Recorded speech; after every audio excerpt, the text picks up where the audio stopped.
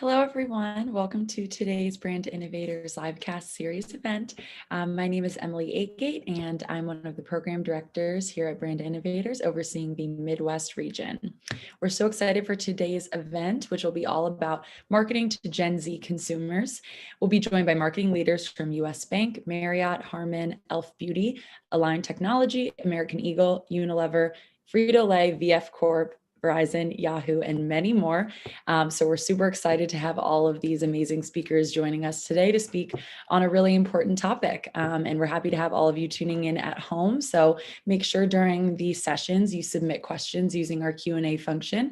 Our speakers always love to hear from you, and we would love to address any of your questions based on the material they're presenting. And before today's program begins, we would love to share a quick recap of what Brand Innovators has been up to the past year with our 2021 kickoff event. Welcome to the official 2021 kickoff Brand Innovators event. I'm sorry to negate all of that calming energy. We have an amazing program to kick off this year. Alicia, it's so good to see you. Meenakshi, thank you so much for joining us. I'm really excited to chat with Julie. It's my first event with Brand Innovators this year.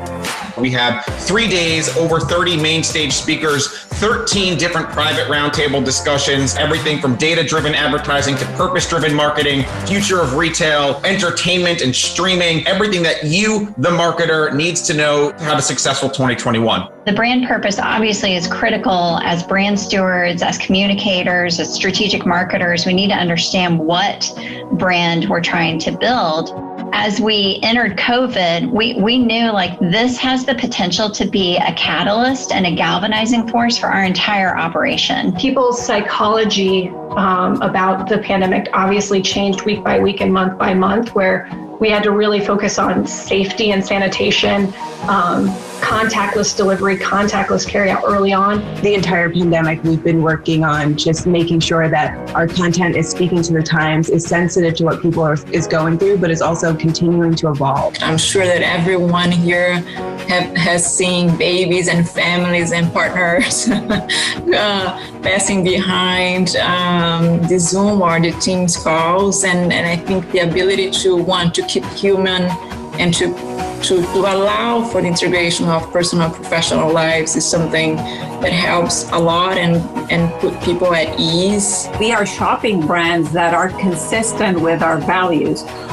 We are looking for brands that have a point of view in terms of society and what is happening currently and current events, that are also close and working with our communities, and importantly, of course, that they are sustainable. I think that's so important for brands right now to really make sure that they're not just sticking to whatever media plan or social plan they might have had before, they think they're supposed to do, or waiting for things to get back to normal. There's not a normal, there's not a thing to get back to. We're really in a place where we can only go forward and really progress. Every single touch that we have with a consumer is an experience and is a representation of the core of who we are as a brand. And so all of those need to weave together. It's not a new concept. It has been around for years, but now consumers have raised the bar of the expectation of every single experience. The number of experiences in our brand ecosystem has exploded astronomically. Think about your customers and try to see if you can map their unmet needs that kind of point you in the right direction for the kinds of things that you should be experimenting with. Obviously, testing and iterating kind of new things in a way that makes sense and that give you the confidence to really launch new things at scale. On my mind, it's just B2C. Like we are on the same side, like their B is my B. What is more important, the structure, the processes, or the culture? I've seen places that have no structure, no process, but it works because the people are a certain type of people and it fits well with what they're trying to accomplish. What is that story that any of us are telling, and how do we make sure that it's actually satisfying a need? Think about search, think about social advocacy, think about all of these other channels. Like, you need to be relevant and you need to be needed. Well, the worst thing you can be in our business, as you know better than I, is irrelevant. We certainly are out of that, and now we're starting to see embracement. People have a feeling towards Gillette that's positive. And when you are able to combine love and respect, I think you're able to secure business for a long time. We focus our PR only around March for Women's History Month and November for Women's Entrepreneurship Month. The closer you keep whatever area of purpose you explore and you dedicate yourself to what your brand stands for, the easier it is. Well, that was a great kickoff event and really set the tone for the rest of our 2021 events to come. So without further ado, we're really excited to kick off today's event on marketing to Gen Z. So I'm thrilled to introduce our host for the day. Joining us will be Ziad Ahmed, the founder and CEO at JUV Consulting, and Maya Irvin, the Chief People Officer at JUV Consulting, who will be joining for the second half of the day. But I'll hand it over to you right now to kick it off. Thanks for being here as our host. Thank you so much, Emily, for that introduction. Yeah, I'm Ziad. I'm the CEO and founder of JUV Consulting, and super excited to be here today to help host and facilitate this conversation on marketing to Gen Z, because that's what I do every single day. I'm 22. I'm a current senior in college, and I run what we're founding with 29 Calls, the biggest and most popular Gen Z agency that works with clients to figure out how to best empower and understand young people. So I'm really excited for these conversations today and to be part of this conversation and to learn from y'all. So we're now thrilled to welcome our first session of the day. This is a special panel with past 40 Under 40 award recipients. We are joined by Katie Berry from US Bank, Rachel McLaughlin from Made by Gather, and Ainat Raveen from Marriott International. And the panel will be moderated by Tiffany Patet from Influential. So welcome Katie, Rachel, Ainat, and Tiffany to the stage. I'm really looking forward to hearing from y'all and to hearing what you all have to say about your experiences as young leaders in marketing and beyond, and especially about Gen Z, because that's who I am and what I really care about. So thank you for being here, and then looking forward to listening in. Thank you, Ziad. Thanks. Hi, ladies. Great. Welcome. Ziad, you're giving us a lot of energy, so I appreciate it. I'm on the West Coast, so it's morning time. I'm feeling good. I'm glad. Awesome. Hi, Rachel and Katie. I think we might have lost Ainat for a second, but there we go. Great to have you guys all on today. Thanks for having us. Awesome. Yes. Hello, Brand Innovators team out there. We're excited. I'm personally excited to chat with you amazing women who have had quite the career. Just to get right into it, I definitely want to start with kind of giving the audience a glimpse of what your roles are and sort of some of the things that your teams are focused on this year. Definitely want to get into the meat of, how you got there and all of the juicy stuff. But just to start, want to tell us a little bit about your roles and what your teams are focused on? Rachel, do you want to give us a start? Yeah, sure. I'll kick it off. So I oversee marketing for a company called Made by Gather. So many of you probably don't know what Made by Gather is and what we do, but we actually are a portfolio of kitchenware brands. So we make cookware, small kitchen appliances, and we distribute primarily B2B, so to retailers like Walmart, Williams-Sonoma, Target. We also have a private label business for many of those key partners. And then we also have a rapidly growing portfolio of consumer brands. So Crux is one of those, which is on fire right now.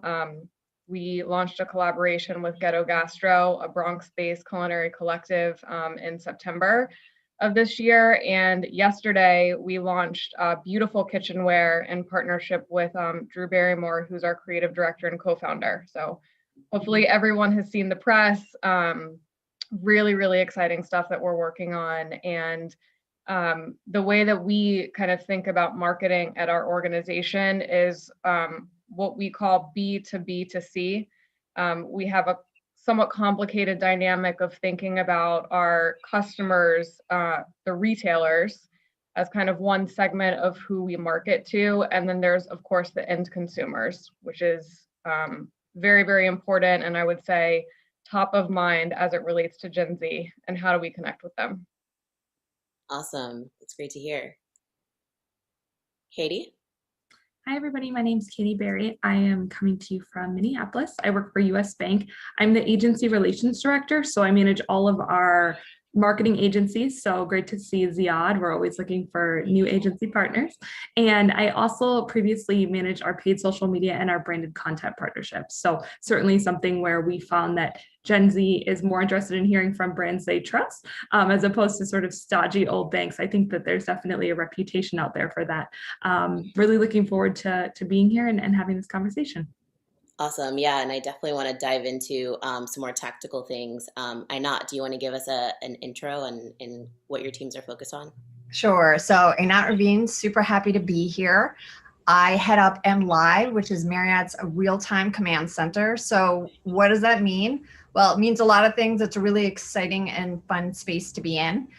We're very focused on social and social listening as it relates to reputation brand management. So what's being said out in the ethos of social is really important to us. Pre-COVID, we were doing some really fun stuff as it relates to surprising and delighting our Marriott Bonvoy members on property with some amazing experiences. Hope to get back to that soon. We also identify macro and emerging trends based on social listening. So really fun and interesting things as to like the pulse of where's next in terms of travel, or in terms of leaning into nostalgia and kitsch, and the uptick in proliferation of TikTok as it relates to recipe adoption and the feta pasta and all kinds of fun things like that. I love that. I know travel is probably on a lot of our minds these days as we look a little bit more into the future and even try to make plans in that way. So really excited to hear about some of those things that you're working on, at least from a marketing standpoint. To dive a little bit into Gen Z and how we're looking to reach those audiences, are there any specific, I'd say, tactics or channels or like creative even messaging that you guys have sort of adopted to reach these younger consumers? Anyone want to jump in first?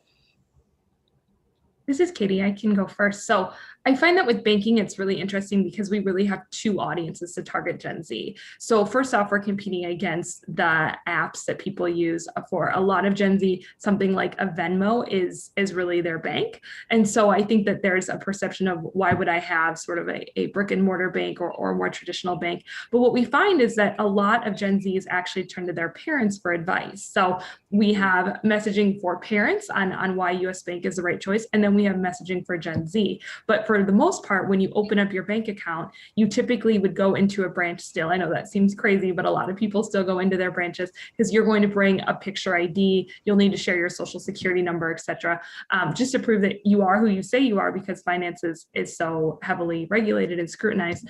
And so we have messaging for both audiences, and those are two audiences on very different channels. So for example, we might have a partnership with GQ or Condé Nast for their parents. And then for the younger audience, we're going to need to target something like a Snapchat or an Instagram or a TikTok. Awesome to hear. Yeah, I can jump in. So as thinking about kind of banking and kitchen appliances, I would say, Katie, you kind of nailed it in talking about how you message to two different audiences. In the case of our category, what we have seen, especially with COVID, obviously like blowing up the demand in our category in a really good way, is that there is this growing population of teenagers, specifically on TikTok, that are using our air fryers, our popcorn makers, our mini waffle makers, and they're creating just content that's going viral. So that feta pasta that you mentioned, we're really thinking about, okay, there's messaging, and then there's how do we reach these content creators when, quite frankly, like TikTok was never even part of the conversation before COVID. So what that really forced us to do was throw our marketing calendars out the window, like really, really think about, okay, there's some things that we can plan in advance from an editorial standpoint, but there's a lot of stuff related to consumer behaviors for that teenager, the kid who's still living at home but thinking about going to college, or may have thought about what do they need for their dorm room, and now that dorm room may not even be a part of what they're going to be moving into in the next few months. So really like having that flexibility and that agility has been really critical to us from an organizational standpoint to make sure that we are adaptable and fluid as the consumer behavior keeps changing. I love to hear that. I already can sense a through line of like being able to pivot quickly, adapt quickly, being nimble, just becoming ultra flexible people, I think, in general, and then specifically in reaching Gen Z. Einat, do you want to add? Yeah, I mean, for us, we're in a little bit of a different place currently as it relates to marketing in terms of just creating the inspiration and creating comfort level for folks. We're definitely seeing an uptick in travel, especially with the proliferation of vaccines and what have you. But I would say we're definitely leaning into driving inspiration, getting folks, thinking about, wanderlust and what's next. So Instagram stories speak very well to that. We also have a Marriott Bonvoy traveler newsletter, which is really like, top things of what's going on or different destinations, bucket list and things of that sort. Prior to this, we were starting to lean more into short form video content in room, and hopefully we'll get back to that when the time comes. I hear you. And when you mentioned it a little bit, Rachel, about planning and how it's sort of like, we're sometimes thinking days or weeks ahead versus like way in the future, months and years.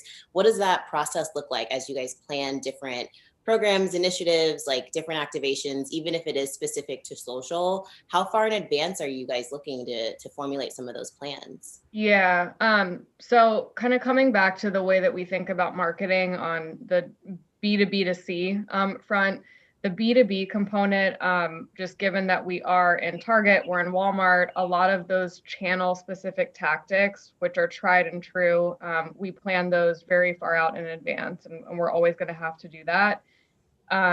And those, quite frankly, even through COVID, many of those essential retailers were still open, and our category, yes, e-commerce penetration certainly ticked up a little bit, but the store was still a very, very important touch point. Even for the younger generations, which actually was something we found in research that we didn't initially think was going to be true. So, in-store merchandising, packaging, all of those things happen very far in advance.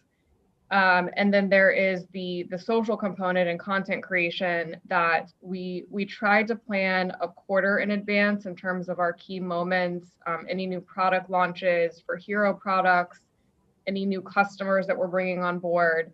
And then we refine that about 2 to 4 weeks out.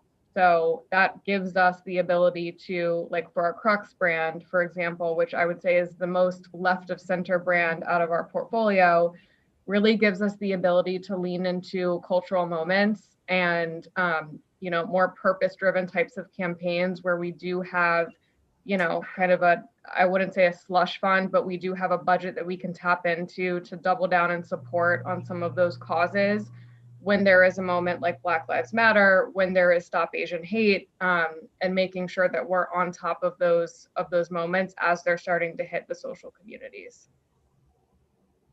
Awesome. That's good to hear. As we think about, tapping into things that are relevant or things that are trending, have you and your teams, I guess, been pretty open to adopting? I know TikTok was definitely something. Have you been open to adopting new creative strategies as well? Maybe, I don't know, leveraging influencers. There's been a lot of leveraging certain types of research to definitely formulate some of those creative or marketing strategies. Katie, do you want to touch on that a little bit about how that works for you? Yeah, absolutely. So as we look to the older side of Gen Z, they actually have a lot of spending power. And I think sometimes we think about millennials, but the older side of Gen Z is out in the workforce. They're making a difference. So we actually, not that they weren't making a difference before, but now they're our colleagues, right? And so we actually have a pro golfer named Colin Morikawa. He is in the top 4 in the world. And we actually did a partnership with him on Instagram as well as a TV commercial that he filmed for us. So we became his golf bag sponsor. That's actually a thing where you put your logo on someone's golf bag. And we wanted to announce that partnership in advance of a TV spot that just debuted last week. And so we were actually super lucky. Colin and his girlfriend were fostering rescue puppies during the pandemic, and then they got a new puppy. So to announce the bag, he actually put his brand new puppy in the pocket of the bag. So it was a debut of the puppy and it was a debut of the sponsorship. And let's be real, I think people were more excited for the puppy content than the US Bank bag sponsorship, but the likes, the engagement, people saying congrats on getting a new sponsor. So we really said, hey, Colin, we're your sponsor, but really we're your partner. And we think that you know your audience and your influence a lot better than we do. So we just said, tag us, obviously say that you're sponsored by us, but other than that, it's really up to you to decide what this should look like. And we did the same thing when we created a TV commercial, knowing that linear TV, and obviously products like Hulu, et cetera, YouTube, we just said, what kind of TV commercial would you want to make? And we partnered with him and his mental coach and developed something really great. So I think when it comes to these partnerships, we felt that he would be better at raising awareness than we would, because it's just, as I said, you have to go to where these people are. And to others' points, they're really on social media, right? And so I think when you look at tactics versus the older generation, maybe email marketing or direct mail was really effective, but now it's video, going to social. And they're not necessarily super inclined to come to our website, so go to where they are. Got it. I love the creativity and like out of the box ideas. Like I just love the fact that brands have been really open. There's definitely some tried and true behaviors that still, maintain, but just to be able to open up new avenues and then trust the process, take risks. That's been interesting to hear. Ainat, do you want to tell us a little bit about some of the platforms that you guys are currently on and kind of what that means as part of your generally marketing mix? Yeah, so right now we are very much focused about storytelling, where our guests are and where the guests we want to be. We have a nice mix of folks who are, lifelong Marriott Bonvoy members, but we have a lot of folks who are just testing the waters, and we love to have it, who might not be members, but want to know more of what we have to offer.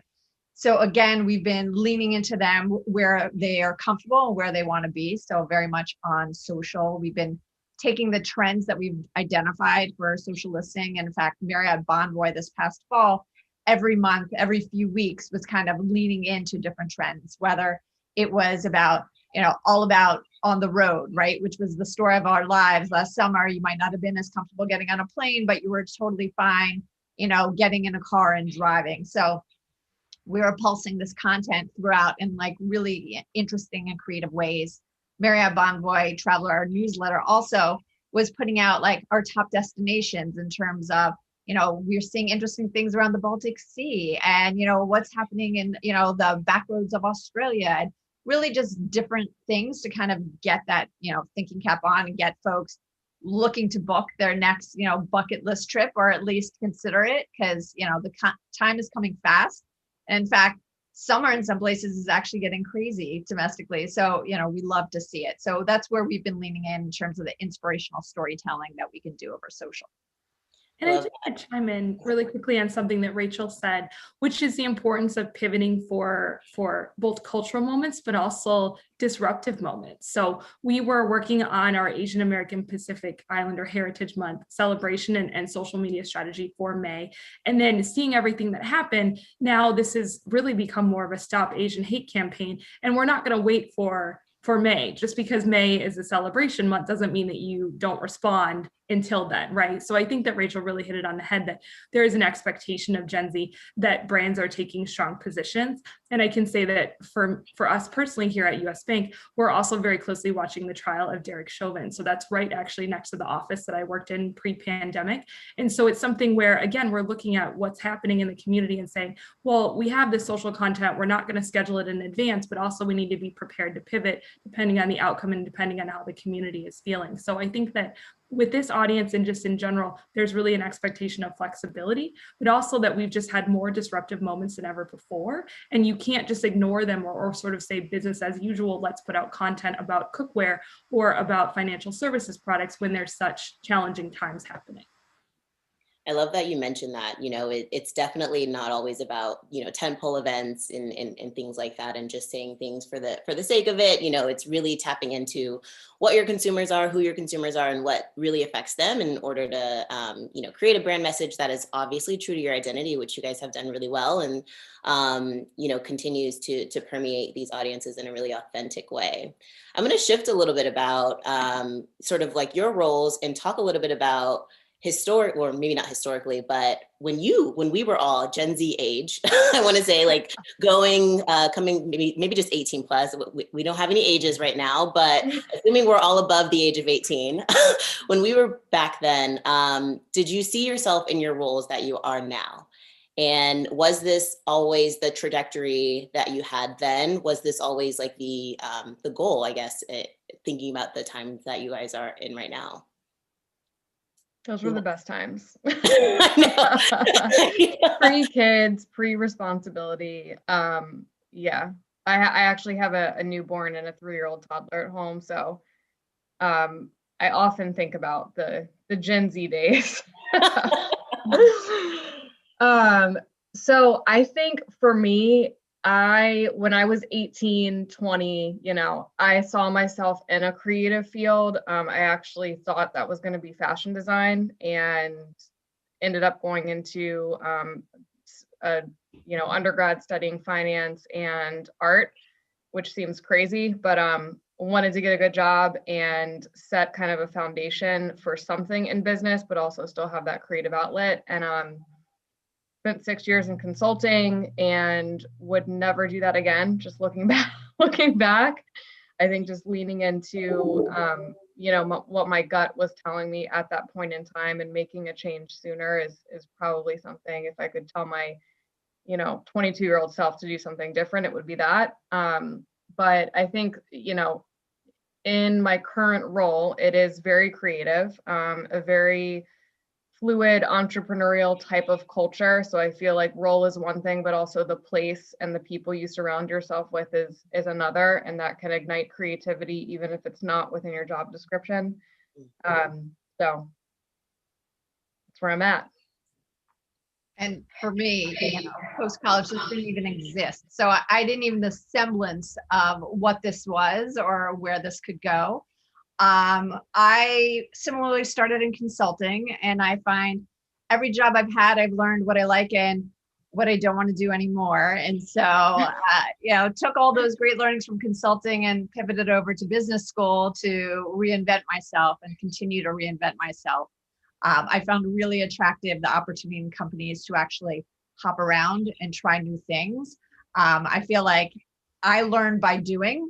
And sometimes I learn what I like, and sometimes I learn what I don't. And I learn where I want to kind of double down that, sitting in front of the computer with a spreadsheet, although I'm very good at it, I actually like humans. So how can I do that more, be it Zoom or otherwise?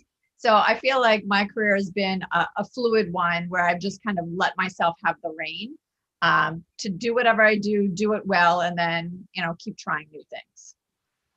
I share that sentiment. I nod about figuring out what you don't want to do. Maybe not always knowing exactly what you do, but definitely what you don't can be very telling as you move forward. Katie, do you want to add? Yeah, I think that one thing that I say to Gen Z is that you can actually make immense community change and difference even within for-profit corporations. So I worked in politics when I got out of college. Then I did a year of AmeriCorps. So I taught in a school in St. Paul for moderate income families and a lot of people struggling with being unhoused. And so I had a really long journey to get kind of to, okay, I'm going to settle in and work at a company that is a for-profit. And I think sort of I had an experience of, to make a difference, you have to be in the community, right? Kind of boots on the ground. And I still think that you do need people to do that. But I say you can actually make immense change in communities through corporations. And so I would say that that's really where my pivot came, was working at US Bank and working at United Health Group. I actually saw both the monetary impact that we can make through our foundations, but also the ability to enact change, right? So for example, our CEO does literally meet with the president. So there's an opportunity, and we have, days on the Hill where we're lobbying for policies. And obviously some of those policies benefit our company, of course, but some of them lead to structural and systemic change that is better for many people. And so I think that sounds very flippant, and hopefully it doesn't come across that way, but just, it took me a while to get to a point where I saw the change that companies could make, especially for-profit companies. And now actually I would argue that without their support, the whole system could not actually move forward the way that it does. I'm glad that you made that distinction, because definitely a lot of times Gen Z, I mean, there's people looking for roles that definitely make a difference, make an impact, and they might think that they're siloed in organizations that are only nonprofit. But yeah, to your point, there's so much work that corporations can do as well. Has there been a specific through line? So thinking about, again, career trajectory, some may have been linear, some may have not. Has there been a through line, something that you always stuck with as you navigated each role, once starting into your careers and then where you are now? I actually think the through line really is doing things that I didn't know a lot about, right? So actually that I think you have, and when I look to hire people, I don't look to hire people for a specific skill, but their emotional intelligence, their ability to have empathy, to be creative, to be strategic. And I would say that in a lot of roles, when, for example, when I went into healthcare, I had never worked in healthcare before. I had never worked in insurance, but I did that. And I think that in general, the biggest piece of advice I would say is lean to where you're actually not comfortable. And that's something that I definitely tell Gen Z is, if it feels comfortable, if it feels completely right, you're probably not in the right place, right? Because when we're a little bit uncomfortable, that's when we have that opportunity to grow. And I would say even for the role I'm in now, I had worked in an agency for 6 months when I was quite young, and had never worked with agencies since then. And now I'm an agency relations director, right? Because I just kind of said, sure, I'll learn this. So I think you're smarter than you think you are. You can learn new skills. Don't be afraid to take a leap. I would echo, make sure to take risks. What's the worst thing that can happen? That you find something different, that you might not love it, but you like it, but you learn something and you meet some great people. In hindsight, I wish I had done more of that. And it's something that I feel like just lean in. There's really, the sky's the limit, and everything you add just like broadens your toolkit. Yeah, I would echo that. I think similar to Katie, when I am hiring people to join my team, I look for this roll up your sleeves, self-starter. If they don't know something, they're going to research it or talk to people to figure it out. And it's a very generalist skill set that I think is, it's taken me years to figure out how to find that and how to screen for that during the recruiting and interviewing process. And what I've learned personally is that is a trait that's almost inherent in like someone's DNA. It's very hard to teach that. And it comes with experience. So that I would say super important. And then in terms of the, taking risks and getting outside your comfort zone, when I was in my consulting career for a very long time, it took me a while to figure out like why I didn't feel totally comfortable and confident. And at the end of the day, I really hated financial services. It's like I worked hard. I could make a PowerPoint deck. I could, stay late until 2 a.m. and put stuff into a spreadsheet and stay organized. So the project management skill that I developed from that was great, but like the subject matter, I never felt confident in. And so it really, I said this before, like if I could change something, looking back on that time, and I think being a little bit more confident to like push myself and pivot and reinvent myself earlier. Hindsight's 2020, but that experience solidified, I think, a really valuable skill in me, and also taught me to figure out like, all right, what is it that I love? And how do I create time and make time to like reinvigorate that utility that I had, back in undergrad, where I had a right brain and a left brain plan, and how do I then turn that energy into something that I'm really passionate about? I love that. I always say, I agree in that sentiment of going into a direction that, you might feel uncomfortable, but it's the challenge that's going to change you. They say that a lot in, fitness classes, even. It's some of the things that, make you uncomfortable, that get you to where you want to be. So I love that through line, honestly. What would you guys say, has your definition, for example, of success, thinking about success and what that might mean to you, has that changed over the years? And even as you look to the future, does that definition still mean what it did back then? I feel that success really changes as life evolves. So your definition of success is 21 is not the same at 25, is not the same at 30, and none of them are wrong. It just is what it is. It's where you're at. It's what you need to achieve. So at some points it might be, getting to the top of the ladder. At others, it might be learning as much as possible. For others, it might be, I know my next 2 steps from now, and in order to get that, I need to build up those skills so I can get there. So I feel like it's just something that's iterative, and to just be comfortable with the fact that it's going to change and evolve just like you.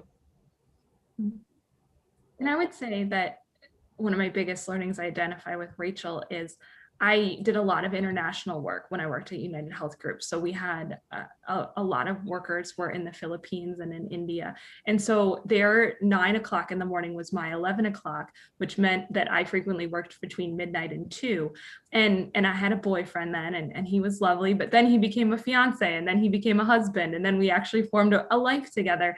And so what I kind of realized was actually, I don't want to work these hours, and it's okay to take a step back and really reclaim your time.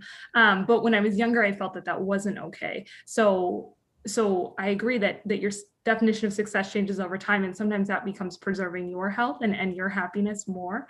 And I would also say too that one thing that's interesting about making moves and knowing 2 moves ahead is sometimes it's okay to make a lateral move. And I think that when you're 22, it feels that you can only climb up the ladder, but sometimes there might be a skill that you're missing or an area of your organization where, oh gosh, I actually don't know anything about that. And making a lateral move for 18 months or 2 years actually can really build your career and can be seen as a willingness to grow. And I think that that's a really big difference. Sometimes people think success only means moving up, but I think sometimes it can mean moving laterally, especially if you're gaining a new skill. I love that you mentioned that. Yeah.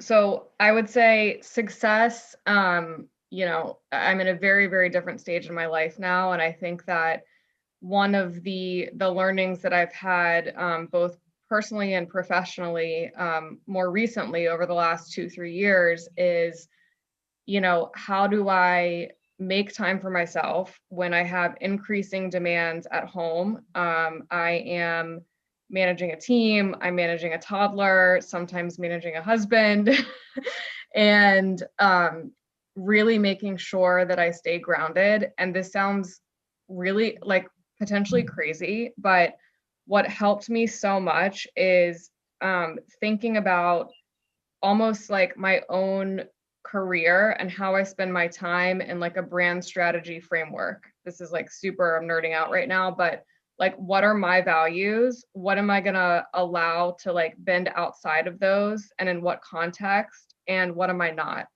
And always coming back to that, which like for me, I had to write it down. I had to put it, in a desk drawer, take it out sometimes when I was like, all right, I need to work late tonight, and I have a child screaming, trying to get into my room. And it's like, things change and life evolves and life takes over. And that definition of success is always going to be fluid and always going to be changing. But to me, it's been just so helpful and incredibly important to make sure I stick behind those values and managing up when I need to.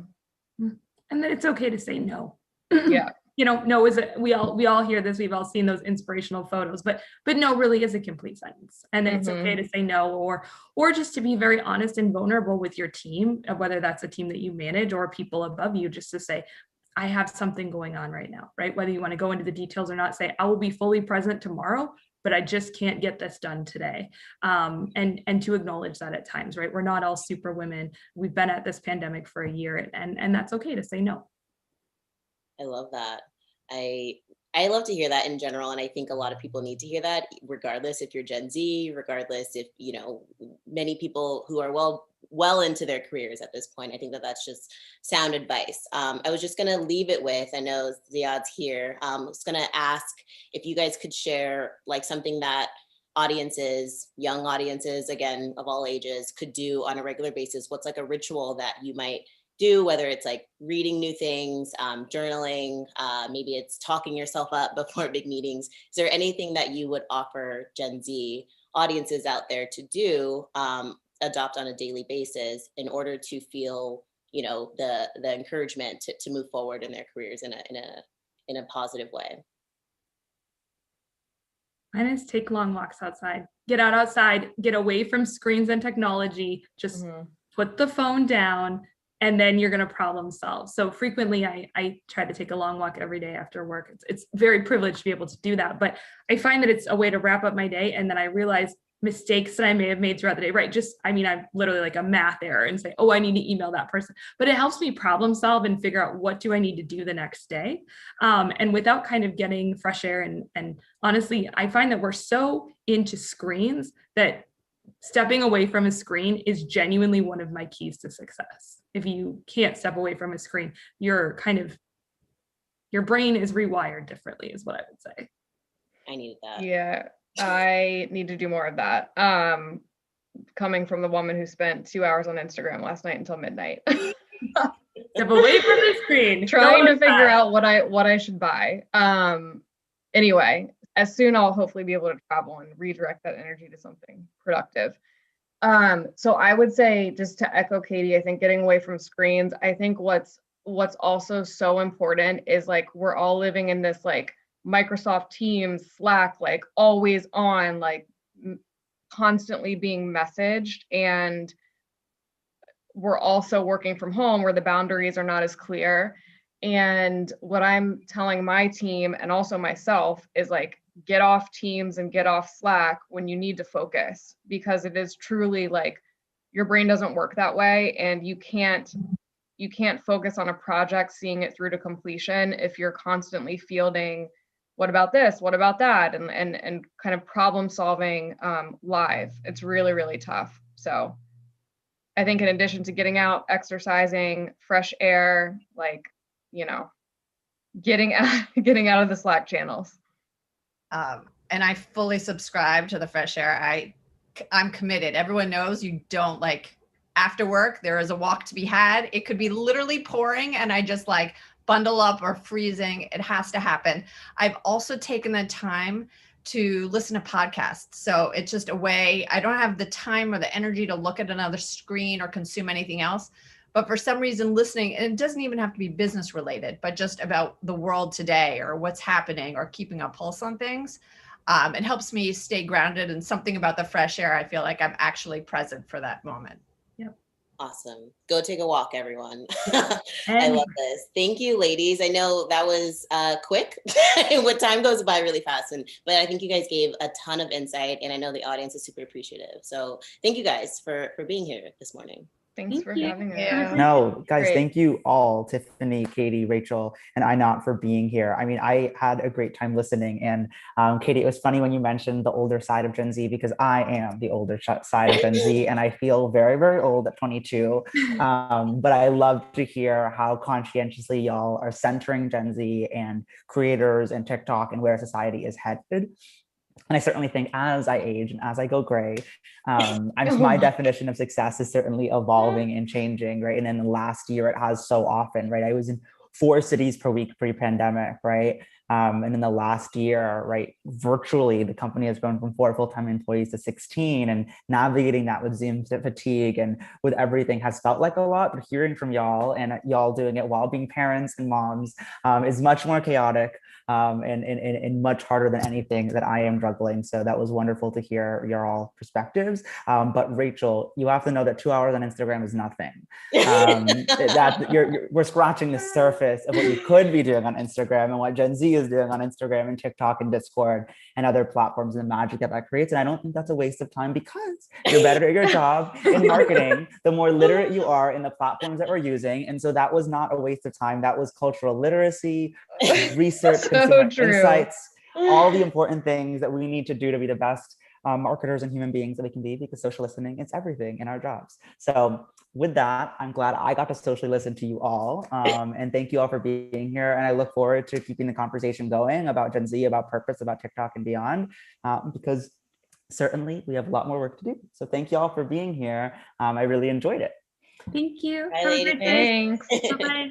And so for our next session, we have a fireside chat, and we are joined by Chris Eppel, the Vice President of Consumer Marketing of America's Lifestyle Audio at Harman International, And the session will be moderated by Jimmy Hutchinson, who is the CEO of Spin. So welcome to the stage, Chris and Jimmy. I'm really looking forward to what y'all have to say today. Well, thanks. The fact that you said you're feeling old at 22, so now I'm like, all right, I gotta change my whole script. No, I mean, I do. I mean, I'm 22. I'm a senior in college. I'm graduating, and I mean, building a business full time while going to school really does a number on the soul. So I feel like I'm old and ancient at this point. Not even close. We're both. But looking forward I'm looking forward to hearing from y'all about how you all are thinking about Gen Z in the future. So looking forward to that. Yeah, thanks. Well, nice to meet you. And Chris, thanks for joining us today for this fireside chat. It's really good to see you again. I know we met each other, almost 15 years ago at the MTV Movie Awards in Las Vegas when you were working for Pepsi, and Brand Innovators has reconnected us. So this is really fun to get to reconnect with you later in our careers like this. And those were some fun memories back when you worked for Pepsi, but now you're at Harman, and what an interesting company. I mean, maybe just to kick it off, could you tell us a little bit about what you guys do at Harman? I know a lot of us have heard about it and know about some of your brands like JBL, but would love to hear a little more about what you guys do. Yeah, absolutely. And Jimmy, same. Great to see you again. And as we just met some of these 40 under 40 winners, just reality of the people you meet in your career, you're going to continue to be reuniting with them as we were this week. So keep those networks strong. To your point. Yeah, to your point. So I was at Pepsi for about 9 years, spent a couple of years doing marketing for a television network, and then have since moved on to Harman, where I've been for the last almost 4 years. And Harman it's actually, people think of, Harman Kardon, I know those speakers, but Harman's actually a connected technologies leader. And it's everything from connected car to car audio to professional sound to consumer audio. And for consumer, it's probably where most people know it. That's your headphones, your portable speakers. Hopefully everyone has a JBL Flip at home, all the way up to luxury audio and some of our other products. We're actually a subsidiary of Samsung. And as it relates to the brands that we have, we call Harman a house of brands. So again, people go right to Harman Kardon. Hopefully a lot of people go to JBL, but it's also Mark Levinson, Bang & Olufsen, Infinity, Revel, AKG. I mean, there's tons of brands that we have under this house. For the purposes of today and really where we're doing a lot of our Gen Z thinking, we'll talk about JBL specifically. Just 2 seconds on me. I run all forms of brand engagement for the company. So VP marketing across all brand engagement for North America. So that's everything we do from digital, social, media, sports, music, gaming, influencer seeding, basically the B2C side of the brands. Okay, fantastic. Wow, you have a lot of responsibilities there. How does JBL approach Gen Z? Yeah, no, great question. And that's a compliment coming from the CEO of Spin, but thank you for saying that I have responsibility. Gen Z it's been a really interesting journey for us because even 3 years ago, right, it was got to win with millennials. That was the buzz, right? And the reality is when you look at Gen Z, you have this kind of like spectrum, right? So we just heard from a trailing Gen Zer or a leading Gen Zer who has purchasing power, right? But then you also have 16 and 15-year-olds who are getting themselves into the point where they have purchasing power. So they really have influence on the home, right? So it's asking for a speaker or asking for a pair of headphones, and hopefully by name. We've done a lot of work to try to understand some of the differences between the millennial and the Gen Z audience. And what we're finding, and these are probably words that you're going to hear about throughout these types of panels, but it's authenticity, right? It's about showing people who look like them and act like them and relate to them. I think, if you look back 10 years, right, the big word was FOMO. And it was all about like, find the biggest celebrity, get literally the biggest name you could find, throw a pair of headphones on them, and that's success. But the reality is today's consumer, this Gen Z consumer, has got a much more kind of real approach. And they want to find people they believe in at a deeper level and relate to. And so it's not about just find the artist with the most whatever album sold or whatever it may be. but really build experiences and connections with people that they relate to. Yeah. Wow. Well, yeah, that sounds like you've had a lot of experience with Gen Z at multiple brands. And I recall that you had talked about, you had been at a Brand Innovators last fall, and you had talked about JBL Quantum, and you mentioned that you had some news that you wished you could have shared. What can you tell us about it now? Yeah, no, absolutely. And it was a funny time because we were just about to launch to announce something we've now completed for year one. But so we launched JBL Quantum I'm sure everyone has a pair, but for those who don't know, it's our gaming headphone line. And we launched it, actually it's the 1-year anniversary now. And one of the things we talked about, and very much along the lines of Gen Z marketing, was you don't just run commercials. You don't put a bunch of 30-second spots on and expect that people are going to say, oh yeah, that's the brand I should go buy. But we launched it through people who we believe this consumer believed in. So we signed 100 Thieves, who is both a lifestyle entity as much as they are professional gamers. We signed some other influencers, and we did much more kind of meaningful, connective marketing. At the time, we were about 4 weeks away from announcing something called the JBL Quantum Cup, which was a gaming tournament that I was like dying to talk about, which we then went and did in December. And it was again, let's go back to that idea. It was do something different, be real, be authentic, and provide a value to our consumers. So we created a 3-day, 3-continent, 3-game tournament. And it was the first of its kind in that consumers could watch, obviously all do, but they could actually play. So they could actually enter to compete, and they can win whether they compete or they watch. So we created this watch, play, win mentality for this JBL Quantum Cup, which actually took place in mid-December of 2020. Nice. Okay. And how did it go? It was a real true success. I mean, just to put this in perspective, we had 10 million views across. So let me set some context here. It was US, the entire EMEA market, which is Europe, Middle East, Africa, and the Asian market. So a significant portion of the world. We had nearly 10 million views. 1,500 consumers signed up to play across 43 countries. And we had 148 professional gamers in it. So you had all these consumers vying. We basically did like regional play-in tournaments to try to get into the main brackets against the pros. So again, 1,500 people signed up, 10 million views. In the US alone, we had 90 million impressions, 4.5 million views, and 81 million media impressions. It was just a massive success for us. Wow. Congratulations on the success of Quantum, Chris. That's incredible. And gaming is just such a hot area with Gen Z, and it's so cool. You guys have put yourselves into the middle of it and developed your own franchise.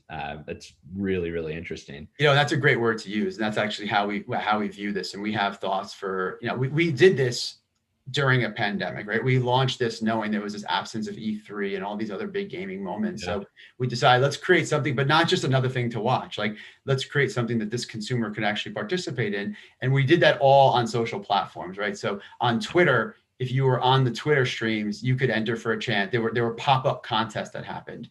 And then we used our ambassadors as well. So we had Giannis Antetokounmpo from the Milwaukee Bucks did a bunch of fun gaming content. Jamal Murray, NBA star, actually played in it. Ninja, FaZe Clan, 100 Thieves. I mean, it was just a really big, well-attended multi-day event. And we will look to franchise it, moving forward into 21. Nice. Wow, man. That sounds incredible. Those are really big ambassadors and big names, FaZe Clan and the others. Wow. That's very cool. Transitioning a bit, when I think of JBL, I think of music. And, as the CEO of Spin, I see you guys a lot around the music industry. How does JBL approach music? No, and fair question. And I'm glad you think of us in music. That's where we want to be. We look at ourselves, we have 3 cultural pillars: sports, music, and gaming. And quite honestly, we love it when we sit in the middle of the 3. So it's great that we have athletes, and it's great that we sign music ambassadors, and it's great that we do gaming events. but it's the lifestyle of where those live and where they intersect. So we always say that every NBA player wants to be a gamer, every gamer wants to be a musician, every musician wants to be a basketball. Like, it's just this perfect virtuous cycle. So we actually love to sit in the middle. And that goes for any of our cultural pillars. And I always give the joke that, like, you'll see Kemba Walker, who's one of our ambassadors and plays for the Celtics. You'll see him in GQ as much as you'll see him in SI. And we love that because his fashion is as good as his all-star caliber NBA playing. As it relates to music, it's the same thing. I mean, it's not hard to write a check and sign big names, right? You just have to find someone who doesn't have an ambassador deal and you write them a big check. We look for people that we feel like we like to say they're not quite at the top of the hill yet, but they're getting there. But most importantly, that they have stories to tell. And so right now, our global ambassador, one of them is Bebe Rexha, and we just absolutely think the world of her, both her talent, but then the stories she tells, the communities she supports, the friends and circles she has and collaborations she does. She performed at an event for us in 2019 called JBL Fest, and we just absolutely fell in love with her as a talent, but also as a person. And and we believe she's the kind of person who has a story to tell that we think resonate with our consumers. And then we have out of the EMEA region, but also global, is Martin Garrix, the DJ. So again, big name, great ambassador, great story to tell, cultural icon, right, or on his way to becoming a cultural icon. So we really like to find people who have great stories to tell and are just doing great things in culture. Nice. Yeah, those are some great names, and Bebe Rexha is definitely a big name that a lot of people have respect for in the music space. Martin Garrix, very cool. Yeah. How does JBL approach content with respect to Gen Z? I mean, as a marketer, right, content is king, and especially in a time where everyone's home, right? It's really finding ways to connect with people. So I'll start with the easy answer, right? We've transitioned so much of our work to digital spaces, right, and on social platforms. We subscribe to the same way I open this conversation. It's around authenticity and finding people that our consumer is going to look at and believe in and say reminds them of them. And a story I always tell is when I first got there, we were looking at some of the content we have, and we found a lot of imagery that didn't feel relatable and it didn't feel aspirational. So it was content where you look at it and you go, that's not really a world I live in. It's not really a world I want to be a part of. So we actually went on this mission. We created this network called the Content Creators Network. And we actually look for aspiring artists, musicians, editors, producers, photographers, and we embolden them. We actually send them product ones who we kind of build these relationships with. And we ask them to create content for us. And what we've done is, if you go through our tiles on Instagram, especially, and you go back a couple of years versus today, you'll see this evolution of content that felt in that sort of unrealistic world to a very true and real place of people that you connect with and people you look at and go, that reminds me of me or someone I know. And the engagement we've seen has been just astronomical, and the growth. And it really means a lot, right? Because you could buy followers, but you can't buy like trust, and you can't buy connections. And so we've really gone out of our way to make sure we're building connections with our consumer. So that's what we've done really on kind of the basic like entry point, which is like an Instagram and the tiles and such. We've also created content. So we just launched a series called Sonic Stories. We've done 2 so far. The first was with Nadeshot of 100 Thieves, because again, you can't just sign an ambassador, right? You got to go out and do some work with them. So we did this it's a hybrid live action animated series. And it talked about Nade's life and the impact sound has had on the inspirations and how he's gotten to where he is today. And then on an even deeper, more meaningful level, we have Ambassador Candace Parker, who plays for the WNBA. And we just did a Sonic Stories with her. And we did it in collaboration or in conjunction with International Women's Month, and told her story about just her ascension and how she's just absolutely not only broken, but smashed glass ceilings and done so much for women in sports. But then with hers, we told the story of her connection to Pat Summitt, which is just one of the most beautiful stories about mentorship and people that have really helped propel not only Candace, but women's sports. And just, it's probably been more meaningful than most things I've, anything we've done and any fun events you and I have been at, but like, it meant so much more on a deeper level to connect people, culture, and society. Wow.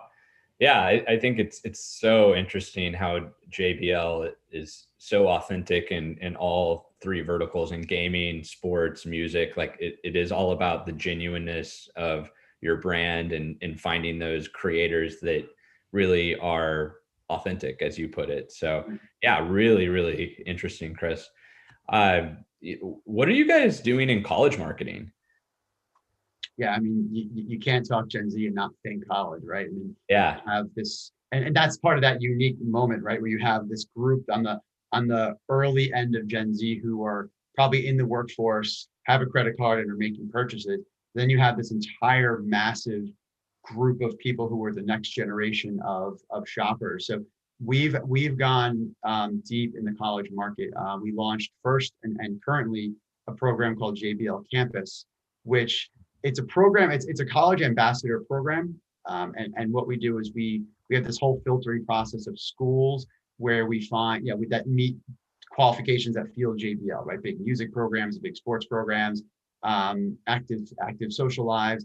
And then we look for ambassadors within them. Those ambassadors then become what we call mini brand managers.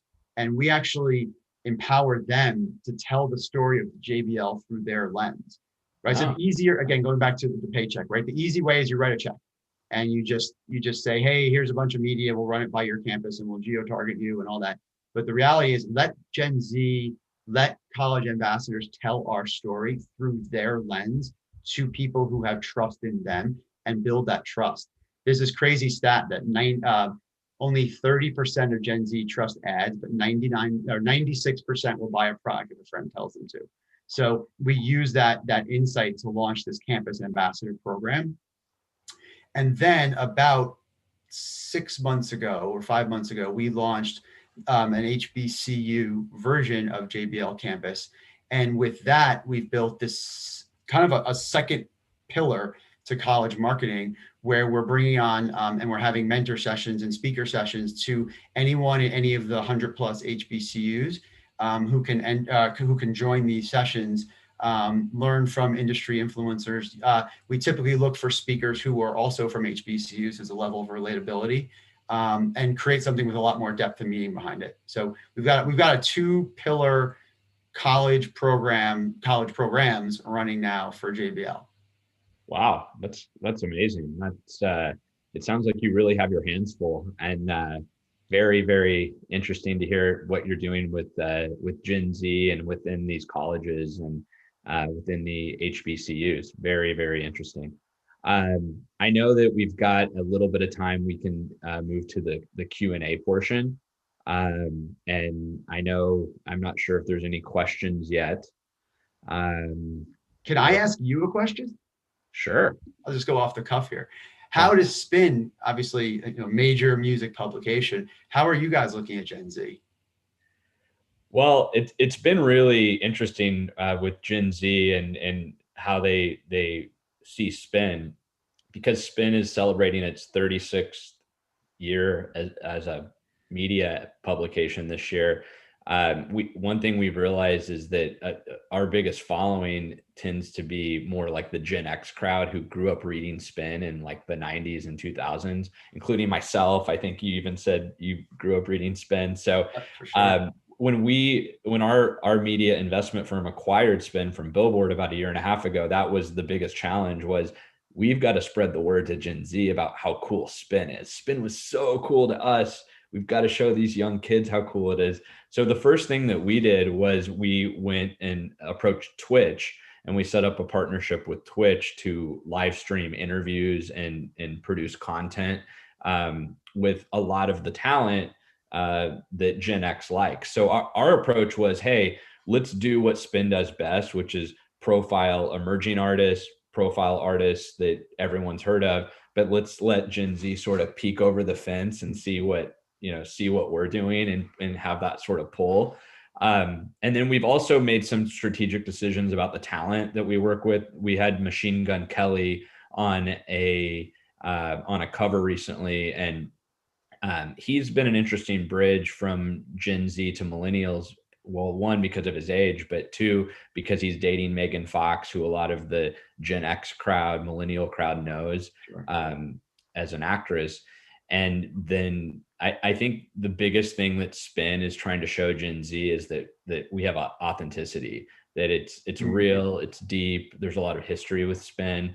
And so for us, going after Gen Z has been just profiling a lot of the artists that they follow in a really deep and meaningful way, and that we're giving something to them first. As you put it with the content network you have and with the ambassadors, when we put like Billie Eilish on a cover, we're doing these full-blown vignettes, and we're having Billie talk about old Spin covers, and we're really trying to pay it forward to Gen Z and give them some unique storytelling that they won't find from other outlets, and also focus on the music. I think a lot of outlets now, they'll cover fashion, sneakers, everything under the sun, and we're really all about the music, and we're not political. So us versus some of the other brands in the space, in the music space, we don't go super political, which is refreshing to Gen Z. Sure. I think that Gen Z cares a lot about issue oriented marketing versus like political candidates. So we've stuck to more issue oriented topics, and we've had some of these guys like Jeff Bridges, who's not a Gen Zer, but everyone loves the dude. We've had him come in and write columns about the environment and causes that are important to Gen Z. And again, we're doing the sort of pull method where we're like Gen Z's peeking over the fence to see what we're doing, and we're pulling them in that way. And we're trying, as Bob Guccione Jr. says, the founder of Spin, who now works with us, he says, we're not going to kiss the butts of the Gen Zers. They're going to come see the interesting things we're doing, which I think is a lot of what you're doing at JBL, which is, you're putting these programs out there and having people make content. And that content is the storytelling you're using to tell the JBL story. But yeah, that's been our approach. Got it. Yeah. And thanks for the question. I figured I'd start it off. Yeah. And there is a question in the chat panel here. This is from, I'm sorry if I pronounced your name wrong, Tonette Carrion. I'd love to hear Chris share what percentage his team spends on performance, growth, and paid digital marketing. It sounds like it's minimal, which is powerful since more traditional marketers are having a hard time transitioning into the creator and versatile content creation brand strategies. So I think the question is that they'd like to know the percent of your time you guys spend on performance, growth, and paid. Yeah, no, that's a great question. It is not something we do. It's not something we ignore. There's differences in how we look at it, right? So there's growth amongst like, oh, look at our Instagram following is growing. That's great because it gives you scale. But the reality is it's thinking through, again, back to what I said earlier, how we're creating deeper, more meaningful conversations. At the same time, we obviously have an e-com team that I work very closely. My team works very closely to make sure we're sharing learnings, thinking about new strategies to find consumers. But even in what we do in some of the, we'll call it e-com and more below the line marketing, we're still trying to use a little bit more depth and value and interest. So when you find content about Giannis, and maybe it's through something we serve to you, hopefully you're going to get to the page that talks about his favorite products or his favorite songs or things he's doing with us. It's not just click to buy, 15% off. Like that's the sort of the stuff you need to do. But we really try to make it more where there's a value and you leave either knowing something a little bit more interesting about someone that you saw in the ad or a brand or something we're doing. So there's the obvious, like, of course you need to drive business and hit numbers, but we're really trying to do it in a way where every exchange, every interaction is deeper than or something more than you didn't know before you clicked, as opposed to, again, click here to buy one, get one free, or whatever the kind of the old school marketing strategies would have been. Sure. Yeah, that's an interesting point. I mean, and she said, awesome, thank you, in the chat here. I think what you're saying is interesting on anything that would be considered performance. It's really within your ambassador network and within the celebrities and content creators you work with. It's really about explaining why the product is important to them versus click now, buy now. You've got a talent you're working with, like a BB Rexa or someone else who's part of your content ambassador network, and they're having to explain and tell a story about why the product is important to them, because at the end of the day, that's what their followers care about. They're following BB, right? They're probably, hopefully following JBL too, but they care about BB. So 100%, BB has to tell a story that, and walk her followers over this bridge almost to say, well, this is why this product is important to me. And that is the performance aspect, I think, is BB talking about the why behind the product that she's helping promote. Absolutely. And I think some brand managers, you know, the whole drink the Kool-Aid mentality. I think a lot of people at big brand companies with these, JBL's been around 75 years, right? It's really easy to say, no, they want to hear from JBL. Of course they do, because we're JBL. But the reality is, I'd rather hear from BB Rexa too. I mean, the story she tells is going to be more compelling than a brand who obviously at the end of the day is saying, hey, buy, make sure you buy, make sure you buy. So we really try to use the voice of our ambassadors. When we talk sports, we say it all the time. Leagues give you scale, teams give you regionality and hospitality, and players tell stories.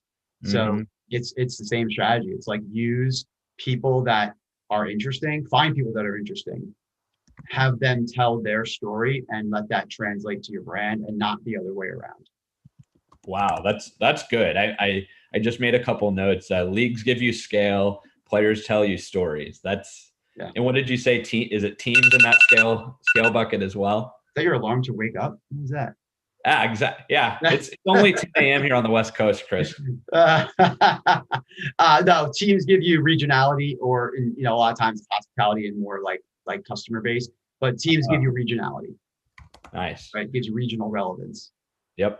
But a player can be from anywhere, and it's about their story. Like Giannis is our flagship ambassador.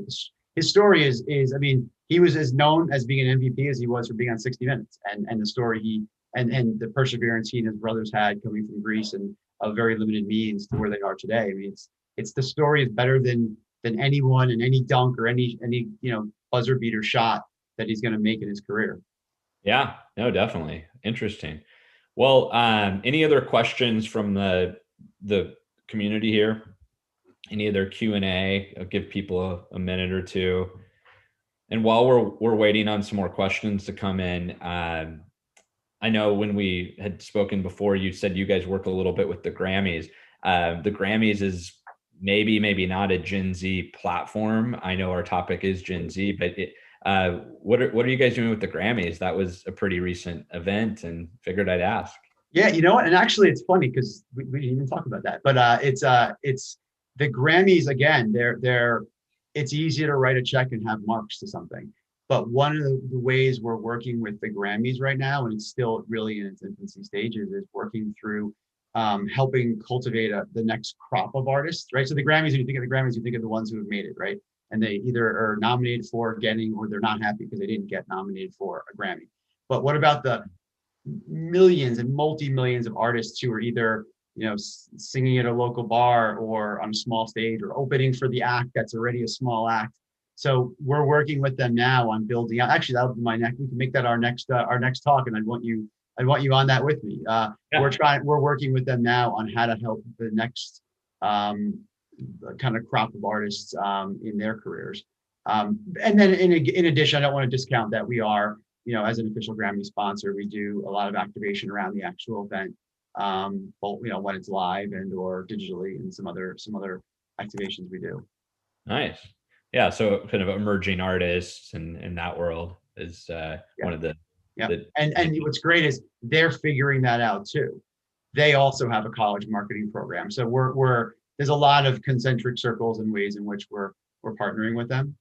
Yeah, nice. Wow.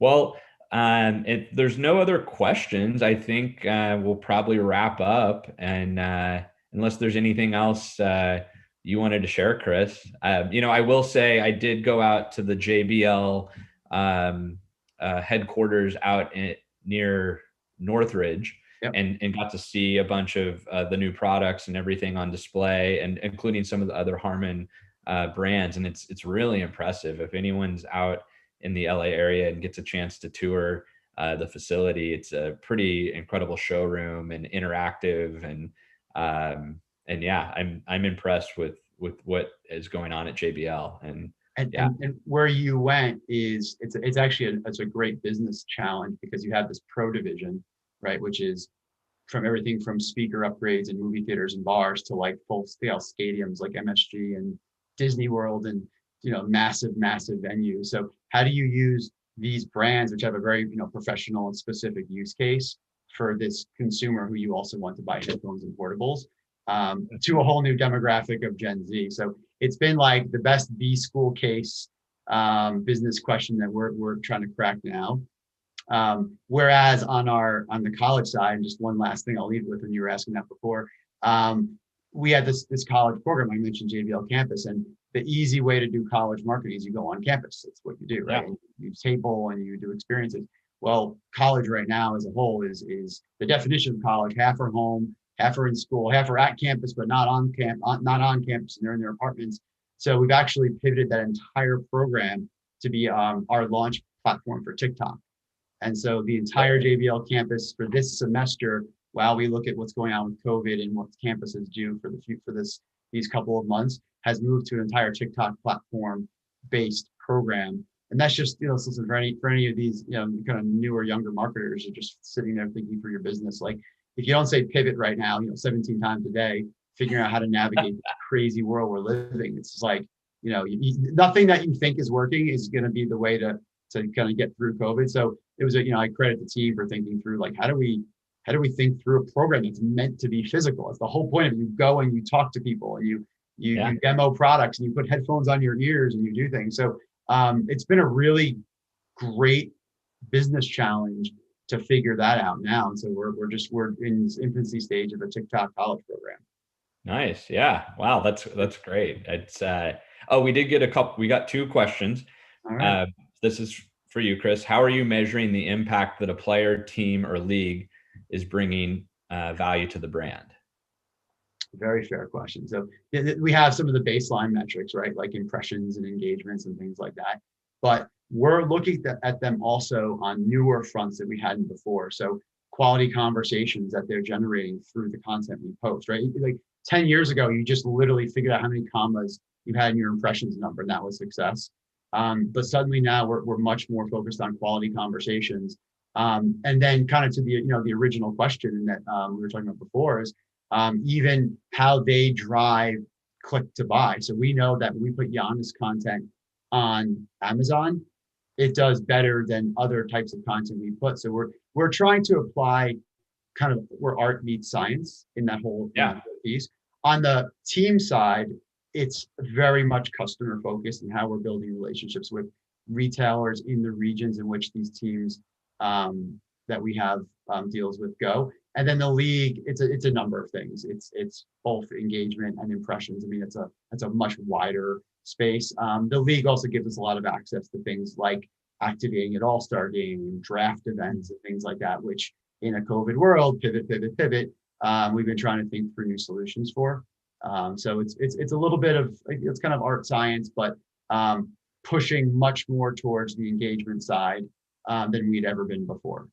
Nice. Okay. And just a real quick final question. Any predictions for the next few years for emerging technologies in your industry?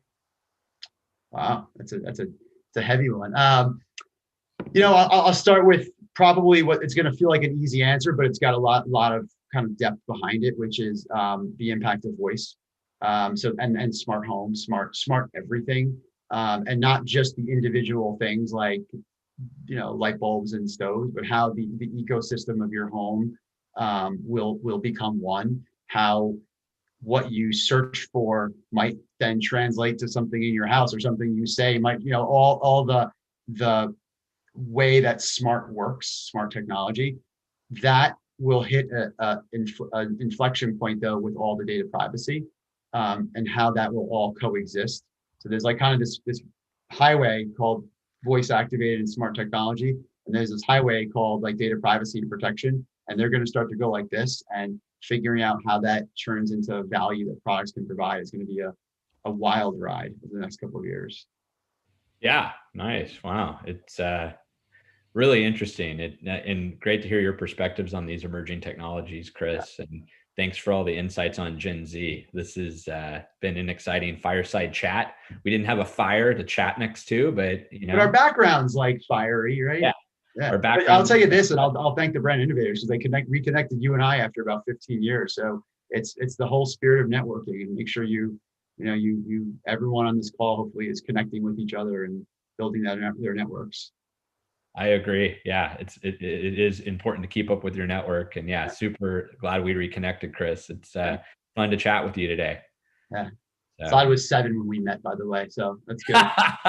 Yes, I was 7 when you guys. I was just thinking that I was like 15 years ago. I wish we could reminisce about 15 years ago, but unfortunately, I barely remember 15 years ago. But I do remember this past year in quarantine, I actually got my first JBL speaker. It's like the cool one that it kind of looks like your background when the music plays, and like it moves with the music. I'm obsessed with it. I'm a big fan. So was definitely super interested in this conversation and hearing about how audio and how technology is going to be a big part of how Gen Z is disrupting industries.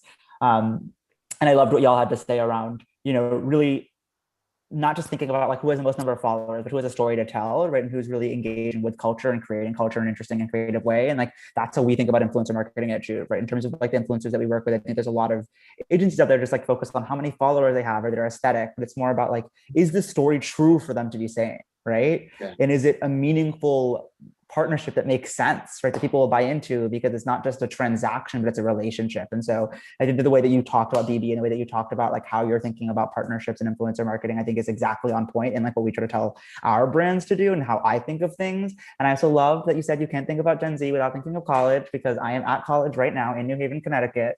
And so certainly I'm thinking about my thesis that I have to be writing, as well as Gen Z all day, every day.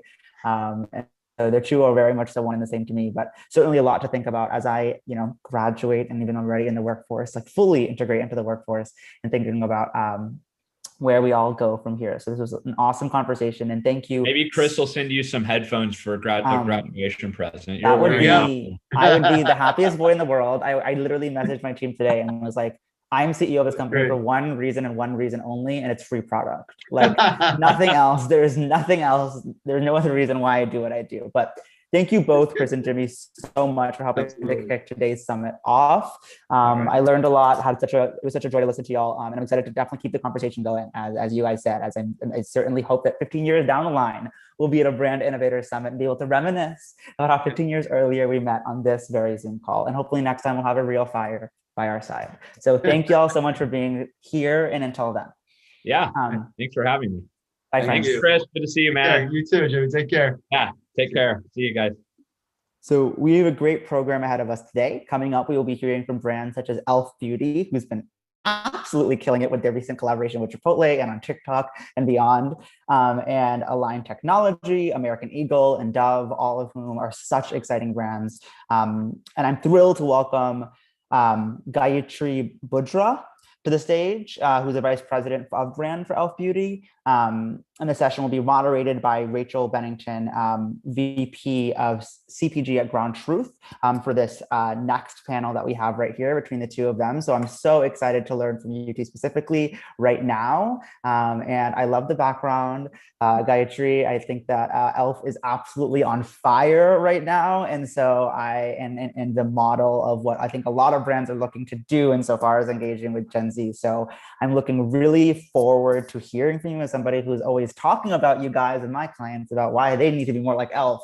So I'm excited to hear from you, to take some notes, and looking forward to Rachel moderating the conversation forward. So thank y'all, and looking forward to learning something.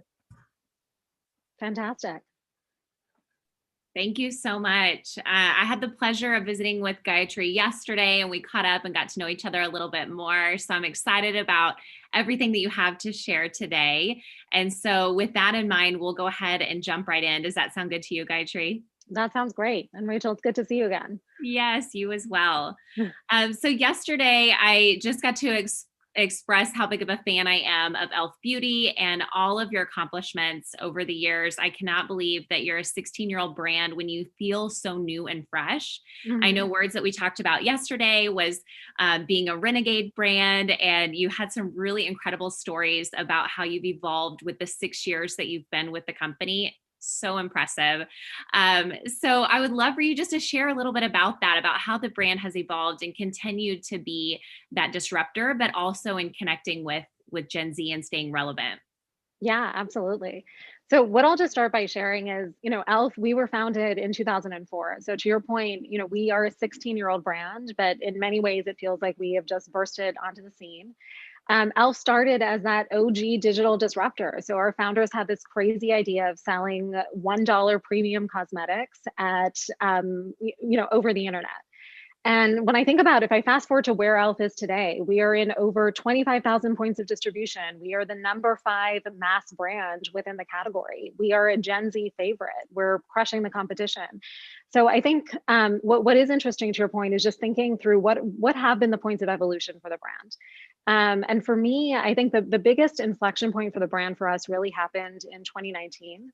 And the way we talk about it internally is we talk about how we woke the e.l.f. up.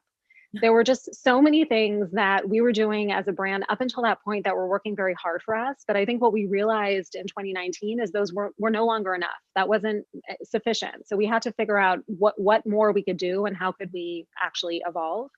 One of the, I think, biggest unlocks for us as a brand is we actually took the time to invest in the fundamentals of the brand. So for us, we did a brand recharge. And, I think the idea of sort of pausing for a moment and actually investing in strategy, it never sounds sexy, but I just have to tell you, when I look, at the last 2 years, the work that we invested in 2019 has just been hugely enabling for the brand. And it has just unleashed so much. So some of the specifics that we did, we unleashed a refreshed brand expression. So a lot of it was just getting very clear on who our consumer is. We came out of this declaring very loudly that we are for every eye, lip, and face, which I think was a little bit controversial at the time. I think a lot of people were saying, how can you stand for everyone? But I think as we really looked at who we attract as a brand, that just felt so right for sort of who e.l.f. is. The other piece of work that we did was really looking and listening at our consumer. We've always said that e.l.f. is of the people, by the people, for the people. So a lot of what inspired the work that we did was listening to our consumers and really understanding, what are the themes that are going to resonate with them? And then how do we take their love for the brand and just reimagine that in a way that is fresh and distinctive and modern. And so one of the things, Rachel, you and I were joking about yesterday were our e.l.f.isms. So we created this lexicon. This was part of what we did with our brand work, where we took these everyday phrases and we added an e.l.f. twist. So things like e.l.f.ing amazing, e.l.f. confidence, why the e.l.f. not, all of these have become so core to how we talk about the brand, and our consumers have really latched onto it. So if I were really to boil it down, I think the work that we've done and the evolution that we've done with the brand has really been staying true to the roots of the brand, but really diving into the richness of the brand and figuring out how to bring back that addictive emotional charge. And that's a lot of the work that we've done, or a lot of the work that we did and the fundamentals that we laid down in 2019 that I think have really served us in the last year and a half. So it's been fun. It's been a fun journey. I love that. That really is e.l.f.ing amazing. Yes. And I love you guys created the e.l.f.isms, just, probably what that does to energize you as a team. And then also it spreads throughout to your consumers and shoppers. And that really just is energizing. Mm-hmm. And speaking of that, we talked a little bit yesterday about how you've really broken through all the barriers, especially on TikTok, an OG, if you will. And so really in October of 2019, making your debut, share a little bit about that and how that's helped to transform and reach Gen Z on a platform that's so very familiar with Gen Z audience. Yeah, no, TikTok is honestly one of my favorite stories to tell. So to your point, we were an early disruptor on TikTok. So we got onto TikTok in October of 2019.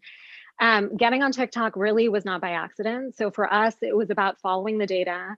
We knew that we wanted to galvanize Gen Z. We knew that Gen Z were playing on TikTok. We had just come off of our brand recharge and made this declaration that e.l.f. is for every eye, lip, and face. So part of our thinking was, how can we put a megaphone behind that and do it in a way that's going to be truly platform native to TikTok? So what we ended up doing is we did something that no one has ever done before. We created this original music composition called Eyes, Lips, Face. And we put a hashtag challenge behind that and set that off towards the end of 2019. And what was interesting there is we approached TikTok with no preconceived notions around what it would take to succeed on that platform. So for us, it was really wanting to think about how can we come up with something that is true to the brand, but fits TikTok like a glove. I think one of the things TikTok was saying, I think what they were used to seeing is a lot of brands tapping into popular music. And I think the piece that we were, thinking that let's just challenge and see how it goes is coming up with our own music composition. So we launched this. We had this bold ambition that we were going to exceed 1 billion views, which at the time sounded completely nuts. And when we set this off, we found out that in a couple of days, this went completely viral. So if we look at what has happened now, there are over 7 billion people that have viewed Eyes, Lips, Face. It started, there were so many celebrities who just organically jumped on this. And so I think it really speaks to something that we were able to tap into really successfully, which was a cultural moment, and really converting what we thought was going to be a campaign into a movement, and then figuring out how to continue to fuel that. So over 7 billion people viewed it. We also saw that over 1.5 million people created videos using that sound. And so it was just really, I would say, exciting to see the success of that. And I think one of the things that we continue to do is we continue to lean into TikTok. We've continued to lean into music. And when I think about the evolution, what did that success on TikTok actually teach us? And sort of what did we learn from that? And there are a few things that I know, Rachel, you and I were talking about yesterday, but one of the biggest headlines is this idea of just playing way bigger than who you are. And this idea of just transcending beauty. And I think what's funny in retrospect is we look back at what we did, and a lot of people look at that and they're just thinking, what right does e.l.f. have to play in music? Beauty has nothing to do with music. And for us, I think what we've recognized is in order to connect with Gen Z, and to really grab their attention in a very authentic way, we have to figure out how to think outside of the box and the category that we exist in, and do that over and over and over again. And I would say the second piece that we continue to bring in is this idea of first evers. So I think just having the boldness and conviction to do things that have never been done before, see how that performs. And I think as soon as we feel like there's a spark that is being sort of caught on, it's what is that fuel that we can put behind it to turn it into a forest fire. And that was one of the things that I think we did really well with TikTok. And then we just continue to take that mentality and apply it as we build our strategies going forward. I love that. Yeah, here at Ground Truth, being a location-based, performance-driven digital marketing company, I can totally relate with this, especially this last year and the pandemic, really putting consumer needs and thinking about your shoppers and what their needs are at the forefront of your decisions and your innovation and all of the ways that you're pivoting within your company. I loved many things that you had to say with that, but I want to hear a little bit more about how this year has impacted you all at e.l.f., especially with the pandemic. Yeah. I would say that one of the I would say the specialness of e.l.f. is we talk about, and this, I'll just bring up another e.l.f.ism, we talk about e.l.f. speed. And e.l.f. speed is a level of sort of operating and agility and comfort with pivoting that I have just never experienced in any other organization. So it's truly credit to just the team and the culture that we've built inside this organization. And I think that was particularly important as we think about the world events that have happened in the last year and a half. I think what was fortunate for us is we entered 2020. So before we knew the pandemic was happening, we did enter 2020 from a position of strength. And that was because of the brand work and the fundamentals that we laid down in 2019. But as I look at what has happened over the last year and a half, a lot of it, while we've been very agile and it's been figuring out what are those points that we have to accelerate, what are the points that we have to pivot on, it's still been remaining very true to who we are. So if I think about things like innovation, a lot of our peers within the category have backed off of innovation during this period. We have completely leaned in. And it's because our consumers are telling us that they want this. They want us to continue to lean in. So we have not sort of let our foot off the gas in the last year and a half. I think the other piece has been around purpose. So, you know, e.l.f. has just inherently always been a purpose-driven company. But what you know, when I think about places that we've wrapped more rigor around in the last year and a half, purpose has been one of them as well. So one of the things that we've really codified for the organization and really built the narrative around to energize the organization and energize our partners and also energize our consumers is this idea that e.l.f. stands with every eye, lip, face, and paw. We had to add that paw in there. And I think, you know, what we've done in the last year and a half is really taking the elements of what that actually means. This idea of standing for self-expression, the idea of standing for empowerment, the idea of standing for ethics, and building that with so much authenticity and intention in the way that we market and the way that we respond to what's happening within world events. So, you know, when I think about if I think about maybe a singular area that we've really accelerated over the last year and a half, I would say purpose is one of them, but it didn't come from nowhere. It was completely rooted in who e.l.f. is as a brand. And really the work that we did again was just around codifying how we want to talk about it, so that as we get, you know, the entire organization to move around this and rally around this, and our ability to rally our consumers around it becomes a lot more effective if we're able to sort of build that framework and sort of move everyone in the same direction. Yeah, absolutely. I love that. And also just being an avid consumer myself, knowing that your products, that they really stand for quality, and the price point being very affordable for all families, whether you're Gen Z or millennial or family or whatever your budget is. So I absolutely love that. And then along with this year, we've seen so many trends that have really ticked up over the past year, from homemade bread to DIY. Skincare routines really seems to have found a newfound passion, if you will, for many.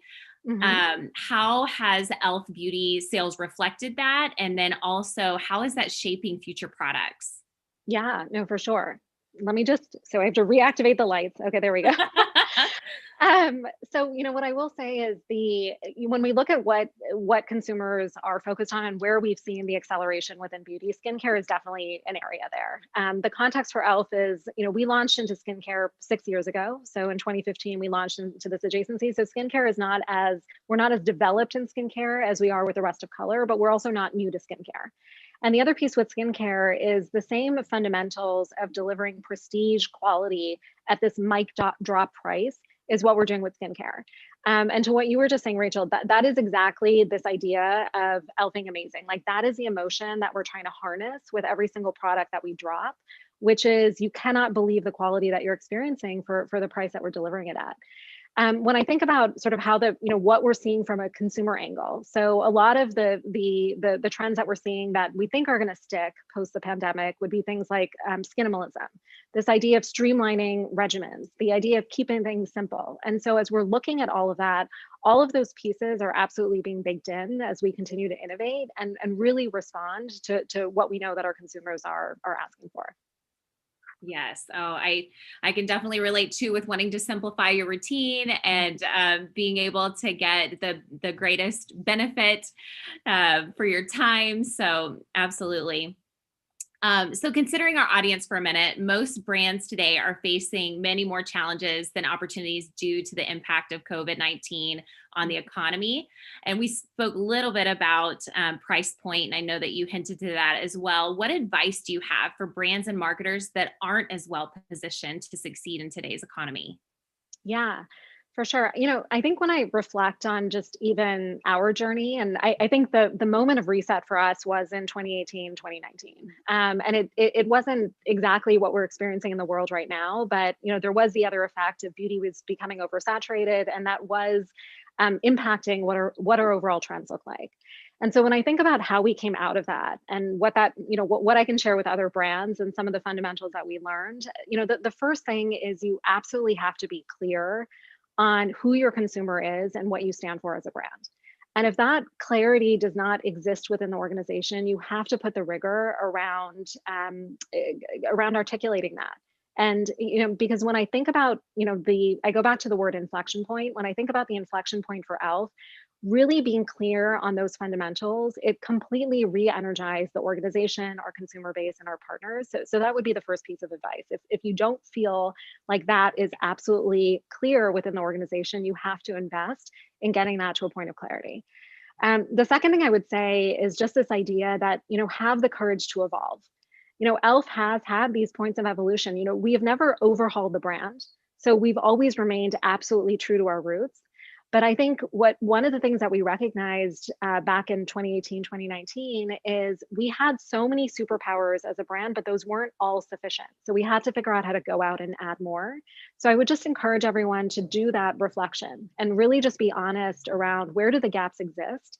And once you have clarity on where those gaps are, you're going to know how to fill, you'll be able to figure out how to fill those voids. The other related piece to that is around partnership. So, what I will say is we have been really successful in building this orbit of incredible partners that surround this brand. And I think that part of that goes back to the reflection piece of where do we truly feel like we have the expertise and where do we need to bring in the expertise to accelerate and take the brand into spaces that we've never been before. So even, I would say look inside your organization as you're thinking about evolving, but also look outside of the organization as you're thinking about how can you augment your superpowers or even add more superpowers as you're trying to take your brand to different directions. The final thing, and I have to drop another elfism, is be elfing disruptive. It's this piece of like, you have to tout a renegade spirit. And as leaders within the organization, just know that mentality is going to fuel your culture. And I think what comes with that is you have to make bold declarations. The statement that we made internally around we're going to exceed 1 billion views within we had no idea how this was going to perform, but just having the conviction to say that this is what we're going to aim for and let's see what happens. And then putting the action behind that to drive change is hugely important. And then I would just say, just remember that success is very messy. None of it is ever linear. And so I think if you can just bake that into your mindset or anyone's mindset as you're trying to figure out how to accelerate and advance your brand, I think you can sort of think about how to get your brand to a different place than where it currently might be. Absolutely. I couldn't agree with you more. And I also feel like just the point of keeping the consumer and what they're saying and their voice and having that drive and fuel innovation, like we've spoke about before, is such an important key. I know at Ground Truth last year with digital innovation, that was at the forefront. What problems are our clients facing or our consumers, and how can we jump in to pivot and solve those, or how can it has to start there. Relate with them and meet them where they're at. And so yeah, absolutely. I love that. We're getting ready to go into questions. So for those of you out there, feel free to go ahead and put questions into the chat, and then we'll talk through just a couple things, because I want to build onto the innovations and the partnerships that you've had, especially your most recent one with Chipotle, which was amazing. I think it sold out in 11 minutes or something like that. Yes. So share a little bit about how that came together and how it's kind of shaped what you're thinking about for the future in terms of partnerships. Yeah, absolutely. So I think it goes back to one of the key takeaways that I mentioned around TikTok, which is this piece of how do we as a beauty brand transcend beauty? So when I think about Chipotle and the partnership there was not a lot of thinking on the outset. I think we literally looked at Chipotle and we said, how do we bring two brands together that are disruptive within their industries? How do we then, we also saw everything that Chipotle was doing on TikTok. So Chipotle was disrupting on TikTok, e.l.f. was disrupting on TikTok. We knew that both brands knew how to authentically connect with Gen Z. And so the idea of working alongside a brand that had the similar values and had that like-minded spirit was something that really excited us. So we came together and it was really interesting. It was just before the pandemic. So in March of last year, before the shutdown, our team, we flew to LA and we met the Chipotle team. And it was sort of instant in terms of the connection and the like-minded ways of operating. Chipotle, they operate with a very similar level of boldness, with unexpectedness. Both of us, I think, just had this equal commitment, and this was truly a joint collaboration around how can we pour our joint marketing muscle behind this idea to drop something in the market that everyone is going to completely freak out about. So, I would say that there wasn't, when I think about how we got there, it's really about thinking through the unexpected. It's this idea of how do you take your brand into places that you've never been before, and then who are the partners that you can work with that have that like-minded renegade spirit, where when you bring the teams together, that you're going to come up with something that neither brand could necessarily do individually, but collectively, it's going to absolutely break the internet, which is what we saw with this collaboration. Yes. Yeah. That was an incredible synergy that the two of you both brought together. And also, just in speaking marketing to Gen Z, Chipotle has been a standout brand for being able to reach Gen Z. And just like you mentioned, being able to look at what you stand for and what you're achieving and be able to look out and say, okay, this brand is a similar brand that has values, it's disrupting the same way, and then seeking out that partnership. So smart. Totally. So we haven't had any questions come in yet, but everyone out there listening, please feel free to go ahead and do that and we'll get to your questions. But until then, we've got a few more questions that we can go through here. Given all the changes and shifts that happened this last year, what are your predictions for the industry in 2021? So let's see. So I think a couple of predictions. I would say one, to no surprise, TikTok is going to be very influential within beauty. So I would say for the brands out there that haven't experimented with TikTok, I would, download the app, get inside of it. When I think about the future of where things are headed and how consumers are shopping, and what their influences are, there's so much that is coming together within that platform. So take the plunge and start experimenting. So that would be the first thing. The second thing, is around what we know with Gen Z, but I think just to bring it to the forefront, Gen Z, they are continuing now more than ever to look for brands that actually stand for something. And I think it's, this can't be, there have been a lot of discussions around authenticity versus, taking performative actions. And one of the things as you think about a brand and what you want to stand for as a brand and what that purpose-driven mission is it absolutely has to be rooted in something that is authentic. And so with e.l.f., I think these pieces that we've identified, these spaces that we've carved out for ourselves around standing for self-expression, standing for empowerment, standing for ethics, which would include something like cruelty-free, all of this is so linked in the legacy of this brand. But I think the work that we've done over the last couple of years is how do we take those elements and really bring it to the forefront of how we connect with consumers and market to consumers. The other trend, and this is really to no surprise, is around digital and the shifts that have completely happened from the physical to digital spaces as consumers are shopping and transacting. And so I think this piece of really building up your digital leadership, cracking personalization, figuring out how to speak to consumers and find consumers where they are in the way that they want to be spoken to is absolutely essential. So, if I were to boil it down, I would say that all of these things I think have always been in brands' minds, but I think the last year and a half has really put a spotlight in elevating the importance of these things if you want to succeed as a brand and connect with Gen Z in a really authentic way. Oh, yes, that's a great response and couldn't agree with you more. I know one thing we didn't get a chance to speak about that we spoke about yesterday for quite a bit was with the shift in digital and trying to speak that consumer shopper language and reach them where they're at has been the rise of gamers and being home and shelter in place and those types of things and the communities that have been built. And I know that e.l.f. has done an incredible job at being able to kind of break into that type of community. So can you share a little bit more about that? Because I was just so excited about the things that you guys are doing. Yeah. And I think with everything that we're doing on gaming, the fundamentals are still the same, which is where are consumers playing and how do we go play where consumers are? And how do we continue to just throw our brand in orbits where we've never existed before, but do it in a way that is super authentic to the brand and to the platform that we're on. So when I think about our entry into gaming, it started with a partnership with Loserfruit. Lufu is her gaming name. She is the #2 female gamer on Twitch. There's also this piece of total values alignment. So as we think about the collaborations and who we really connect with, because most of the collaborations that we build have, it's not one and done. There's always sort of a sustaining aspect to the partnerships that we're creating, and LuFu is no exception to that.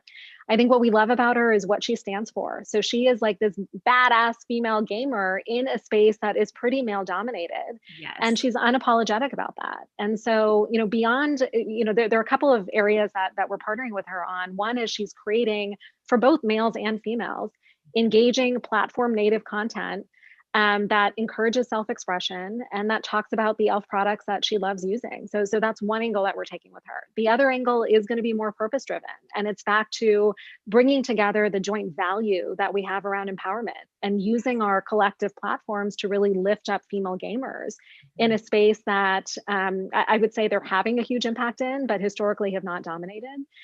So we're going to continue to partner with her. We're going to continue to crack live streaming, but the fundamentals in terms of how we got into that space, I would say, follow the same themes in terms of how we got to TikTok and even how we got to Chipotle. Yes, I love that. Not dominating yet, right? Yes. We're almost there. That's right. I love it. We had a few questions come in. I love this question. How have you been able to build relationships with your colleagues and new hires during this time? That's such a great question, because I know that for myself, growing a team during this time has been a challenge. I'd love to hear from you first, Gayatri, how you've done that, and then I can share a few things about my team as well. Yeah, no, for sure. I think one of the biggest things that, and it's actually interesting to see the evolution of what's happened inside the organization. So we've had town halls within e.l.f. That happen every other week. The way our town halls actually used to be structured is because e.l.f. is headquartered in Oakland, you'd have, probably 50 people crammed into the boardroom in Oakland. And then we would, through Zoom call, have our New York team and then all of our remote employees join in as well. Since the pandemic, obviously everything has happened remotely. And so all employees jump on Zoom and our town halls, are 100% remote. And interestingly, in talking to Tarang, our CEO, when we think about the things within this company that are not going to change once we return to whether it's a hybrid work model or, fully return into the offices, one of the things is that our town halls are going to always remain 100% remote. And, there's a piece of just, there's so much energy when you see everyone on a single board within Zoom. So I think part of the pieces have just been, what are the practices that we absolutely cannot let go of as we're building connection within the organization? And I would say our town halls is definitely one of them. The other part of it is just the transparency that has always been part of e.l.f. There's so much that's been happening in the world. And I think one of the things that we as a company and as a culture, as an elite and as a leadership team do extremely well is having very transparent conversations with the entire organization around what is happening and how are people feeling about it. And then we often, might scale that back down and, have forums that are a little bit smaller. But I think really prioritizing the ways that we can continue to stay connected as a company has been paramount, and that's really worked for us. And I'm also excited to see the practices that we've built in the last year and a half that are not going to change. I think once things, quote unquote, return to normal, because we've sort of seen in an unexpected way the advantage and sort of the even stronger connection that we've been able to build through some of the practices that have been born out of the result of this period. But Rachel, I'd love to hear from you. What are some of the things that you guys have implemented? Yeah, at Ground Truth, we've got several employees that have worked remote from the start of the company. And so I think that what we did was took some of the learnings of how they've developed relationships and applied that across the organization. We've got town hall meetings as well, where you've got the energy of being able to see everyone's faces. But then we also offer things like coffee chats where you can randomly sign up and human resources will pair you with someone. And so then you can get to know somebody even from a different office that works remote that you wouldn't have normally been able to meet, even if you had a meeting in a particular city. For example, with Ground Truth, we've got an office in India, and it's been fascinating to be able to be paired with people that are across the globe and learn about how this pandemic has impacted them and get to know them on a personal level. I think that really helps employees also have a sense of belonging. When somebody else knows you and you are known by somebody else, then you're building that community across all of the network of your company and being able to kind of bring everyone together, even though it is digitally. So I think those are some ways that we've really worked to bring people together.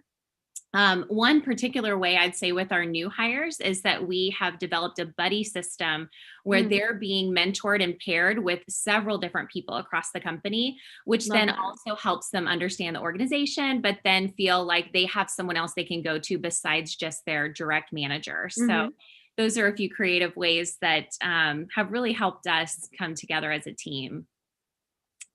Any emerging technologies you're looking into for the next few years? That's a great question. It do you is. take a crack at that? Yeah. I mean, emerging technology. So, I would say virtual reality, AI, these are all spaces that we are in and continuing to figure out how to advance. But it is all under this theme of, as shifts are happening in the way that consumers are engaging with categories, in the way that they're researching brands, in the ways that, so I think part of it is just looking at how the entire consumer journey has shifted as a result of the last year and a half. And then how do we figure out what are the tools and technologies that we can serve up to our consumers to make the choices that they're making as seamless and as easy as possible. So, those are areas that we're going to continue, that we have bulked up, and those are areas that we're going to continue to invest in as well. Yeah, absolutely. I would say for Ground Truth being a location-based digital advertising company, one of the things that we've all seen is just the rise of cord cutting and being able to reach shoppers and consumers on CTV, OTT, and across all screens. And that is absolutely where Ground Truth wants to help our clients advertise and reach their shoppers and consumers in real-time moments. So I think that that's been a way that we're looking to the future. We don't see that trend, suddenly stopping anytime soon, and where we're continuing to evolve. Yeah, that makes total sense. Yeah, we got a really great question for you from an attendee. It says, has e.l.f. thought about the traditional sports space at all? Similar to Loserfruit being a huge female name in sports, has the brand thought about this at all for WNBA, LPGA, etc.? Oh, it's a great question. I would say that we're always looking at what are these new frontiers that we can crack. And so, sports is not something that I think we would ever discount. We haven't put a tremendous amount of energy around that right now, but as we think about where do we want to take the brand, where are our consumers, where are some of the where are the conversations happening around beauty, where e.l.f. currently doesn't exist, that's absolutely the frame and the mentality that we apply as we think about where we're going to go next. Yes. Oh, I love that. We got a great question from somebody in the audience too about the economic mindset. I know that just being economically responsible in terms of the environment and things like that are absolutely at the forefront probably of brands like yours. So they asked, how will e.l.f. start to play into circular economy mindset, meaning maybe eventually consumers can return empty products to CVS, Target, etc., with the intent that e.l.f. will break down and resume these components? That is definitely, so, when I think about where e.l.f. is and where we want to go. So sustainability, we have made a lot of strides as it relates to sustainability. One of the things that we talk about is Project Unicorn. Project Unicorn is the code name that we came up with internally, but the idea behind Project Unicorn was a first step that we could take around packaging reduction and reducing our overall footprint on the environment. So we pretty much stripped away where possible our secondary packaging. And introduced, whether it was loops or, ways to still display product within store without overusing packaging. So that's a first step that we've made. I think in terms of going further when partnerships with retailers, we're always thinking about where we can go next. So this would be an area that, admittedly, we're not at the forefront of. But as we see where we want to go as a company, and as we see where the consumer demands are and what the consumer expectations are, I think it is a space that we're continuing to have conversations around to figure out where do we go next, and how do we actually crack it, and is there an opportunity to partner with retailers to make a bigger impact than what we could do on our own. Absolutely, that's great. And so another question came in. Has e.l.f. thought about doing any in-game advertising with display ads? That's interesting as well. Mm-hmm. No, for sure. I think and that's, where it starts. I think as we think about the frontiers that we want to get into, there's a little bit of, what is the first step that we want to take there? What is the response that we're seeing in market to the efforts that we're doing? And how do we lean in further and further and further? So that would absolutely be a natural progression in terms of what we're thinking about with live streaming and Twitch and our overall partnership in gaming. So we're very much on that same wavelength. I love that. Well, we'll definitely be in touch about that. Hey there. Hi. No, that was awesome. And thank you guys so much for being here and for engaging in this conversation with us. And I love to hear such accomplished leaders talking about Gen Z and talking about TikTok and talking about, where the world is headed. And I also loved how much you guys centered purpose throughout the whole conversation. And like the way that I think about the world, right? We run a purpose-driven business. We exist to empower young people. And what I always tell my clients is, what is your why, right? And if your why is right to care about women's hygiene, right? What I ask my clients is, okay, then where are you in commissaries, where women are spending commissary dollars on personal hygiene products, right? And if your why is to make people connected, right? Then like, where are you in Kashmir, right? Where people have been without stable access to internet for hundreds of days. And I love how, you, Gayatri, were talking about how your purpose is at the forefront of all your decision making, right? And that you're thinking of the most bold and beautiful and brave way that you can stretch that why, right? And make it include more folks, whether that be gamers or beyond. And I think that's exactly the way that we ought to be thinking, right? Is like, what is our why? And how do we show up for in innovative, disruptive ways, right? That inspire hearts and minds. I think e.l.f. has done such a phenomenal job of being ahead of the curve insofar as digital trends and tapping into your why and tapping into your purpose. And I'm just really excited by the work that y'all are doing in this conversation and how fruitful it is to be engaging around, where do we go from here, from a place of purpose, from a place of, future proofing. And that's what I get really excited by. So this was wonderful. And I can't thank you guys enough for engaging in this conversation and teaching me and teaching all of us. Yeah, no, I love the enthusiasm. Thanks for sharing that. No, of course. And I would love to keep the conversation going because obviously a lot more, to talk about than just what was covered today. Thank you so much for this opportunity. And Rachel, thank you to you. Yes, I know we'll keep in touch. I absolutely think you're e.l.f.ing amazing and the company and all that it's doing. So would love to keep in touch. So thank you for connecting us to Brand Innovators. Yes, very thankful for Brand Innovators. And I think y'all are e.l.f.ing amazing. So thank you guys so much for being here.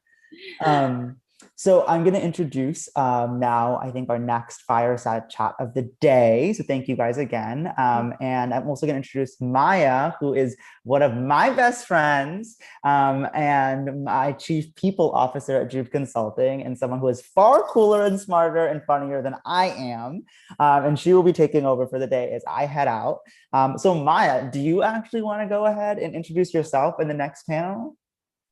Sure. Well, I am Maya. Not much to add. I am the Chief People Officer at Juve Consulting. I'm super excited to be here and help you guys navigate through today. So thank you again to Gayatri and Rachel for joining us today. e.l.f. Beauty has done some amazing projects this year for its Gen Z audience. And I'm super excited that I was able to hear about all of them, as I also use e.l.f. and I also think it's e.l.f.ing amazing. But moving into our next fireside chat of the day, we are joined by Alma Salazar, the Director of Consumer Marketing for Invisalign Teen, part of Align Technology. And this session will be moderated by Jamie Power, the Chief Data Officer and COO of Cadent. So welcome to the stage, Alma and Jamie. Hi, everyone. Hello. Okay, hi there. Sorry I was slow on the draw. I think by 2021, we should all know how to unmute and turn our cameras on. So thank you, Maya, for the introduction. We look forward to seeing you MC for the rest of the day. Alma, thanks for joining us again. Of course. Let me put on my virtual background if you guys wait a moment, please. Okay. This was actually my first time, believe it or not, in the pandemic using a virtual background. I've done a ton of these with Gen Z. So I will tell you guys, next time blue is a much better color for me if we're going down the route of a background. But sorry guys, this isn't working for me. It's okay. So it's not. I'll leave it as this. Yeah, it's fine. So how are you? We're excited. I'm good. To have you. Good. Thank to talk you. about Thank you. Gen Z. So in preparation for this, I was reading a stat that actually made me feel a little bit better about my parenting, because, you know, the oldest Gen Zer was essentially 10 years old when the iPhone came out. And these kids are basically raised and kind of like handed an iPhone. And I think sometimes as parents, we feel guilty, but what it's actually doing is creating a culture of digital natives. And they're kind of on pace to be the most educated generation to come. So with that, you know, as a marketer, you're trying to reach and connect with this audience. And my first question is kind of around, do you think that this generation has, you know, kind of a different level of social engagement to other generations or generations before? So very great points, the ones you started, right? I think when we started on our quest to really connect with Gen Z, something that very much surprised me was that we talk about them as digital natives, but they don't know a world without the internet, right? The two key milestones for them is actually getting a phone, a smartphone. I think the average age when they turn 12, even before getting their license.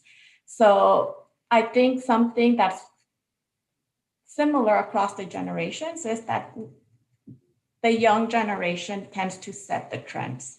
So this is very much the case here too, because how their life has been shaped, both by connectivity to internet, the ability to have information at their fingertips, and even some major political events, such as ongoing shootings, etc.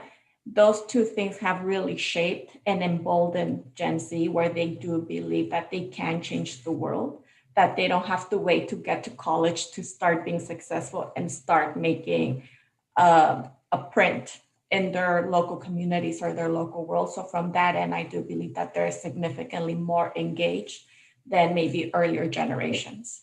Yeah, for sure. It's incredible. It's also like just to see the behavior of even my son at 7 to, you know, he's now super into sports. So like learning like how to go on YouTube and search, like he can't spell a ton of words, but he figures them out so we can go get more information.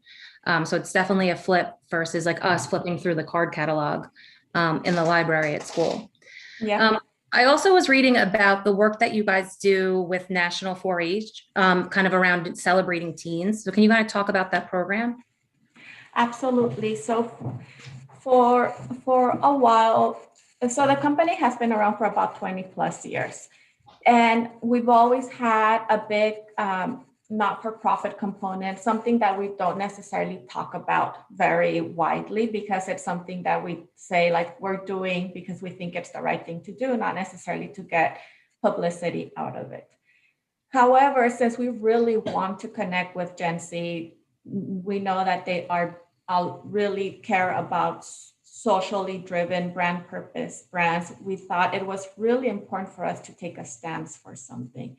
And this became our launch year for such a program. The reason we decided to partner with 4-H was because they're the largest youth organization of socially minded teens that are doing something good for their local communities.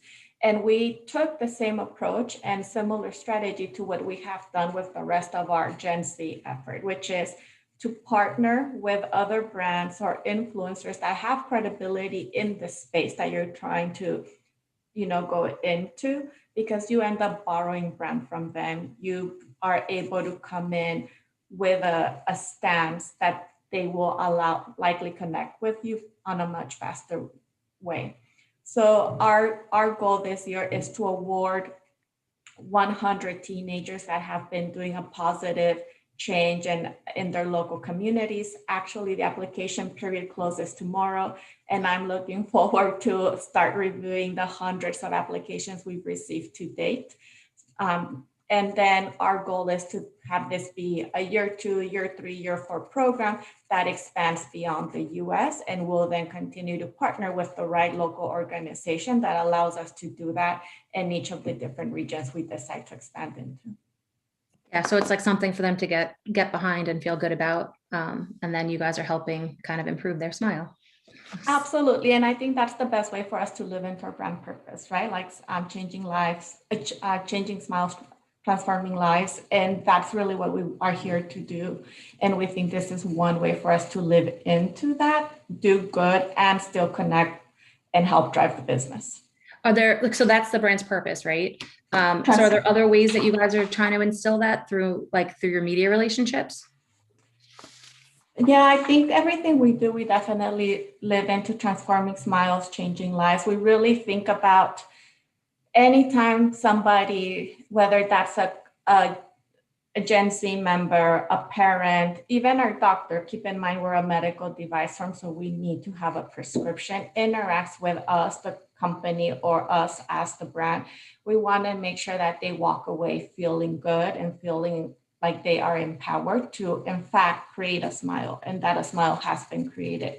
So some of the stuff we do from a more traditional perspective includes a lot of investment in marketing, from an influencer perspective, social media perspective, and making sure that we're able to have that authentic, fun nature that helps people get informed, walk them through our purchase journey, but at the end of the day, get them closer to changing their smile. So do you think, so you guys use social as a mechanism to kind of increase demand? Yes. The way that our business works, again, is a bit of a business to consumer to business model. It is a medical device that requires a prescription. And the number one reason that our customers continue to treat more people with Invisalign is because you have patients or soon to be patients coming into their practices asking for the product and brand by name. So for us, it's really critical to drive demand and leverage all media vehicles so that we move people across that purchase funnel, everything from awareness to interest, a lead, and then getting them into a consultation as quickly as possible. Yeah, we talked about this on the prep call, but when you first started out of Invisalign 7 years ago, and we talked about kind of like how big Invisalign has gotten since you joined, that was when I was launching a company within Group M called Modi, and Invisalign was actually one of the first clients to start doing addressable television with us. So when we talked about that, and I asked you if you still did addressable, you said no, because you were focused more on bottom funnel metrics. So I think that you guys have always kind of been in the data-driven world, and using addressable, you guys figured out didn't necessarily work for you. A better mix did. So how are you guys using data to kind of figure out, inform, and kind of move forward into your next campaign? For us, probably to every other brand being represented here, data is very important. So we have everything from TV moved away from addressable to, as you're pointing out, because it just wasn't the most efficient spend for us. I thought we could reinvest those dollars in other ways. We have traditional linear TV as part of our investment to reach that mass reach. But we also have a lot of investment in influencers and social and digital, and everything we do in that space, we tag and tag and tag, so that we have the ability to optimize the data. We understand which influencer is driving the most eyeballs, which influencer has the most efficient cost per KPI that we use. And then it gives us the opportunity to optimize pretty quickly.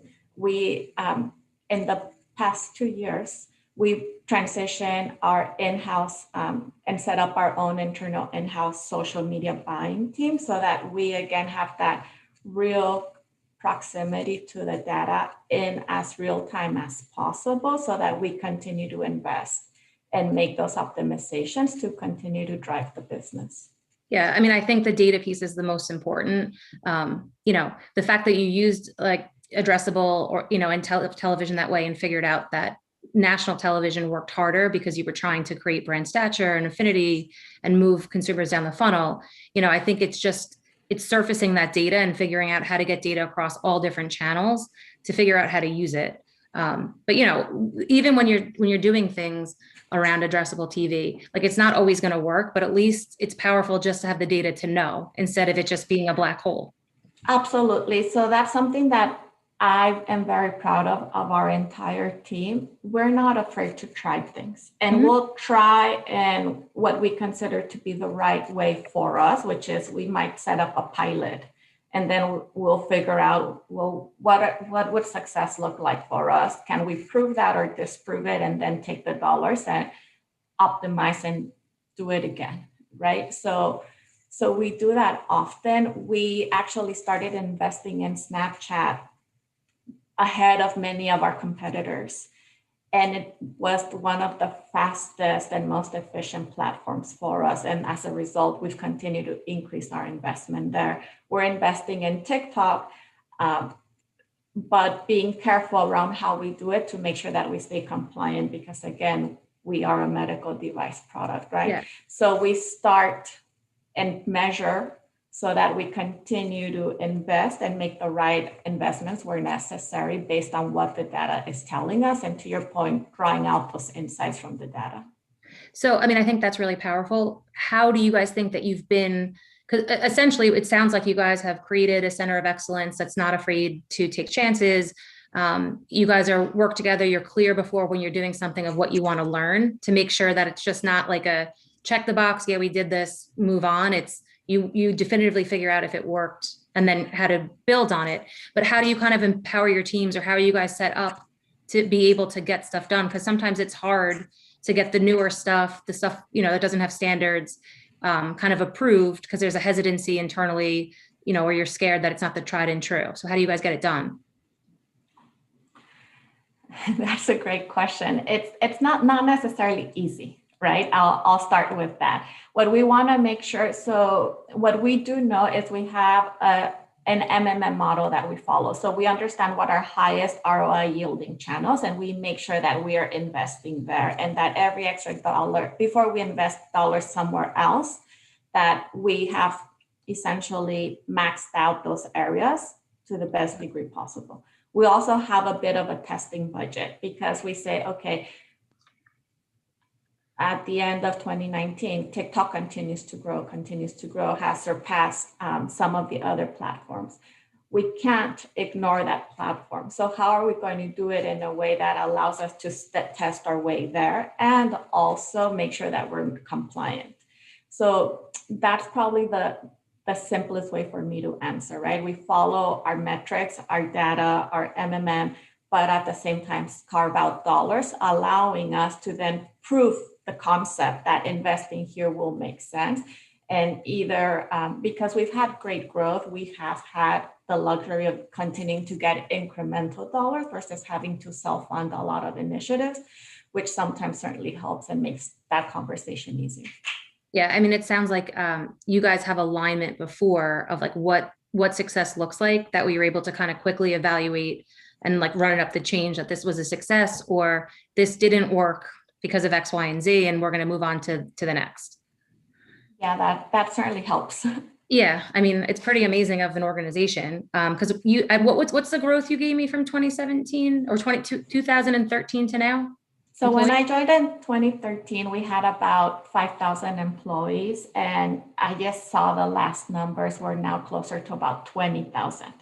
So that's been amazing growth, both from a people's perspective across the globe, but also the revenue has followed, which helps. But despite all of that, we're also quite nimble as an organization.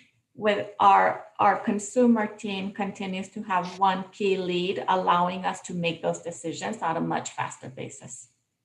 Okay. I mean, it's pretty amazing though. Like I'm just saying, going back 7 years now, that you guys have maintained the culture of testing and not being afraid with the growth of the organization. I mean, I guess it helps that you guys are making money, but it's, it's a good thing to instill it, in teams. Okay. Some other questions around, how are teens today kind of thinking generally about orthodontic treatments? Is it driven by, they just don't, I was reading an article in New York Times about the death of brace face. Is it more visually stimulating or is it, how are they thinking about it? And how are you guys educating them?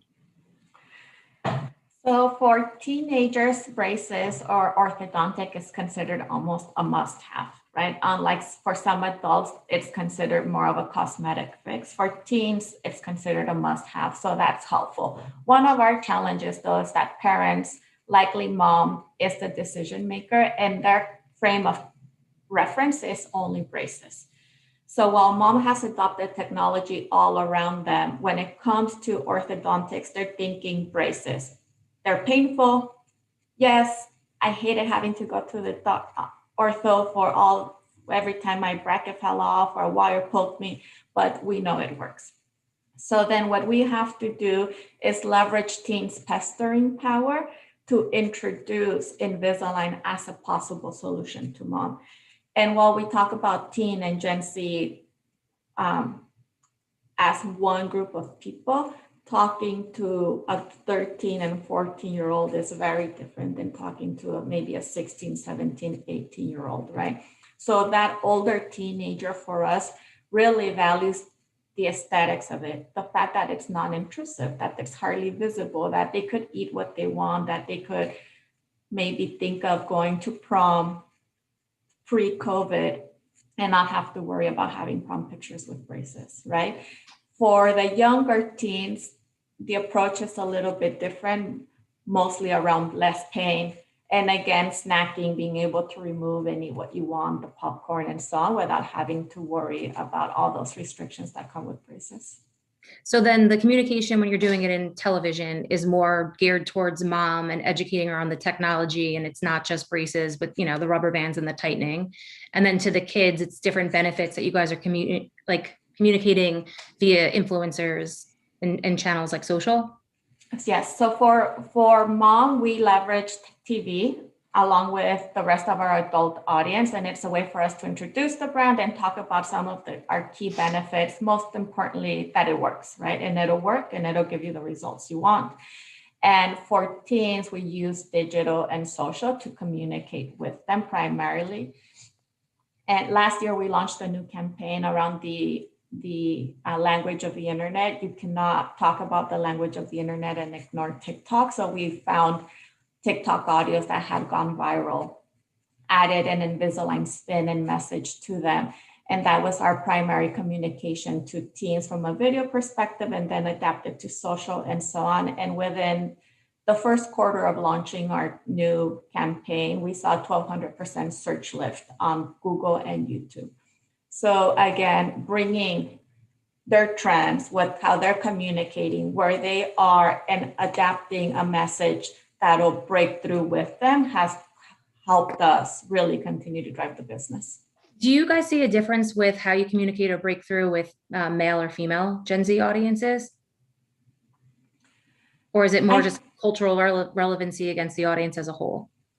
I think for us, it's been more cultural relevancy, to be honest with you. We also have a big investment in Twitch, and I know Alf was talking about that earlier.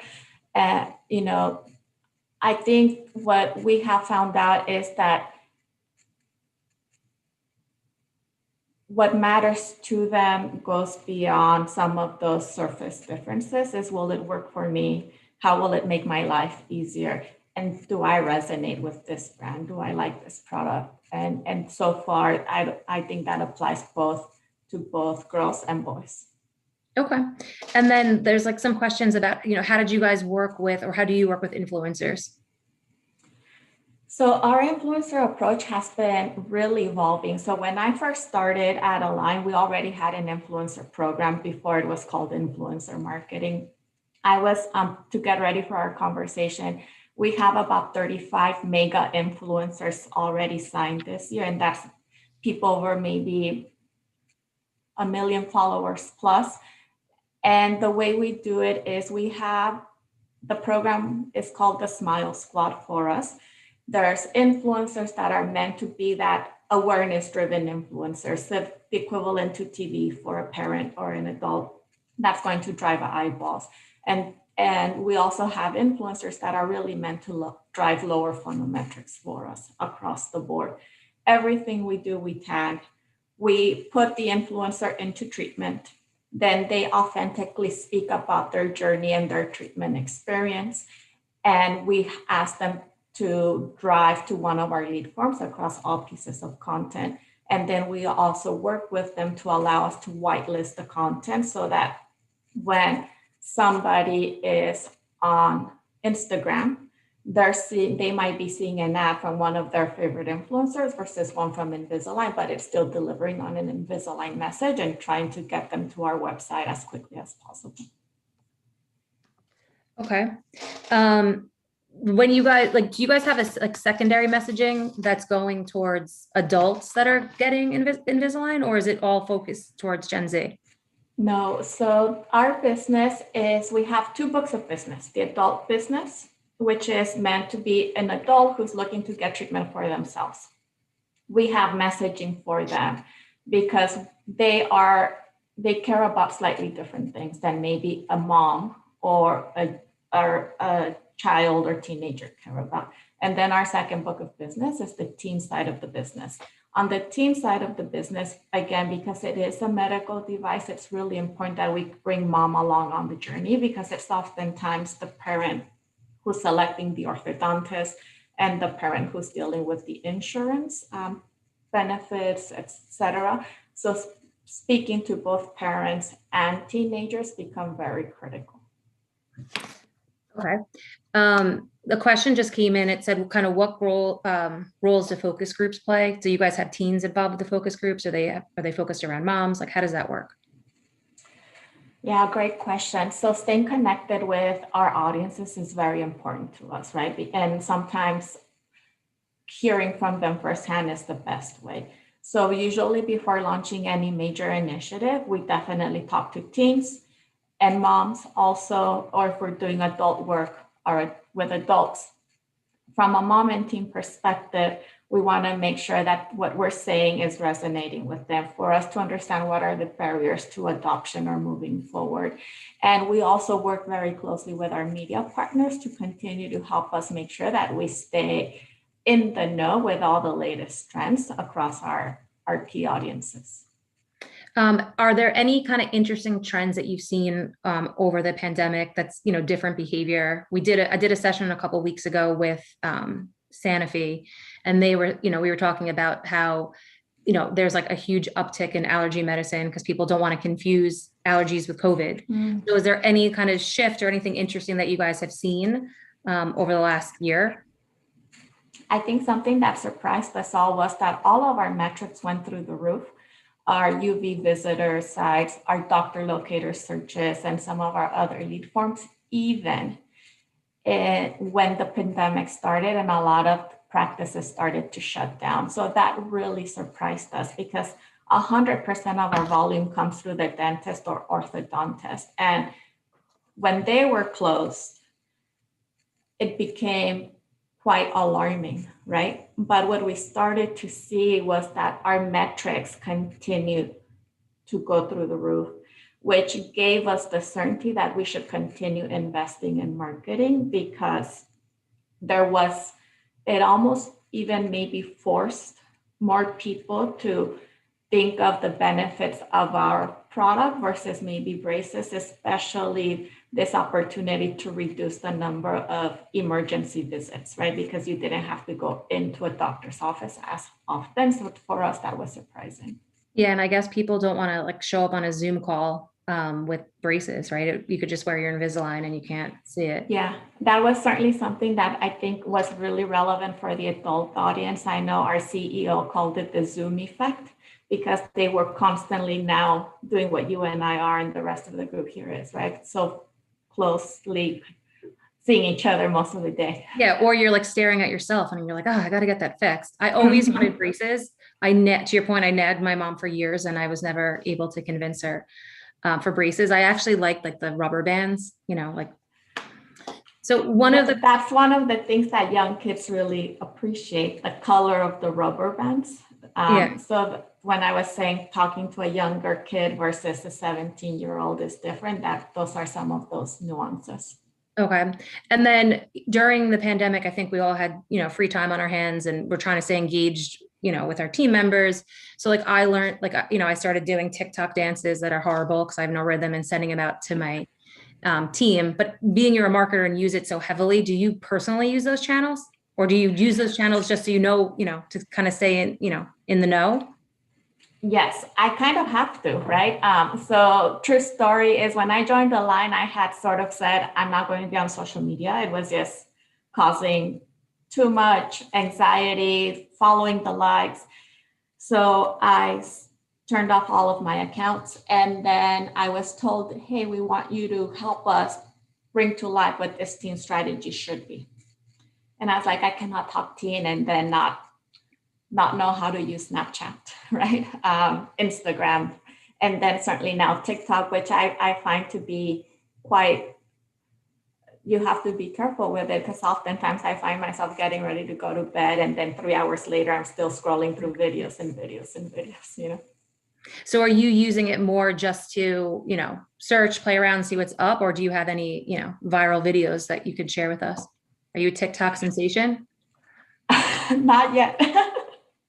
Not yet, but if I teach myself a dance and have the courage to send it to you, I may do so, Jamie. Okay. I did it for Christmas and the holidays to my team. I tried to do like a TikTok dance. I literally have no rhythm.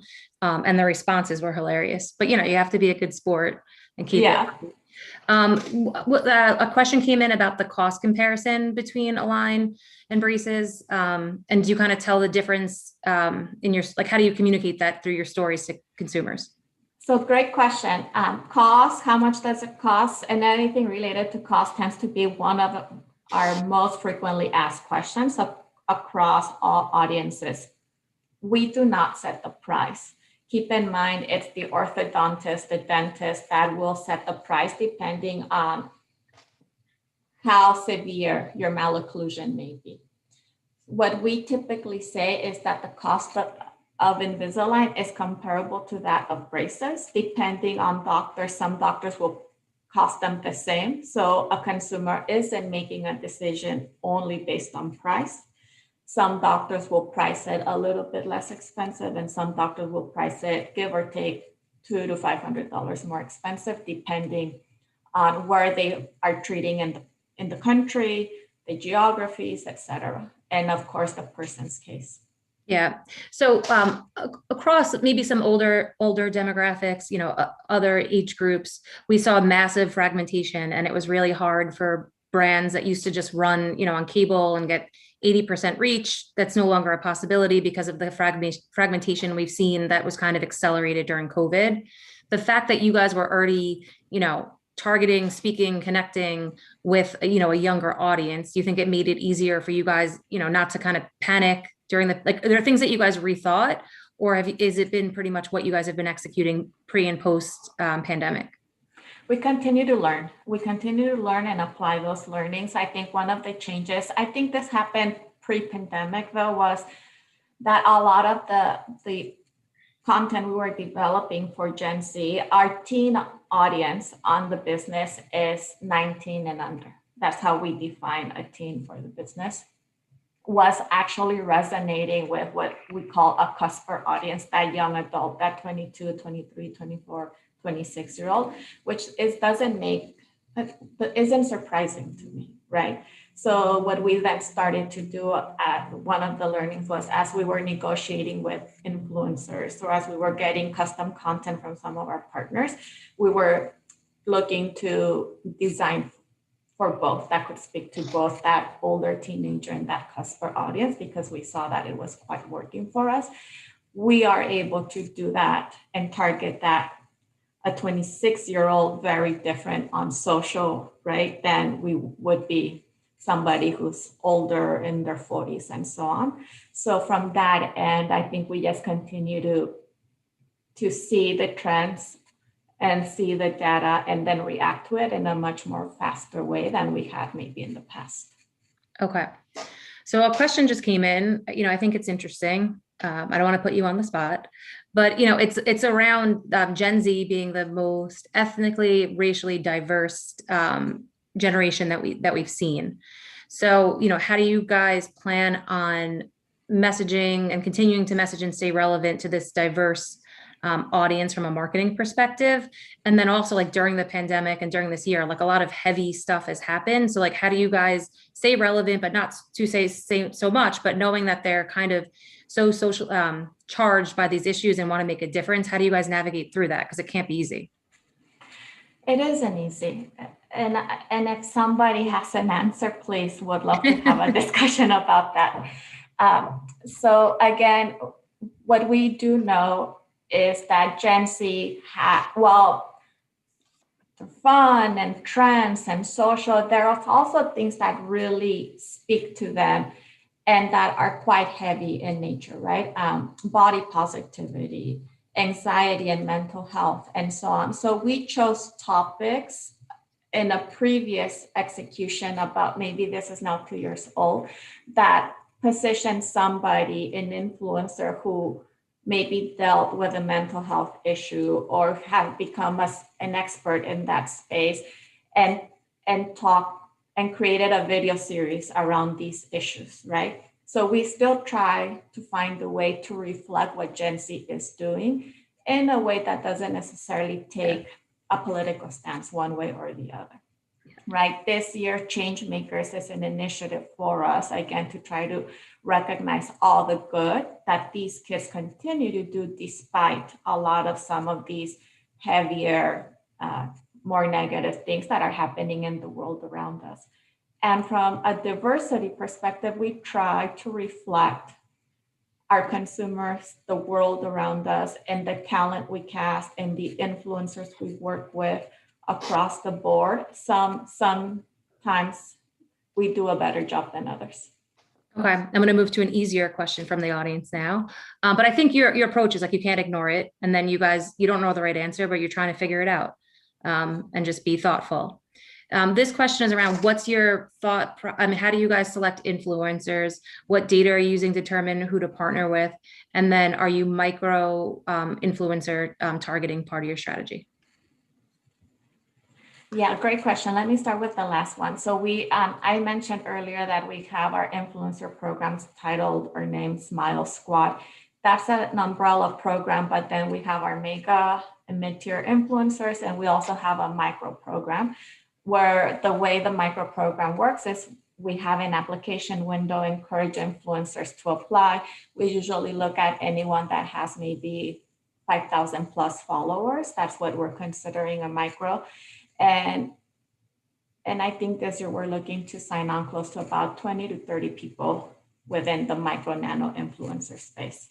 What we do with them is, again, similar to the rest of our influencer approach. We ask that they go into treatment, we provide treatment, then they document their journey, creating content that fits with their style and the type of content that they're already known for. So if it's an influencer who is a comedian, they'll create that type of content. If it's an influencer that's in life and beauty, they'll create that type of content. And of course, continue to put in the Invisalign message. We track, I've said, our cost per prime actions, that's our KPIs, UVs, right? Because we tag everything to understand what influencer is performing better for us or not. And then we continue to put media dollars behind that content so that we continue to run and invest in it. Okay. This question, I just always ask it when I do these. Are you personally kind of binging anything you would recommend watching? I feel like we're all kind of bored, trying to figure out what to watch next. I just finished binging something over the weekend. It's a show on Netflix. The English title is Who Killed Sarah, or in Spanish is Quien Mató a Sarah. Okay. So it's a bit drama. It's a family that's very well off, but clearly there's this awful secret in the family, and the show is trying to uncover that. Okay. I actually personally watch television like a tween. So that's why I believe so much in like data-driven targeting, because I would not be reachable, binge watching the Gilmore Girls for the 800th time. Another question is, how do you think about privacy being your targeting and you're speaking to an audience of teens? So how do you, CPCA and all the other privacy laws, how do you guys make sure you're compliant? and responsible? So we have to be compliant, one, because of, again, we're a medical device company, and there's, in addition to those privacy laws, we also have HIPAA, right, on top of it. I think from a consumer perspective, some of the stuff scares me, right? How much information you're giving away, not knowing that you're giving it away. From a marketing side, it's exciting because it allows you to be very more targeted and maybe create that more relevant message that helps break through with a specific audience. We work again with all of our partners, with our regulatory team, with our legal team to make sure that we're staying compliant, that we're asking for the right approvals, or that people are physically opting in to receive something versus, the ask to physically unmark a checkbox if they don't want to receive it, right? So I'm not sure if that's answering your question. No, it's perfect. And then we're almost out of time. So your marketing interrogation is almost over. Last question is, like professionally, like what advice would you kind of give your young self if you had to think back? Mine was kind of to like enjoy it as it's coming, and don't be so hard on yourself. Don't try to keep climbing to the next, like be, kind of happy, where you are and celebrate that versus like ruining the victory by trying to go to the next. It's a great question.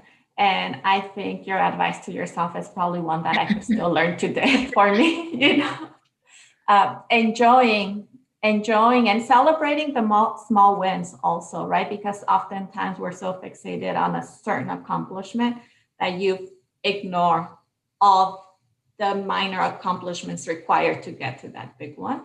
Yeah. And then once you're there, also learn to enjoy that before thinking of like, well, now I have to get to that. Exactly. We drive ourselves crazy. Yes, we do. Welcome back, Maya. Thank you so much, guys. This was a great conversation. And I want to thank you guys for joining us today. As somebody who actually used Invisalign, it was actually super insightful to hear you guys navigate the differences when marketing towards Gen Z for a product like this, and for folks that are a little bit older. And I actually got my Invisalign a little bit older. I got it when I was 22. So it was definitely an interesting conversation for me to be able to connect to personally. So thank you guys again for the amazing conversation and for being here. A quick reminder to our audience to be sure to ask questions and use the Zoom chat. I know we are living in a virtual world, but Zoom allows us to still engage. So definitely be sure to ask questions throughout today's events. That way our speakers know what you want to hear about. For our next fireside chat, we are joined by Ashley Shapiro, VP of Marketing, Performance, and Engagement at American Eagle Outfitters. And this session will be moderated by Lori Mahoney, the Director of Industry and Product Marketing for Neustar. Welcome to stage, Ashley and Lori. Hi. Great meeting you. Me. You too. Welcome to the stage, Lori. Great to have you. Great to be here. And nice to meet you, Maya. And good to see you again, Ashley. Hi, Lori. Yeah. So I'm really excited about this conversation because, as I was saying to Ashley last week, I'm in a B2B marketing role, and, Gen Z isn't, something that I've spent a lot of time, studying. And over the course of the last week, I've done my research and listening to some of the great presenters today from like JBL and Elf Cosmetics and Invisalign. Have learned so much from the group. So we've covered up on consumer electronics and CPG, and now we're moving into the retail space. So Ashley, I know you're in your role at American Eagle. This is probably really your sweet spot.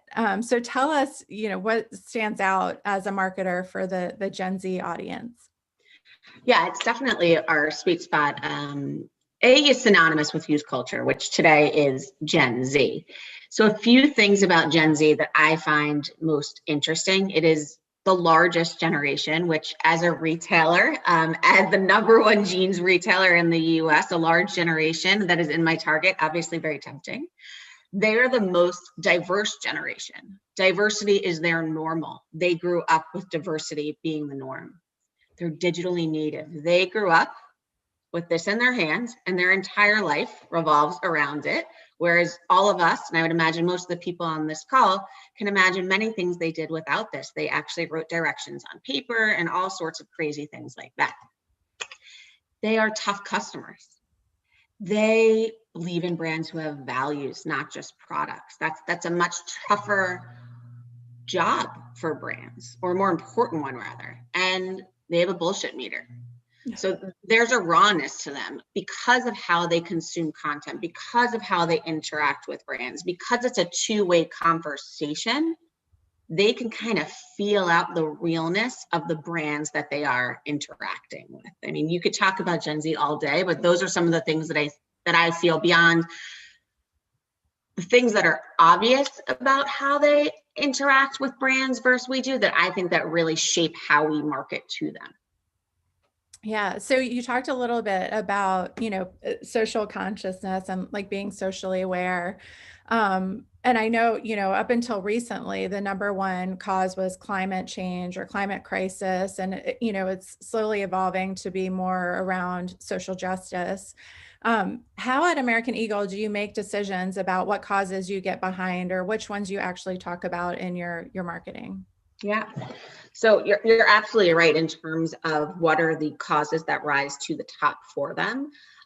First and foremost, we obviously do an extensive amount of research that's led by my counterpart, Melissa Halverson, who's amazing. And she's constantly, tapping into our customer. American Eagle is a reflection of our customers. We take our decisions very thoughtfully, the decisions that we make, I apologize, and we look to our customers to guide us to make those decisions. You don't want to be making decisions about a generation from, your glass office or dining room table in today's case, but you want to reflect that customer. Two, I think you need to really think about what can you make an impact on as a brand. There's a million causes we all believe in personally and professionally, but what can you impact? So for American Eagle, we have a Real Good campaign, which is based around sustainability. Jeans is one of the dirtiest water businesses out there. So we felt that as a brand, Real Good was something we could stand behind. And it's our promise to make an impact by using Real Good factories and Real Good materials. So saving 1 billion gallons of water per year. Reducing the amount of water used per pair of jeans by 14%. Those are things that matter to our audience, but they're also things that we as a brand can make an impact on. We can change, we can help the world in that way. So I sort of like to look at it as a balance between what do our kids want? What do they believe in? How do we reflect those things? But then also, is it something that we can really help? Can we impact it? Yeah, I mean, I think the relationship has to be organic, right? It has to be something that makes a difference, or it registers that bullshit meter that you were talking about. Always got the bullshit meter, yeah. Yeah, and I know you mentioned it's this generation is especially diverse and connected. I mean, connected in every which way, right? And I heard recently that they're also very fiscally conservative. 12% surprisingly are already, saving for retirement. How have you leaned in at American Eagle? Have you leaned in on the value message, like showing value in your brand? Well, the word value can be defined in two ways. So one is about worth or usefulness, which is what you're alluded to, which is really dollars. And the second is standards. What is important to you? So at American Eagle, we have a saying that is, we like to say price is what you pay, value is what you remember. So you're sort of playing on both of those things. So American Eagle, we're committed to providing the highest quality, most innovative denim out there for the best value and price. Quality is paramount at everything that we do. But beyond that traditional definition, Gen Z, as we talked about earlier, they want to be participating in brands that share the same values as them. So value can come from integrity. It can come from positivity. It can come from freedom to be the true you. It can come from everyone being welcome. We talk about diversity. It comes from community. It comes from brands who are passionate about the things that they are passionate. So I think it's a balance at American Eagle in terms of how we provide value for the customer. And it's really playing off those two definitions, because when you think about value, and why people fall in love with brands. I've been quoted saying this before. Nobody fell in love with the brand because they gave them something for free. You're not like, oh, I love these jeans, I got them for free. No, you love these jeans because they're an amazing product at the best value you can get them, but also they're from American Eagle. What an amazing brand. They're so inclusive. They really represent what I like. They're on the top of social innovation. Those are all the things that I want people to say about us, by the way. I'm just giving a plug there. But I think it's a balance of both, if that makes sense. Yeah. So, when I think about jeans, I think about how challenging it is, to find jeans that fit. Are there anything that you're doing in your advertising that kind of help guide people through that journey and make it easier? Now that we're having to, shop online, a lot of, almost becoming more of a D2C brand. How are you helping them navigate that and making it easier for them to find things that fit?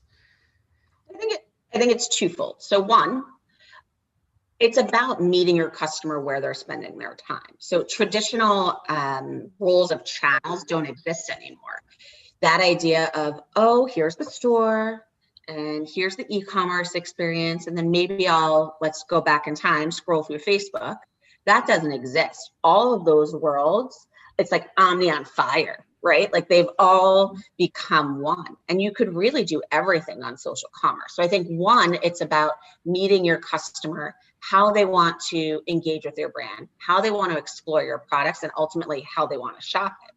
The second piece, more on the technology front around fit, we actually recently just launched some AR technology that we're leveraging that is via Snapchat. We've launched a denim guide that shows you all the fit, all of the specifications of several pairs of our jeans, for example, our mom jeans, and you can interact with it, and it tells you, it fits at the waist here and it's a little wider here. This is where the stretch is. And one of the reasons why I love that example is I think it shows how you take traditional ways of learning about products. And you and I actually talked about this previously. Mm-hmm. Back in the day, if you wanted to learn about a brand or a product, you went www. whatever company it was, and you went to the little about section, and you're like, oh, that's so nice. They're from Raleigh, North Carolina, and Janie and Joe started it in 1954, whatever the case may be. Today, when you want to learn about a product, you go on social media. If you're a Gen Zer, you're not used to, you don't want to go in the store and get a flyer in the mail that's like, oh, this jean fits this way and this way. They don't understand a two-dimensional experience at all. Their whole life is in 3D. So by launching this AR experience with Snapchat, we were able to show function and fit to an audience in a way that makes sense to them. It may not make sense to you or I, Lori, but I would love to get a flyer in the mail that told me which. It's very clear for me. I'd be like, oh, that's me. I'm the hourglass shape, or I'm the apple, or whatever it was that it used to be back in the day. But this is how they want to experience product. That's how they're used to interacting. That's how they talk to their friends. So I think it's about speaking their language. I think that's so fascinating. I think, that was one of the things that stood out to me. So I didn't mention this earlier, but at Neustar, we really help brands like American Eagle understand and navigate their customer journey and understand where their customers live, what channels they're engaging with. And one of the things that really stood out was, the number of channels that exist and how Gen Z are engaging on all of them. I think you and I also touched on this, that, I think sometimes feel overwhelmed by the channels, and it's native to them. It's always been that way. So it's the ones that, resonate with them, and they might go to certain ones for certain things. So how, as a marketer, how do you, kind of think about that and, personalize the journey for them, and make sure you're touching them in the right place, in the right channels? Yeah, I think it's about every channel has a role. And we talk a lot about this idea of being present, being relevant, and being nimble. So you have to be present, and I've said this, I think, 3 times now. You have to be present where your kid is. So when you think about the channels, and let's just use social as an example. So you have Instagram, you have TikTok, you have Snapchat. Let's just use, Instagram, TikTok, Snapchat. Let's just use those 3 for the sake of the conversation, and Twitter. So let's use those 4 platforms. There is a time and a message that's right for each of those. There is a way to show up with the right content. You can no longer take one piece of content and put it on every single channel. So kids go to those channels for different things. You're going to TikTok for a sound on experience. You're going to Snapchat for the camera, right? So you as a brand want to participate in each of those channels in a meaningful way that has the right content, but also you have to be able to interact. I think that Gene guide I was just explaining to you, you don't want to show up a 40-year-old soccer mom. I always say, don't show up as a 40-year-old soccer mom on Snapchat, right? It's not good. It's not cute. You want to show up like a Gen Zer. So you better do your homework and make sure you're showing up that way. Yeah. And so I think that the other thing that's important to this generation is kind of ease of use, right? Like making it easier for them to, buy online or, buy in the moment, right? If they're on TikTok or Snap, making it easier. What are, kind of the opportunities or risks that you see with marketing to this generation? Opportunity perspective, the opportunities are endless. Technology will continue to evolve. Technology will continue to expand. So the opportunities will continue to be endless. Currently, I think the opportunity is to deliver personalization to meet Gen Z with the right message. I think that the risk to that on the flip side is it's a required point of entry to serve people up with the right message. Just to use almost an archaic example, but imagine if you as a shopper at a dual gender brand started getting email about men's products and you'd never shopped men's products. You'd say, why are you sending me this message? It's the most basic example, but I think the risk is that the bar is so high. And again, simplistic example. So I think the opportunity is just to continue to refine that, because it becomes, if you take that email example and you put it on steroids, it becomes then how do you follow them on their journey through all the channels that they use? Do they use different channels for different things? Maybe you're somebody who's very multidimensional and you use each of those channels for different things. You almost have a different personality in terms of the content that you're consuming on each of those channels. I think the other risk, which makes me sound old, there's a big brother component to it, right? So how do you balance serving up the right message to the right customer to the right time without being like, hey, stop following me and stalking me on the internet. I don't want you to know everything that I'm doing, right? There is that balance we've all experienced where we're like, how did they know that I was thinking that I wanted those boots? I didn't even tell anybody that I wanted those boots, Again, simplistic examples, but I think that those are probably the two things I would say today, but the opportunities are endless. Are you also reaching, so I know, Gen Z starts with 7-year-olds, I think, at this point, and goes all the way up to 23-year-olds. So what portion of your buyer is the parents of Gen Z? I don't have an exact number for you, but it is a balance. The way that we look at it from a media perspective versus a CRM perspective is, I like to think of the year as a journey. People fall in love with brands over time. So your job is to make the kid fall in love with you. You want the kid to fall in love with you. And then all the other amazing things that you're doing regarding value, and I say this to my team actually a lot, we span across a lot of the content that's created, and especially in social, you have a responsibility to show up to an audience that is really at a time in their life where they can be influenced in a very positive way and a very negative way. That has to do with content. That has to do with the type of talent that you're partnering with. As a parent, it's definitely something that I take to heart, because the brands that my kids will interact with, they don't really interact with brands. They're 3 and 5. I want to be proud of the stuff I'm putting out. I hope that I run into other parents whose kids love our brand and they say, you know what, you guys are doing such a great job. I love the positivity you guys are putting out there in the world. You know what I mean? Those are the type of feelings you need to have. So I think that it's sort of a responsibility to make sure that you're putting out content that is right for your audience, and that feels like things you would be proud of, is what I'm trying to say. So you mentioned partnering, social influencers. I've come to learn that this generation trusts social influencers more than they do people with a PhD or 20 years experience. Can you share some, well, I guess first, kind of get some thoughts from you on that, but then also maybe you could highlight some of the partnerships that you're most proud of. Sure. So I agree with you. I think that social influencers are very important to Gen Z. I think that they influence them in every way possible. But I think that we as marketers need to remember that influencers sit across every single sector. In my role, obviously, most likely dealing with a lot of musicians, gamers, celebrities, fashion style influencers. However, there's pools of influencers who speak on sustainability, who speak on voting, who speak on diversity, who speak on politics, even very serious topics. It's just how Gen Z consumes media, how Gen Z consumes news.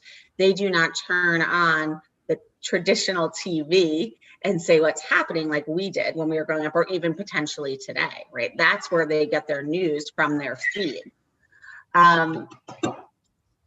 In terms of how do you craft the messages, you have to listen and understand your customer. And I think the second thing is you should hire Gen Z. We hire Gen Z. There's nobody better to market to Gen Z than Gen Z. And you will have to be open and listen to those things that they say. There are times where I'm approving copy, and if anyone's on this call on my team, they can attest to it. And I'm like, I don't know what that means. What does that mean? But that's why I'm not writing the copy, right? So I think it's important because you have to be fast. You have to be nimble. You have to be on the pulse of youth culture. And that's changing so fast. A trend today is gone tomorrow. So I think those are the things that you have to think about. But I do believe that the influencers and the people that you partner with is critical, because that responsibility, again, I know I sound like a broken record, remains with your partnerships as well. So you need to be thoughtful about those people and how they are bringing your brand to life and speaking to your customers. So I think, one of the things that, we probably grew up on, as marketers in our career was this idea of perfection, right? Like everything, the copy has to be perfect and the design has to be flawless and all the, and I love the story that you told me when we talked last about your prom campaign, your live prom campaign. And, I would love for you to share that story and some of your learnings from that, because I think there's a lot of us that can take away from some of that message. Sure. So in the height of the pandemic, we created a strategy to bring our audience together for a missed moment, which was prom. Kids all over the country were going to be missing their in real life proms, which we all see as such a sentimental or memorable moment. We all could share our prom photos on this call. So we decided to create a virtual prom, leveraging technology, leveraging talent, and lots of kids. It is the night of the prom. Addison Rae is a part of it. She has over 115 million social followers alone. We are at over 105% over our target for registrations. We're so excited. Everybody's watching. All the executives, the whole company, and all these kids. I'm sitting in my family room. I've got the iPad up, the TV up. There's multiple devices, my whole family, and we're watching. And what's happening is we've leveraged all of this talent, Addison Rae, Tinashe, Cash, and then several others. And you are relying on the talent who normally has teams of people around them, helping them orchestrate everything. We're all in quarantine to do this themselves, screen to screen, bouncing back and forth. And you're getting very typical situations where I'm like, okay, Lori, you there yet? You coming, Lori? Lori, oops, sorry, not you, Lori. I can't breathe. I'm sweating. There's texts back and forth. We're all calling each other. We're dying. We can't believe it. The rawness and the realness of that was not something that Gen Z even noticed. We had 22% positive sentiment. We had feedback like, I absolutely loved it. Thank you for inviting me. Oh my God, prom was amazing. How exciting. And this was live feedback because it was on YouTube and Zoom, so you could comment. I kept waiting for somebody to say like, what's going on? What's happening with the production? But they didn't. They loved that they were seeing how real people who are celebrities, to your point about the influencers earlier, these are the people that they are inspired by and aspire to be and take inspiration from. We're just navigating it just like we are. They're just navigating the same as we are. American Eagle was just trying to do something that we had never done before in an innovative way, and they loved it. And I think that is such a testament to Gen Z and how they consume content. Gen Z themselves are creators. Every Gen Zer is a creator. Every person who has one of these is a creator. And Apple did that. That's how Apple marketed themselves, right? And it worked. So if you're Gen Z and you've spent your entire life digitally native, you've spent your entire life on social, and social is not just for scanning, it's for connecting with friends, it's for learning about brands, it's for shopping, it's for everything, it's for news, it's for everything. You can get everything from there if you're Gen Z. They are used to consuming media that happens in real time. That's not overly produced like what we grew up with, with the multi-million-dollar campaigns and the 5-minute campaign videos. They're used to selfies. And I think it was just such a turning point for me, and I think many other people in our organization and on my team, to say, it's okay. It's okay to show them how real it is. It's okay for them to see what's going on behind the scenes because they love it. That's how they create. And then it inspires them, and they're sitting around and it's different, right? They're just like, I'm gonna make a video. Versus, again, what we grew up with in terms of, oh, well, better get a crew. There's no crew, there's an Apple iPhone. So it was an amazing event. I'm so proud of my team and everything we did. But that for me was such a learning because I couldn't breathe when it was over. And everyone was like, no, it was amazing. And I was like, yeah, I thought so too. I wasn't even though a total nail biter. 100%. Yeah. So what other, obviously a ton has changed over the last year. What trends or, things that we've kind of been shifting to, do you think will stick as we start to open back up and things go back to normal? It's the new normal, right? We know that. It's the new normal. What are the trends that I think will stick? I think that the roles of the channels and this melding will stick, and I think it will move faster than it was planned to. This merge of the channels was always going to happen. We were on our way there with social commerce, but COVID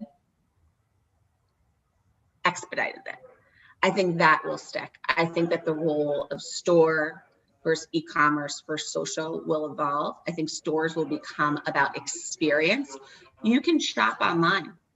You don't need to go to a store, but there's nothing that you could do that compares to touching something. Ooh, how do these feel? To trying it on in real life, there's nothing. There's the experience of the interaction with the sales associate. That will never change, but I do think that technology has evolved it. That fit guide I told you about, things like that. So I think that all the rules will remain, but I think that you might see a need for stores to give a little bit more than just straight up commerce. I think that what will change is I think the sense of togetherness is going to have a lot more value on it. I think that, and this is a personal opinion, not professional or data driven, the ability to be with others and to touch, and I'll actually tell you a story. I have a 5-year-old son, and he came home and he told us he had a girlfriend. And my father said to him, oh, do you hold her hand? And he said, no, Grandpa, I do not hold her hand. My dad said, why not? He said, you're not allowed to hold hands at school because of Corona. He's 5. I think that once we move out of this, I think that the concept of people being together, and I don't even just mean in an intimate setting, I mean just this idea of people being together, this idea of groups, this idea of gathering in real life, of experiencing things with others, I think that's something that will will change. I think people are craving in real life experience. I think people are craving other people.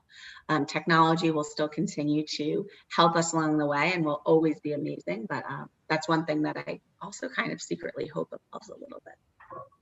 Yeah, so kind of there was this jolt to digital, I think, for a lot of companies that weren't, doing a lot of e-commerce, they had this really big shift that they had to kind of approach quickly. So I wonder if it'll be, the same thing, kind of this jolt back to, wanting to be in stores and wanting to, be able to be around people in a store and touch the merchandise, as you mentioned. I think it's also will be about experience. You need to offer more to a customer, especially if you're talking about a Gen Zer. You need to give me a reason why I should just in my bed and order it from here. Not even just order from here like that. Think about the experience you're getting on your phone. You could have your favorite influencer doing a live shop with you in a store. Yeah. And I think too, I've heard about, the pop-up shops in retail too, where, different brands are, joining each other in store so that you can bring new products into the store that you might not have been able to purchase before. And I think that's an interesting concept that's been working as well. It's amazing. Technology is truly amazing. I think what it's done to the retail experience, whether that's in bricks, whether that's in traditional e-commerce, or that's in social commerce, is absolutely amazing. And there's someone who will leverage all of those. And that doesn't mean because you want to buy a pair of jeans via social commerce, that doesn't mean that you wouldn't want to buy, I'm using a bad example, but a book in a store. Gen Zers don't buy books. Again, it was a bad example. Okay, a lipstick. Let's use a lipstick in a store. I also think the same way we look at the channels and the targeting of messages, I think different products and different experiences can be consumed in different channels based on your familiarity with them, based on how you want to experience. Is it a turnkey experience for you? Is it something that you want to learn more about? And how do you like to learn about things? And I think the role of the associate also has just taken on such a different role. Our associates, we have a program called My AE, where we have our associates become brand influencers, and they actually interact with customers via social media. They are stylists in their own right. You can shop with them. These are amazing things that have merged the idea of virtual and in real life. And I think you're just going to continue to see that collision, but that idea of experience and touch and being with other people, not just for shopping, but for celebration and for participating in brands beyond just transactionally, I think will continue. What are some of the, you had mentioned hiring Gen Z, to keep that perspective, keep the creative new and fresh. What are, some of the channels that you're hearing or that you see kind of gaining steam? Gaining steam. So obviously there's so much chatter around Clubhouse.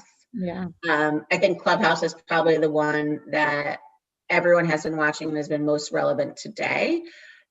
What I've seen on Clubhouse is that brands are starting to participate in it. We're looking at it, we're monitoring it, we're seeing who's participating in it, how brands are, is it Gen Z, is it millennial? I think that's the one that's really top of mind right now for most brands. For us, Snapchat is really a hero for us. We love Snapchat. We do a lot with them from an AR perspective, and our kid is there. Our kid is spending time there. Can't forget our friends at TikTok. Of course, that's also where our Gen Z kid is. So Snapchat and TikTok for us are still king, also followed by Instagram. If we talk about our guy, which sometimes we forget about that, we need to be thoughtful, but the reality is a lot of our guys, their number one source for content is YouTube. YouTube is a place that I think people sometimes forget about.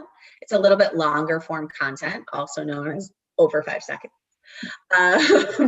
But YouTube's a really important channel for us as well. That's where our guy is really engaging with content. We need to become a content hub there because that's where he's looking for information. Twitch, another great one. We really love the passion point of gaming. It's the number one passion point for guys 18 to 25, and it stays pretty consistent through 35. And that's where they are. That's where they're spending their time. So a little bit less known than the, the top 3, if you will, but that's really what we have our eyes on right now. That's great. And some of those channels I have not been on, so not as familiar. So what would a campaign look like on Twitch, or, creative look like on Twitch, for example? So there's all different things to do with Twitch. So from a gaming perspective, I was talking about this morning, actually. So kids watch other kids play games, video games. So I was having this conversation actually with my boss, Craig Bromers. He's the CMO. And we were watching it together. He said to me, it's kind of like if I was watching Federer at the Open, like this is their Federer. And I was like, yeah, that makes sense when you say it that way, totally. So kids can watch other, sorry, that's a reminder. Kids watch other famous gamers play games. They learn from them. They can interact with the gamer on them through chat. They can do things called Twitch Bits, which is basically Twitch currency. Twitch also is a content hub for music. So there's millions of ways. And then also there's obviously advertising and things of that nature. But it is a place that my perspective on Twitch is I think it's one of the platforms where there's the highest engaged consumer. I think the consumer who is on Twitch is highly, highly engaged with the content that's there. But they've really risen to the top from a music perspective during the pandemic. How I think, we talked about how like building trust with this audience, and they're there's probably a place where you have to make sure that they're going to believe the messages that you're putting on, and they're going to feel kind of authentic to that channel. What are some of the things that you do to make work with the social media managers to make sure that it's kind of sticks with brand, but then also sticks with the audience that's relevant to that channel? Listen to your customers. That's my best piece of advice to anyone is listen to them. The beauty of social media as a brand is it's a two-way conversation. You can see it's like seeing inside their brains, which I know is scary, but social media is an open book.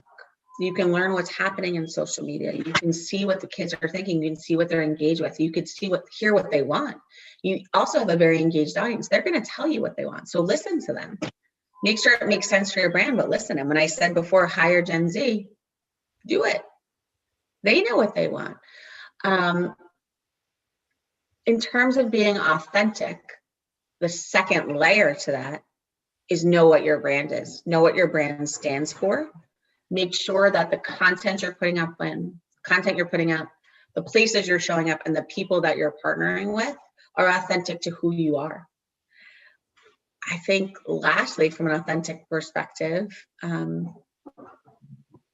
keep saying this, but you really need to think about the responsibility we have when we're putting this content out there. So I think it needs to be authentic, but it also has to be responsible. Responsible as a brand, responsible as an adult, and responsible as somebody who's really reaching millions and millions of people with information. So, but my number one thing would be to listen. What's on the horizon for spring? It's starting to get warmer. I think people are excited about the prospect of being outside and around other people more. What's happening at American Eagle this spring? Well, we launched our spring campaign back in February 25th. With the pandemic, it's very hard to remember what month. Okay. We're featuring our friends from OBX. We have Chase Stokes in it and Madison Bailey, which we are super excited about. They're so positive and they just have such an amazing connection and they look amazing in our product. And the campaign, what was amazing about the two of them is they already had this connection from being on the show together, and it really came to life. Their personalities really shine. We really wanted to take our customers outside to experience the world. We've all been locked up. So that's what we did. We took it outside. We took it to optimism. We wanted to give good vibes and show people really the comfort and ease of our clothing. The second layer is we launched a social campaign called Jeans On and Get Out There. And it is exactly what it is. Jeans on and get out there. So number one, everyone get your jeans on. You should have jeans on. I know that I can't see you under the table, but we all need to practice putting our jeans on, or jean shorts. I'm open. Two, get out there. Get out there could be as simple as, opening up your front door and standing on your patio or your balcony. Getting out there could be putting your jeans on and going skateboarding in them, or going on a hike, or going to the beach, or whatever you like to do. Have a hot dog on the street, whatever. But it's really this idea of, let's experience the world. Let's get out there. Let's feel the freedom of doing whatever it is you want to do, whatever is going to make you happy. But I think we are all craving adventure and exploring. So you should do that in your AE jeans. I love that. And I'm a big fan of the show, so I'm excited to see that campaign come to life. Yeah, check it out. It's doing amazing. I'm so proud of it, and they're wonderful to work with. So we're very appreciative and thankful for the partnership. Well, Ashley, this was great. I learned so much, and it was a great event today. So thanks, Maya, to you for including us. Amazing. Thank you guys for joining us today. Your conversation about social strategies, not only targeting Gen Z, but advocating for their missions, was really great to hear. And as a Gen Zer myself, I can definitely say that when I think about my favorite brands, it's not necessarily my favorite products that I'm thinking about, but I'm talking about the brand affinity that I have with them based off of their values and what they're standing for in their mission. So you guys definitely hit it on the nail there. So thank you again for having this conversation with us today. A quick reminder of all the amazing brands we have coming up. Joining us are marketers from Dove, Frito-Lay, which I love, JanSport, Verizon, and more. Next up, I want to welcome Erin Goldson, brand manager for Dove at Unilever, and her moderator, Jana Ritzkobin-Sinovic, the head of marketing for IBM Watson Advertising and Weather. Welcome to the stage, Erin and Jana.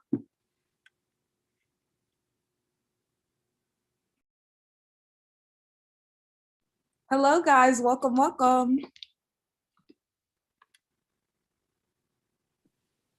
there we are. Hello, how are you? Good. How are you doing? I am amazing. Welcome to the stage, guys. Thank you. Thanks for having us. Awesome. Well, thank you so much, Maya. So it's great to be here. My name is Jana Ritzkobin-Sinovic, and as Maya mentioned, I lead marketing for IBM Watson Advertising and Weather, which is a group within IBM focused on bringing IBM's expertise in artificial intelligence to the media and marketing industry. And I'm so excited to be joined here today with Erin Goldson, who is the brand manager for Dove. And a little fun fact about Erin, she's actually in the Caribbean, I believe Turks and Caicos. So super jealous. But I think that if the pandemic has proved anything, it's that we don't need to be in the office full time, that we can and should, challenge the way things have been done. And, whether it's, working from, the office, from home, to standing up for what's right. And so on that kind of point of, standing up for what's right, today's conversation is going to be focused a lot on the importance of brands to not just have values that they subscribe to, but really take an active role in living out those values. And that is why, again, I'm super excited to be joined here today with Erin. So, hey, Erin. Thanks for having me. So before we get started, can you talk a little bit about your role at Dove and why and what you're focused on? Sure. So I'm in a hybrid role. So one half of my role is working on Dove Hair innovation. So really looking at the future of our portfolio. What are new innovations that we want to launch? What are competitors doing? What are gaps? What are things that are missing? So one example, just to kind of give you a flavor, is when I joined the team, I noticed that it's easy as someone who has curly textured hair, I noticed that we actually didn't have any Dove hair products focused on curls, coils, and waves. So part of my role was actually identifying how we were going to enter this space, what were the SKUs, what was the white space, working to design just the creative concept overall. So packaging, working with R&D, supply chain, et cetera. to launch from start to finish brand new innovations for Dove. So that's part of my role. And then the second half of my role, which I really, really enjoy, is really working on all of our purpose communication. So internally, we call it Dove Master Brand, but it's the arm of Dove that doesn't focus on product marketing. It's more when it's really about putting our purpose out there. So whether it was our response to COVID-19, to the Black Lives Matter protests, to our self-esteem program. We have a Dove self-esteem program that provides self-esteem education to young children, to legislative work that we're doing around hair discrimination and trying to end hair discrimination in the US. It's really the purpose arm of all the Dove work. So a lot of people think about the Real Beauty campaign, for example, the iconic campaign where we really were trying to dismantle how people think about women's bodies and showing that there really isn't one true ideal of beauty. And that's really what Dove as a brand stands for, is trying to push the narrative and change the narrative around beauty inclusivity so that all women, regardless of their size, shape, skin tone, hair texture, feel beautiful. Awesome. Love that. And I would imagine that Gen Z is a very important audience for a lot of that work. So before we kind of dive into how kind of Dove goes about reaching and engaging Gen Z, I did a little bit of, prep in advance of this call. According to Pew Research, so they're obviously the newest generation, sometimes called Zoomers. So this is the 6 to 24 years of age person. So my daughter almost qualifies. She's 5. And this is a group of workers who they kind of had it really great. They were inheriting this comfy economy, but then all of a sudden the pandemic came and they were kind of hit pretty hard by it. They've been more susceptible to job loss. They're more diverse. They're more educated. They're digital native. So they've never existed without a smartphone, which is kind of crazy and makes sense why my daughter just tries to swipe our television. And then millennials, they tend to be kind of progressive and care really, really deeply and strongly about societal issues like racial inequalities and the environment. What I found kind of most interesting about that is just this idea that, this is a generation who were living this comfy kind of existence, growing economy, and then they've been really hit the hardest with the pandemic and almost, disproportionately negatively affected with job loss. So they have this sort of uncertain future. And then they have all of these really strong belief systems. How has that kind of played into how Dove goes about connecting with them? Yep. So I think even when we look at all the different cohorts, of whether it's millennials, boomers, Gen Z, we find that the Gen Z consumer is the most skeptical. They're the ones where we really need to work to earn their trust, prove kind of that we're walking the walk, and not just talking the talk. And I also think the way they define value, it's no longer just price and quality, but they really take this idea of value a step further. So they want a brand that stands for more. They want a brand, and you might say, doesn't everyone want that? But when we really peel back and look at the numbers, we see that Gen Z, more than anyone else, ranks highest in terms of wanting a brand that stands for more. So for them, value really is looking for a brand with purpose. Even when we talk, and that can be a lot of different things. It can be around environment, it can be around diversity. So even if you look at all these different cohorts, for example, when you say, how important is it that the brand has diversity in front of the camera and behind? You'll see that the numbers are higher for Gen Z. Or if it's about having diverse leadership, these are all things that we find that Gen Z is really over-indexing on compared to some of the other groups.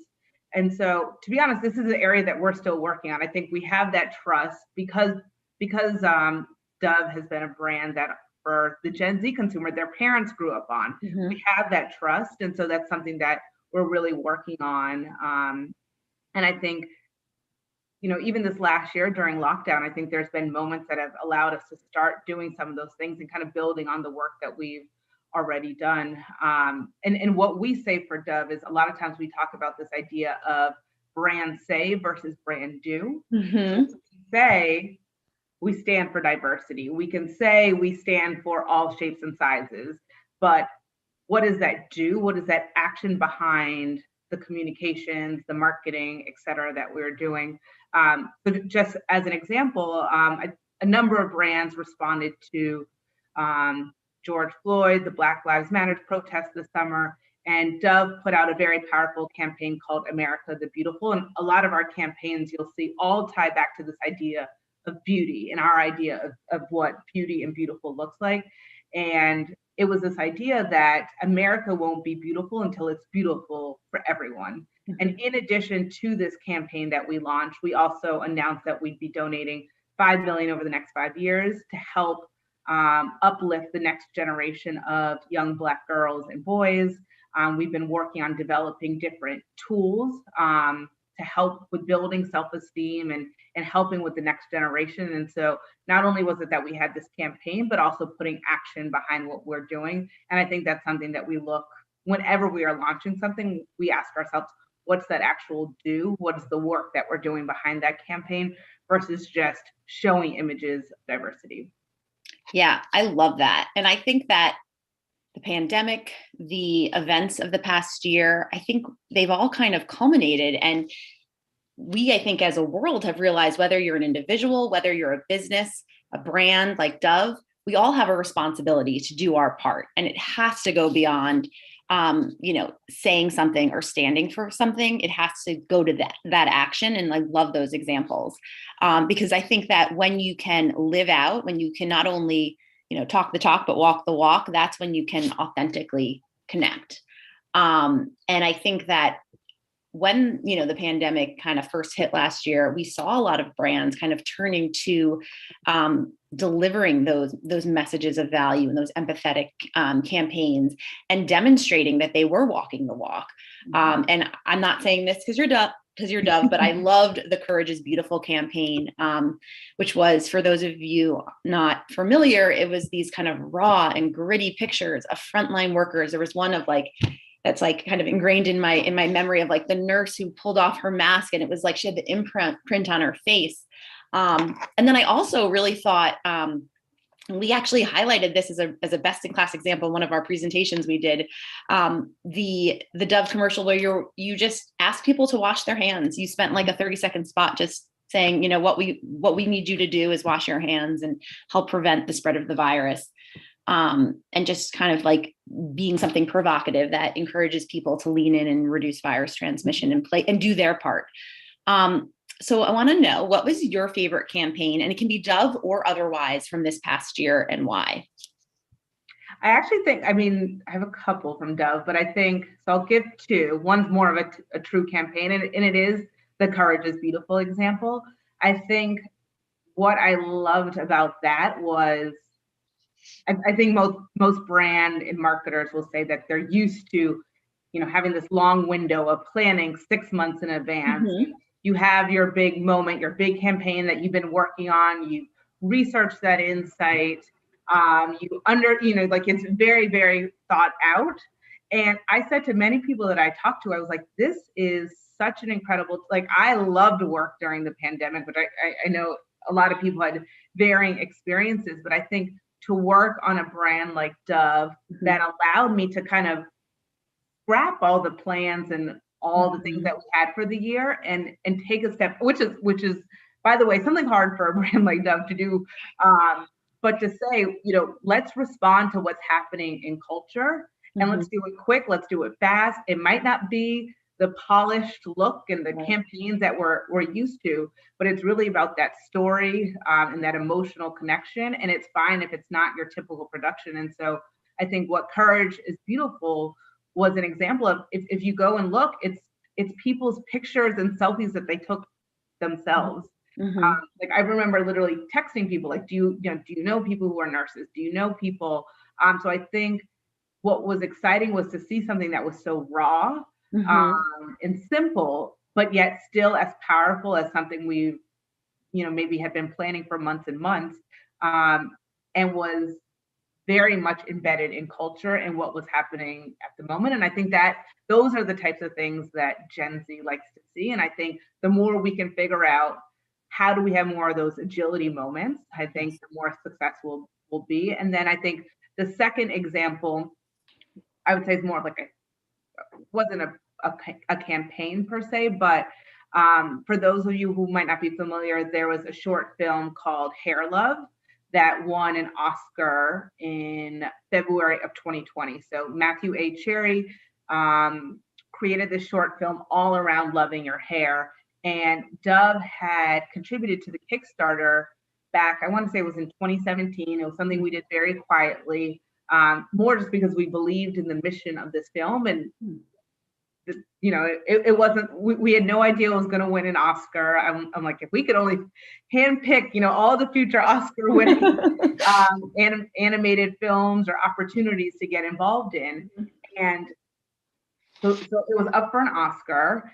And around a couple weeks before the Oscar, we started hearing in the news about a young boy, his name is DeAndre Arnold, who was told by his school that he could not graduate unless he cut his locks. So because of the way his hair naturally grows in his from his head, his school felt that that wasn't professional, that it wasn't up to their standards. And they said, you need to cut your hair. And that was something that was part of his heritage.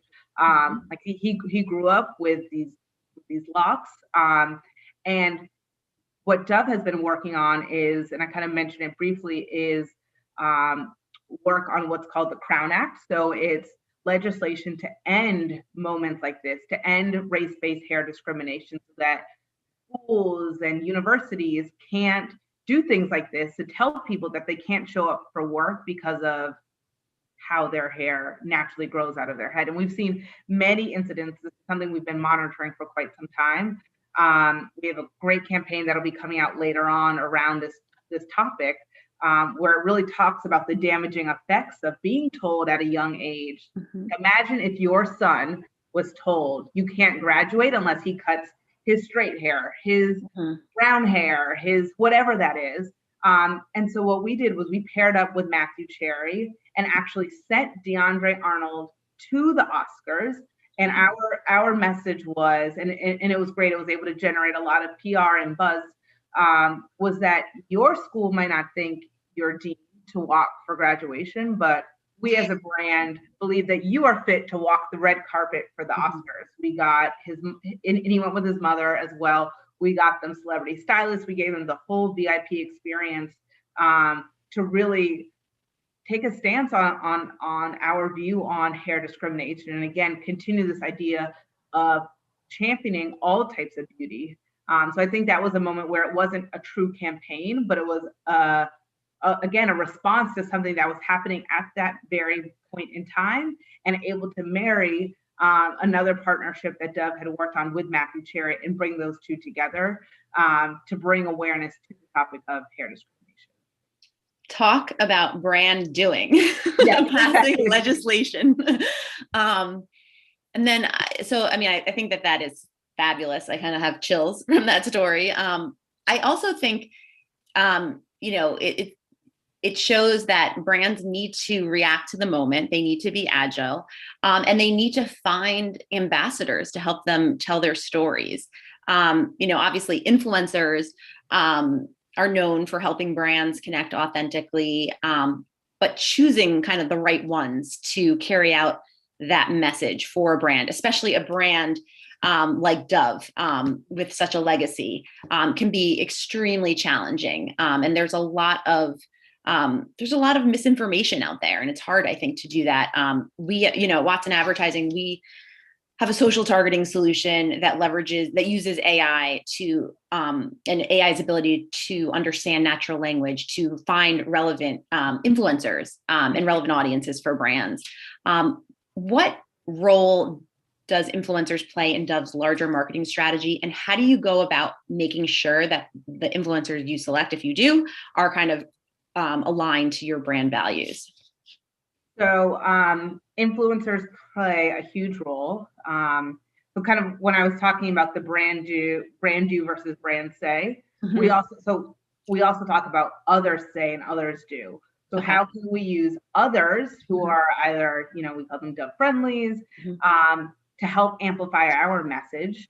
And so that's kind of how we use influencers, is to get a neutral voice to help amplify our messages. And our approach is, we want to make sure we have influencers who reflect this idea of real beauty. And it's important to make sure that we have an influencer community, or what we call our Dove community, that is as diverse as the communications that we talk about. So finding, and also they're speaking on the issues that we care about. So finding influencers who are championing body inclusivity or hair discrimination, or talking about self-esteem, or even sustainability. So making sure that their own community and their page is reflective of our brands and our beliefs. And then also making sure that we're not just picking influencers who look the same. It's making sure we have a breadth of races, body types, background, religion, and so that we really have a community that is representative. And then in addition, we've also made sure that we don't just have these one-off relationships. So we have someone for this one campaign and then we don't ever use them again. We've started to move towards really nurturing those relationships and building upon them year over year. So influencers that we used last year, we will continue to use this year. And I think that actually helps, because they then get to understand the brand tone of voice, what we stand for, and they're even more excited to work with us because their beliefs align with ours. So, the work that I do with the influencers, again, we aren't really pushing product. It's more around sharing these purpose messages. So one of our most successful influencer campaigns last year was when we actually had our influencer community talk about different stories around their hair and moments of whether it might not have been something as severe as being told you can't walk for your graduation, but just sharing those personal stories to help bring awareness to the Crown Act and the legislative work that we're trying to do. Love that. So I want to pivot the conversation a little bit to talk about some of the changes kind of at play right now in the media and marketing industry. Lots of disruption. We know that changes, we have ongoing privacy regulations, making it more complex to kind of reach our audiences in relevant ways. We have also changes to identifiers happening. We have Apple making changes to its identification for advertisers, which will reduce the number of mobile users who opt in to have their information shared with advertisers. And then at the end of this year, we have Google eliminating third-party cookies. And what this all kind of boils down to is as marketers, it's going to be harder to reach and engage consumers effectively. We're going to have to work, harder at that relationship. How will these changes and how are these changes impacting how you go about reaching, and engaging Gen Z? So I think this is an area where we still have a lot of work to do to get ahead. I think even before all of these changes, reaching and engaging with the consumer has always been a challenge for all marketers. So I think the work that we've been doing will just it's just making things more challenging. I think it's about, so a lot when we hear about Gen Z is around these micro communities. So it's not just looking at the big communities on Instagram, but how do we create micro communities? And some of what we're doing, for example, even with the Crown Act, is we have created a whole day called Crown Day. We're going to have panels, a whole day of virtual experiences, but how can we create more of these micro moments so that we allow our consumer to truly experience our brand and participate and engage? And it's a two-way conversation versus us just putting out digital banners or social media ads, but finding things that are really rich in terms of conversation and community so that they feel like they're a part of it versus just watching. How can we create more moments to allow the Gen Z consumer to actually participate and engage with the brand? I think this is an area where we are still trying to figure out, with all these changes, what's next for the brand. Absolutely. I think that I think brands will need to invest, more heavily into like those consumer relationships, find ways to kind of leverage their first party data, but do it in ways that protect the consumer and make them feel trusted and continue to engage in those authentic ways. At IBM Watson Advertising, we see artificial intelligence as a really important, essential tool kind of in our industries go forward. Because the future landscape is likely going to be fragmented. There's likely going to be challenges reaching consumers across screens. And so because AI can work across environments, because it can, in real time make sense of all data, sets, enhance and help marketers, further enhance their first party data. We see a lot of value that it can bring to the table. What role do you see advanced technology like AI kind of playing in your strategy, or are there any, different types of platforms that you're exploring? I think as we think about representation and this idea of beauty, I think AI will really help push and challenge that. Again, not just showing the same images of women, but how do we use different technologies to start expanding this conversation around representation? Mm-hmm. I know when we talked separately, you guys had a lot of great things you were doing in the space that I think made me excited and wanted to learn, because I think this is something that is a new area for us. Mm-hmm. And so I think what you're doing on the IBM side was quite insightful and actually made me start thinking of new ideas that we might be able to implement. Yeah, like when you were talking before about the Courage is Beautiful campaign and why you liked it, because it was one of these quick turn, campaigns where you use real-time insights to inform and get in market and, react to a mindset and a need. We're focused on kind of helping shorten that creative process so that brands can be empowered to serve that right message based on real-time data signals. One solution that we offer is called IBM Watson Advertising Accelerator. And it's sort of a predictive creative technology like DCO, but much better. It leverages real-time data signals to, including, weather, time of day, device type, along with the client's first-party data, to predict and assemble relevant creative for relevant audiences.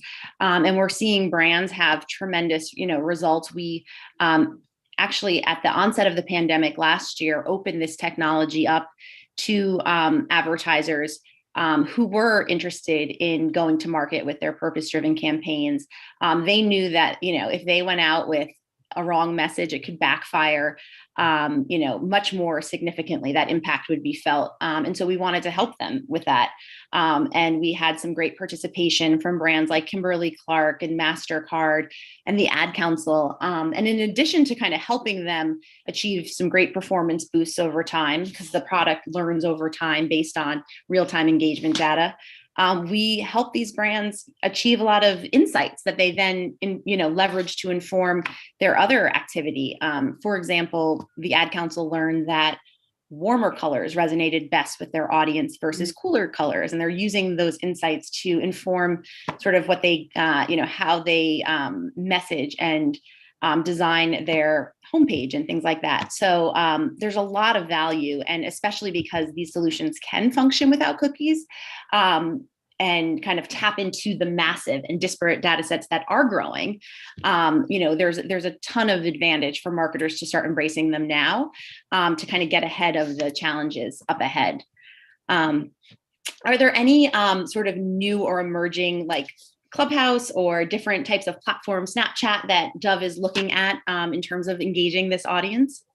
Well, first of all, last time we talked, I remember you mentioned the pilot for some of the purpose brands. So I want to make sure Dove is on the list for the next. You were absolutely on the list. And following this, we're going to get together and we're going to discuss it. So yes, absolutely. I needed it to be on the record. Got it. I'm really fascinated by Clubhouse and the role, that brands can play there. And I noticed, I think it was within the last couple of weeks, they actually started hiring. There was a new media hire, a new marketing hire. So I'm curious to see the role that brands are going to play because right now it's not heavily branded. But I would love to do something in the Clubhouse space. I think for me, that's one of the platforms that I really have my eye on, especially when it comes to purpose messaging, because it allows you to have that dialogue and that conversation. So hopefully there will be an opportunity for us to get involved from the Dove side on Clubhouse. Love that. Okay, so I am going to open up the chat, and we have some great questions that the audience has come in with. First one I want to start with you is, as a marketing professional, what do you spend the most time doing in your job? And whether or not you like that or not, but what do you wish you could spend more time doing? I wish I could spend more time just thinking about like some of the stuff we're talking about, to be honest. I think so often there's a lot of cross-functionals we're meeting with on the brand side. We really are kind of the hub. So we're connecting the media plans, the PR plans, now some of the legislative strategy. There's lots of moving pieces. And so that means lots of meetings, lots of connects, making sure we're connecting the dots, making sure that what we're doing in the US ladders up to what we're doing globally, making sure all of our different campaigns, whether that's Courage is Beautiful, America the Beautiful, some of the new things that we have coming up this year, all tied together. It's a lot of meetings and a lot of emails and a lot of back-to-back. I almost wish I could take like a fake vacation, more fake. Totally. Just like a day where I'm actually working, and I can just think, and it not be a weekend. But more time just to take a step back, because I think it's easy to be so go. And I mean, even right now we are planning for 2022, but we're still working on our plans for 2021. But more time to just digest and kind of do some of that big pie in the sky thinking. Yeah, it's like you're fixing the car while it's still running, and you got to keep it all going on the tracks. I completely hear you. At Watson Advertising, we implemented an internal meeting free day on Wednesdays. So I'll let you know how that goes. But yeah, it's that idea, it's that time to think and to be creative. And that's why one of the reasons, and not to be too salesy, is why I am very bullish on artificial intelligence. Because I think if we can get it to automate the things, the mundane tasks, the things that are taking our time, and free us up for those like higher value, creative brainstorm things, we as humans will add so much more to the table, and there will be so much more creativity that I think our industry can experience. But awesome answer. Thank you. Okay. This actually I found so interesting. Dove recently announced that it was dropping the word normal from its beauty products. I don't know if you're okay. Why do you think this was an important change to make? So this was actually not just Dove. It was, unless I'm remembering, but yeah, it was a company-wide, Unilever-wide idea. But just trying to push this idea of what is normal. And a lot of this is actually in line with what we talk about from a Dove perspective. But when we talk about normal hair or normal skin, what does that mean? I think it was more of a challenge onto us to think about those descriptors and really move away from this idea of what quote unquote normal is. Now, some people have pushed back and said, but I do have normal skin. Like, it's helpful knowing what is for quote unquote normal skin.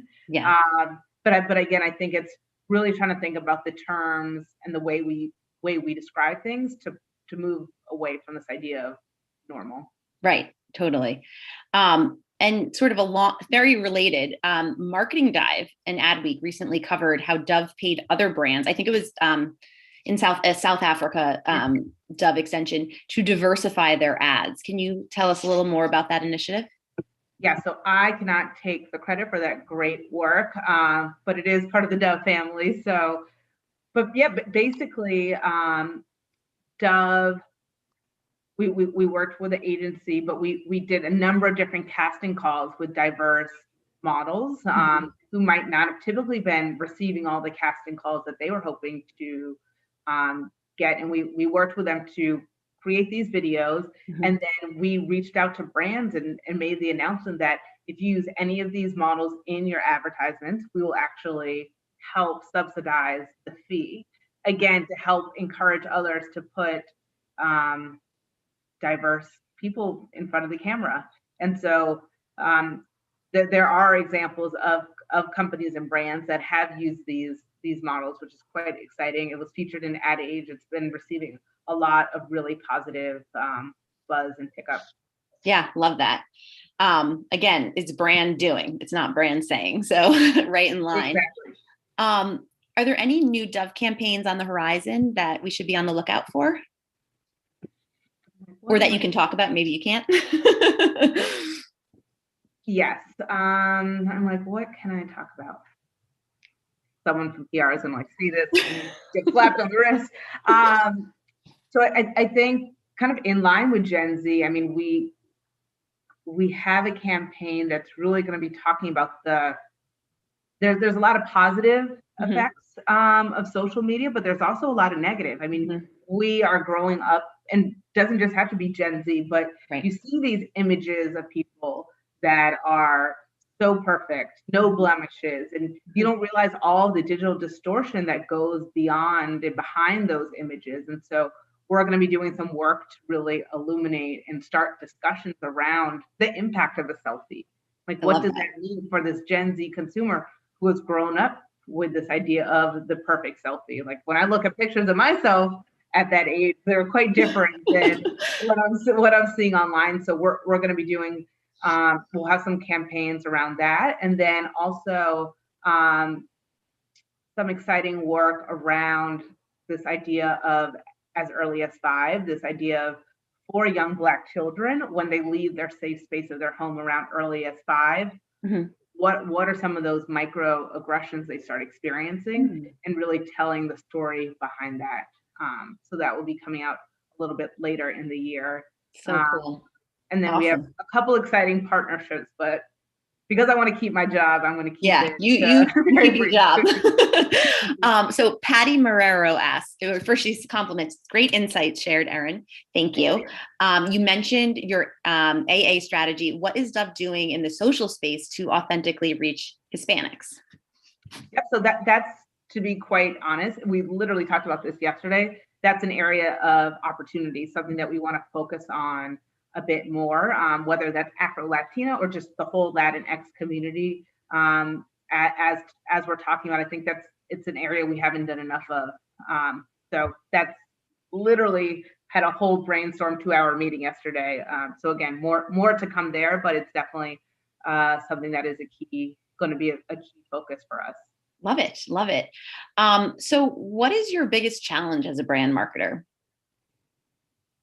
I mean, there's so many great brands doing great things. There's lots of distractions. I think it's finding a way to connect with your consumer in a way that matters to him or her.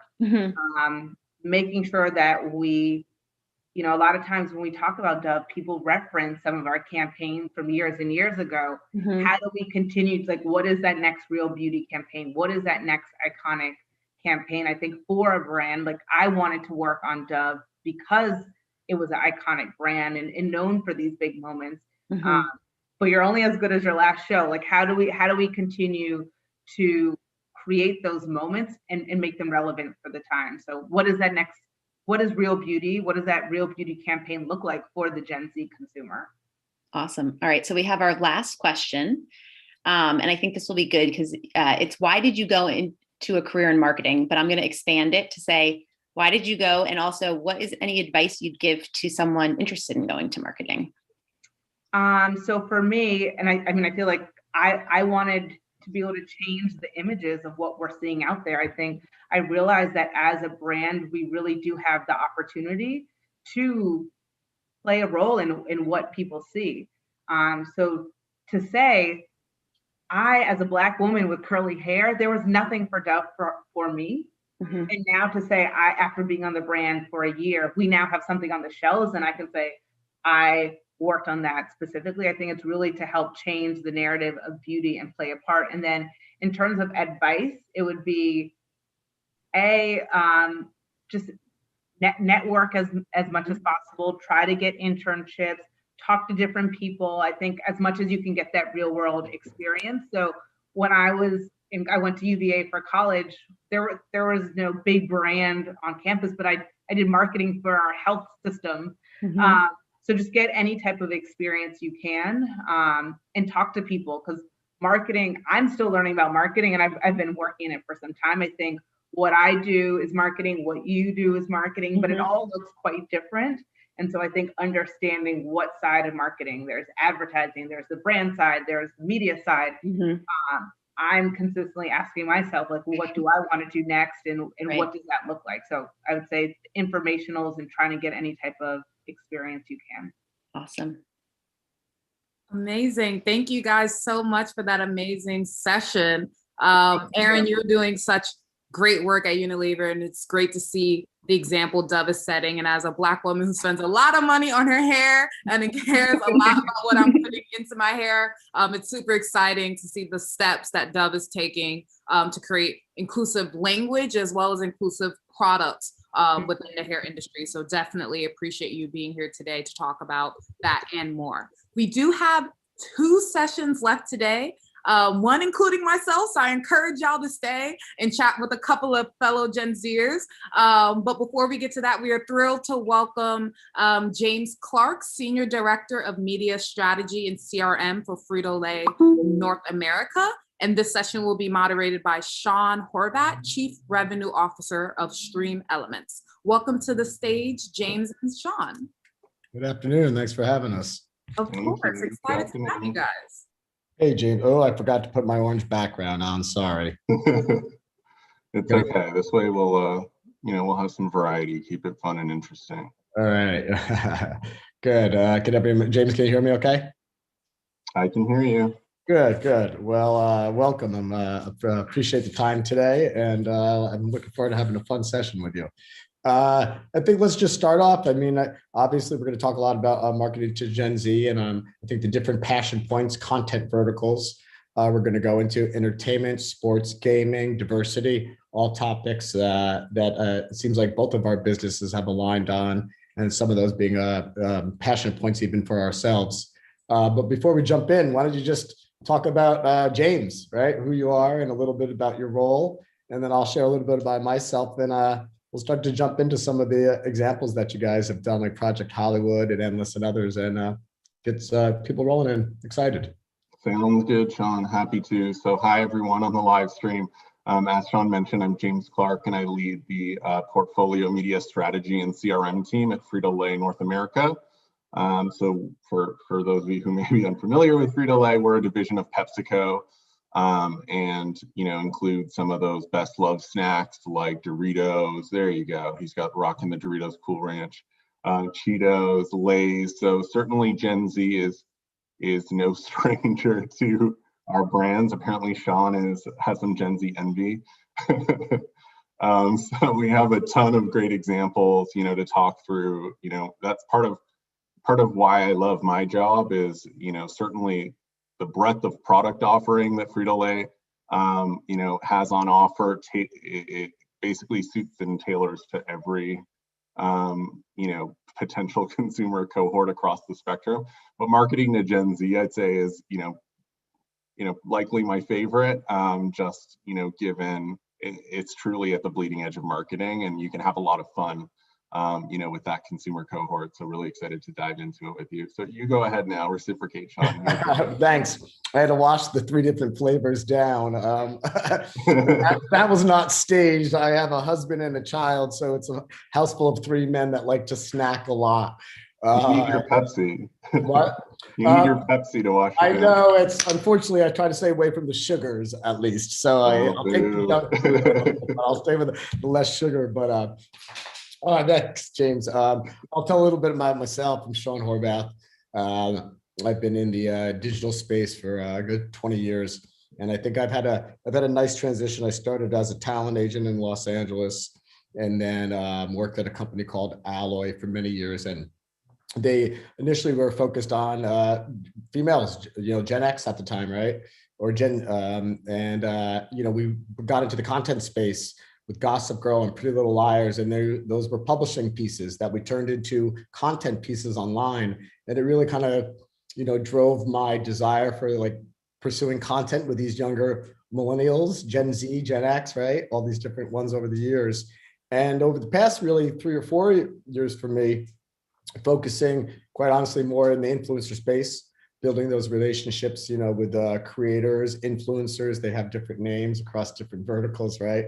But I think, interestingly enough, with the past year and a half, when I found myself over at Stream Elements, the live space and gaming in particular, the levels of engagement that I could see in the excitement, right? Whether it was live or even on more traditional videos, but men, women, all ages, right? But we're going to talk about Gen Z specifically, but seeing it through the eyes of my own 12-year-old, how he interacts during COVID, how all his schoolmates that he couldn't talk to were involved in Roblox and Fortnite. And he's come across programs that you guys have run. He's seen them running and he's like, hey, were you involved in this? I'm like, no. But it's really, I think it has allowed gaming to become front and center, COVID this past year. And it's allowed, I think, people like ourselves, what we do at Stream Elements, with engaging those communities with different tools inside that live ecosystem. And with Frito-Lay, you know, it's allowed us for a real captured place to talk to these, you know, Gen Z guys more and girls, and really let them kind of interact with the brand and kind of let them control the message a little bit, right? Whether it's through the tools, whether it's through watching on Snapchat, you're going to talk, right? And some of the other kind of partnerships you guys have done. You know, it's in a world where everyone talks about programmatic, I think content is more king than ever. And the brands that are really dedicated to it and have been for many years, like yourself, are thriving now more so than ever because they didn't have to catch up, right? They're already there and they're reaping those benefits now. So yeah. Well, in full disclosure, Sean, we should probably tell, just for the viewing audience, you know, our two companies are not strangers, right? Yeah. We've collaborated already on, you know, Mountain Dew with Game Fuel. And I hope we'll share that example through the course of this chat. I'll do my best to speak to my brother. Yeah, I have a little video challenge on my end setting up before, so I'm not going to be able to share it, but we'll talk about it later and we can chime in. Perfect. Yeah. And then we're talking Doritos as well. You know, that's kind of ongoing. So, you know, big fans. It sounds like you know, we're fans of each other's on that front. So, you know, super exciting. And, you know, I wasn't able to make some of the previous sessions, but probably good to maybe just even level set with the audience, right? Just in terms of, you know, we're talking specifically anchoring this conversation to Gen Z. You know, I don't know about you, Sean, I have a sense of who Gen Z was, but I Googled it just to be, you know, super accurate and sure. It is technically over the age of, I believe, 1996 or 97, right? That's what I found, yeah. Okay, yeah. you found the same thing. Yeah, I have people calling me a boomer and I'm actually still Gen X, right? I like to refer to myself as a grandpa millennial. I'm at the mature end of that range. Yeah, I mean, it is, right? And so I guess that's ages between like 6 and 24. And yeah, that's it. Almost, I can't remember the number, but it's literally like 1/5 of the population when we think about it, 60 or 70 million. And it's enormous. And you guys, particularly as a brand, and there's a huge brand portfolio there that covers this for you, have really done, again, a phenomenal job over the years in all areas, right? We're going to talk a little bit. Let's talk about entertainment before we get into gaming. That's something an easier conversation, because you guys have always followed a kind of a thing that I've loved is how to get involved in some bit of serialized content online, right? And, you know, people still think, oh, we have to go to even Hulu or, you know, or HBO Plus, but this generation is still watching serialized content on some of the social media platforms, right? And I think the Project Hollywood, was that the one you did with Snapchat? Or am I wrong on the platform on that? I apologize. You got it. You know, you're in the right direction, but all right. You know, you hit the nail on the head, right? So I'd say, you know, one of the things that makes Gen Z so exciting, right, but so unique versus other generational cohorts is their media consumption habits, right? So, you know, certainly we see this across cohorts, but specific to Gen Z, you know, they're most likely cord nevers, right? Let alone cord shavers or cutters, and they're very savvy to ways of avoiding traditional advertising, right? Which is a challenge for large brands that, you know, such as the ones that we represent, right? Because, you know, our bread and butter, our business is built off of the back of mass advertising, right? And sufficient reach and frequency. So we've had to really think creatively and outside of the box to, think on, how can we reach these people, right? So it's not only, thinking creatively in terms of where to find them and reach them with the messaging, but then also the messaging themselves, the messaging itself, right? Because, this cohort is so allergic, they're allergic, right? They're not necessarily as receptive to, the more traditional form of advertising. So they don't, but the funny thing is everyone thinks they hate advertising. They're not adverse to advertising, right? They want smart advertising. No, that's it. That's exactly it, right? I say that so many times, right? Like my son will be like,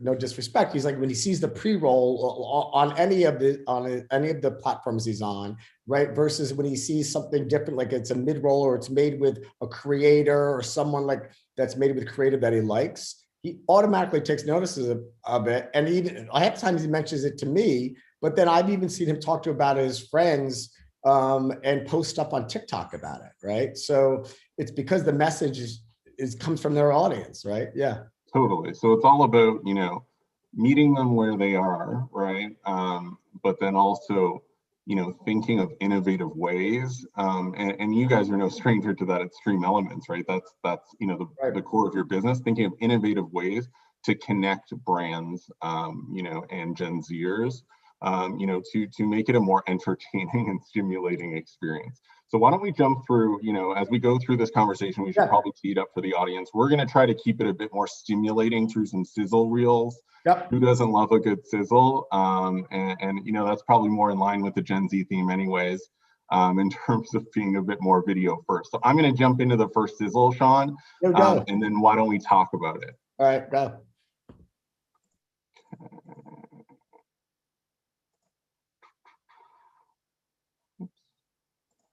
1 second, sorry. Sean, you confirm this is working well at your end, please. Yes.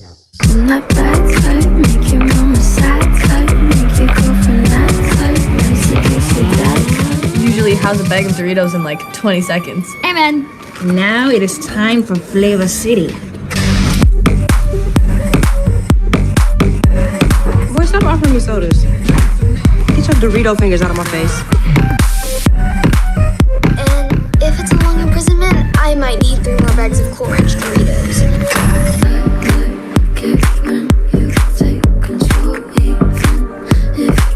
Anybody want some popcorn?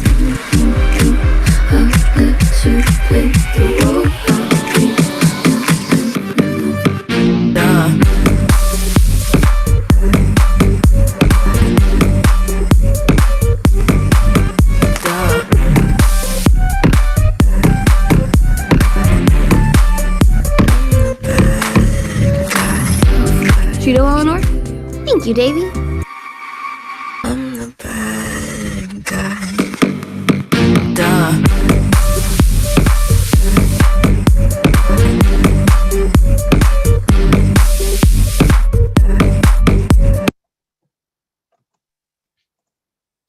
There we go, I'm back.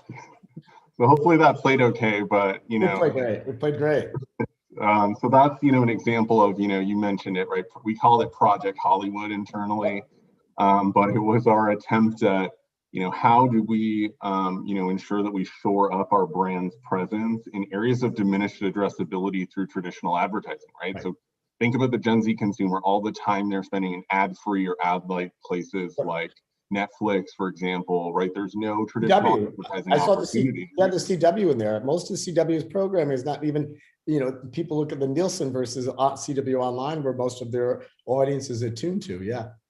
So mind you, it's not as, a precise a science as, the industry has built around linear TV advertising, right? So some of it I'd say is, it's evolving, right?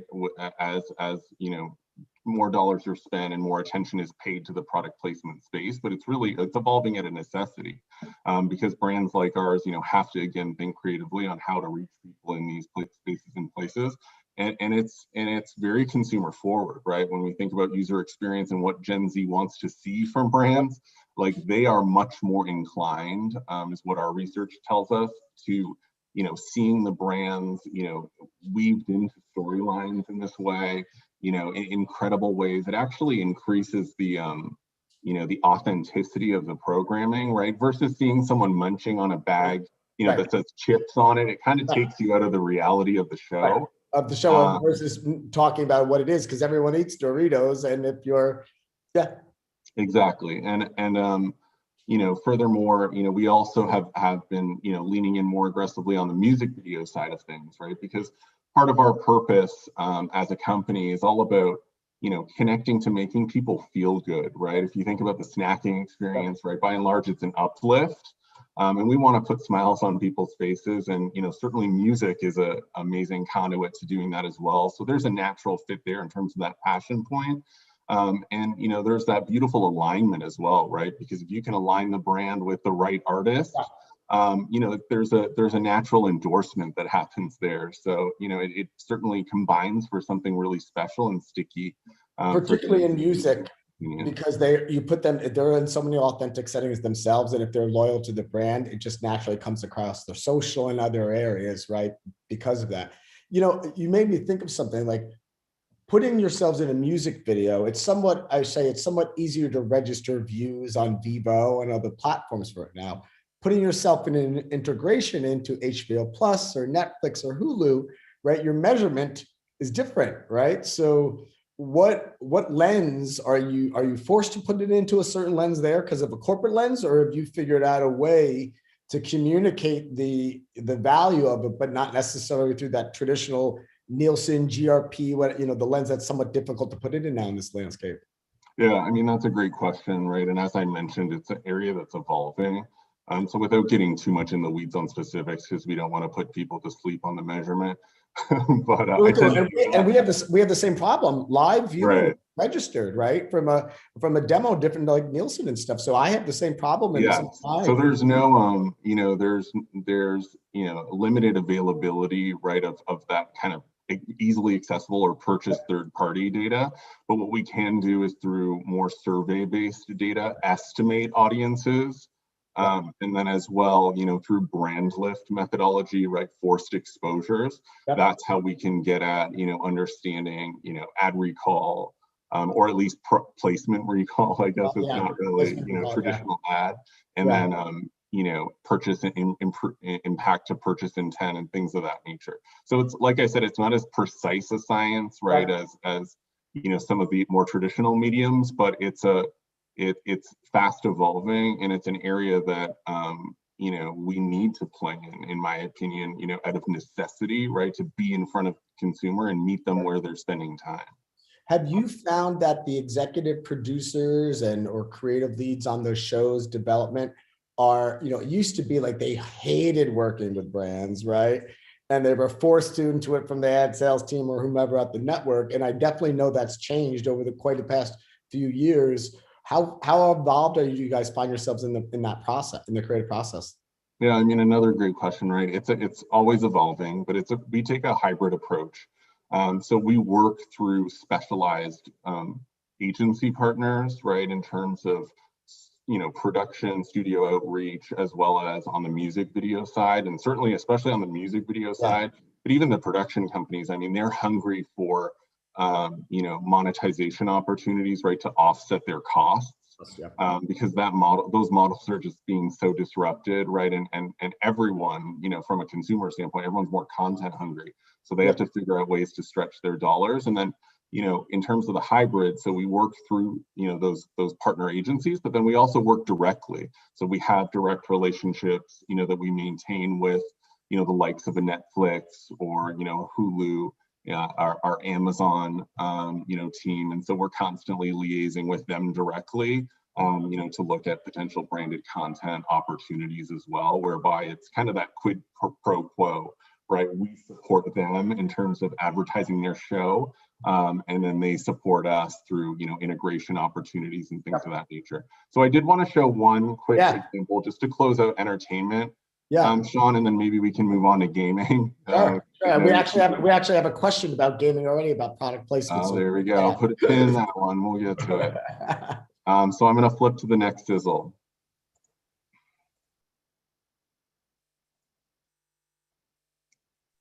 It hasn't flipped.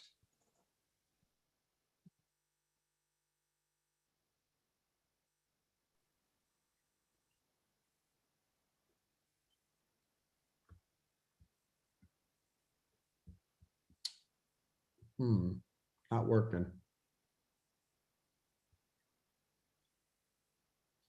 James, can you hear me?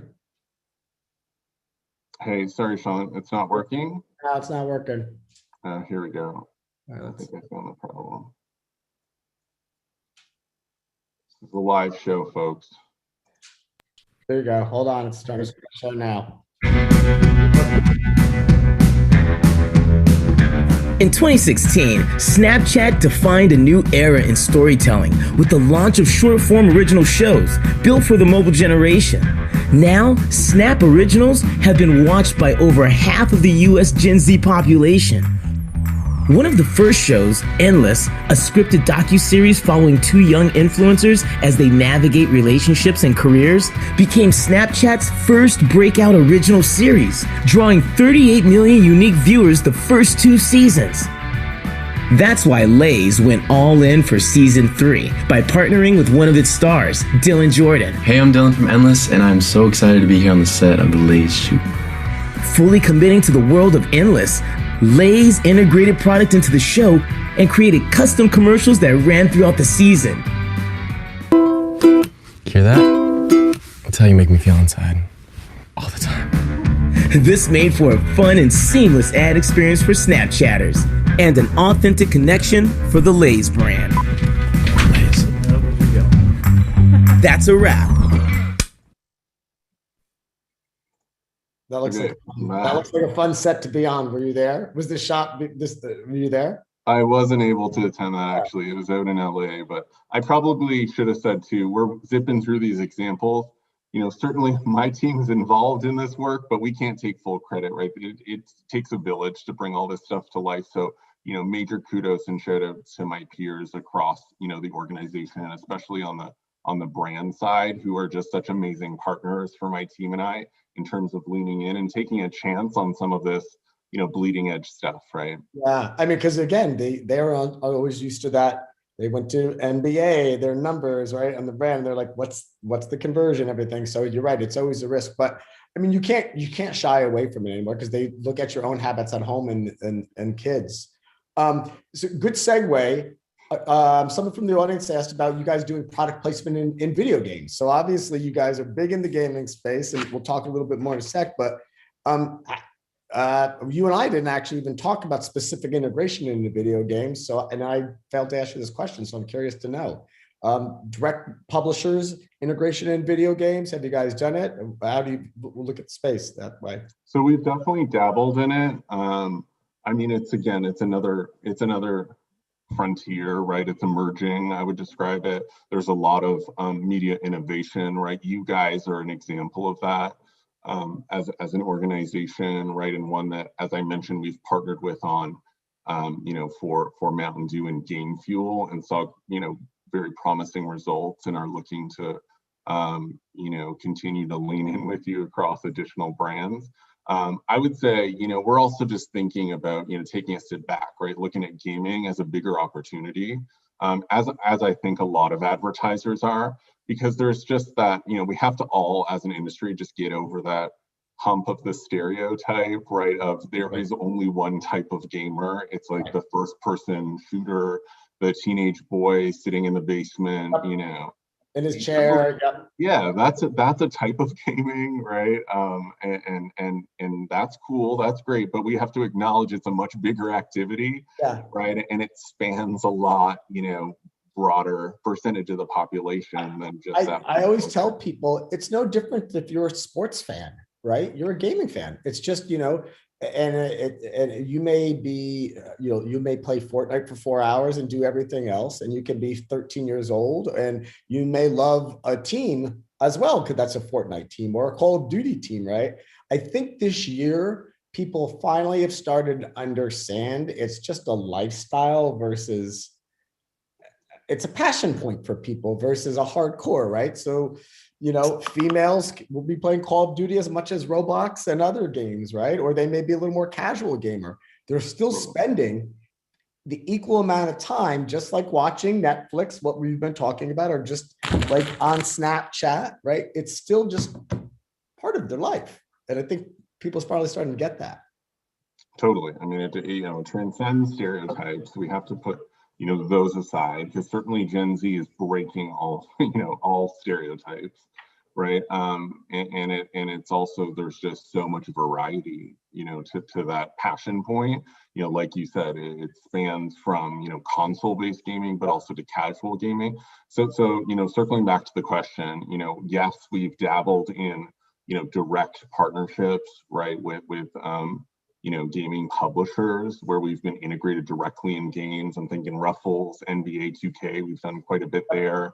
That's right. You know, Doritos as well has been quite active in the gaming space, you know, leaning into more of the sponsorship side of things with Twitch Rivals, as well as, you know, for the past several years, you know, having their own, you know, moment around this you know, this moment of a Doritos Bowl, right, which has been celebrating kind of the best of gaming, right, and tapping into that. But I think, you know, we're again taking a step back, evaluating the bigger opportunity and looking, you know, to smart new partners like yourselves, right, on ways that we can, you know, further scale, you know, our presence, right, within, you know, and across that passion point, but then also, you know, thinking about gaming opportunities beyond just, you know, Doritos and Ruffles, and opportunities, you know, for the breadth of our brands, right, to tap into that passion point, because it truly is a ubiquitous one. Yeah, we're actually talking, I think, the Captain Crunch team now about them jumping to some of your counterparts that introduced us there, Jenny and team. So yeah, you know, I was going to try to show the video of what we've done for Game Fuel. Unfortunately, it's not coming up for me the right way on YouTube because it's a YouTube link, but I'll share a little bit. I think, you know, what's interesting about what we had done with this program, which was a test program back in November, we started activating it. And it was really a call to action to look at conversion, right? That we had the opportunity, you guys were aligning with Call of Duty, right?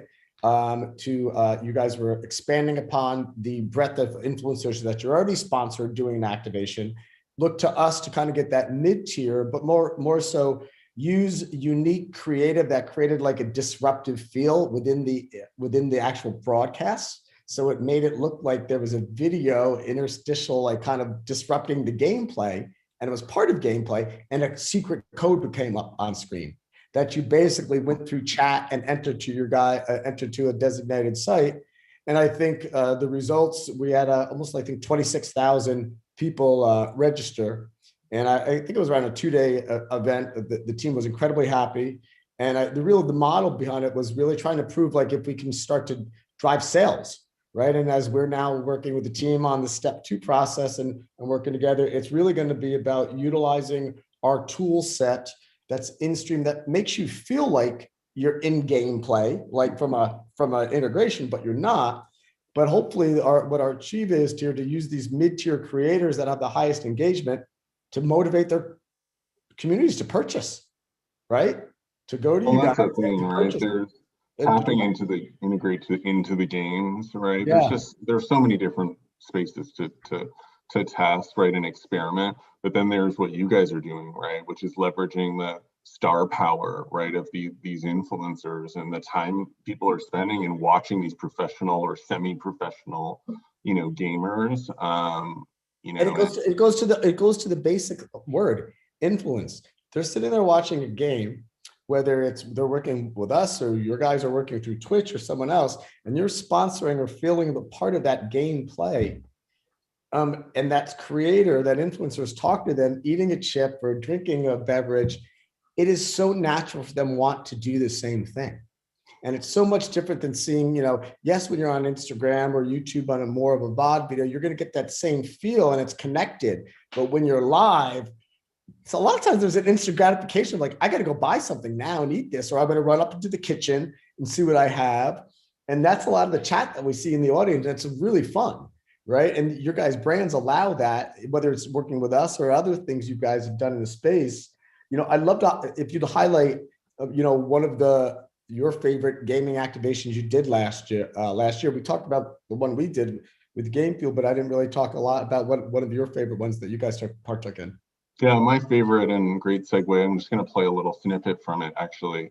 Sure. You know, but it's kind of, this is an example where there's just so much opportunity, right? And this is activating kind of in an adjacent space to gaming, quite honestly, and it very much aligned last year to the COVID trends, right? Because consumers, especially Gen Z, spending more time gaming, but then also we saw on our side, right, and as CPG, writ large, saw more interest in recipes, right? People are at home, they're bored of the same like repertoire of whatever like 4 things they know how to make, and even takeout, right, gets stale after a while.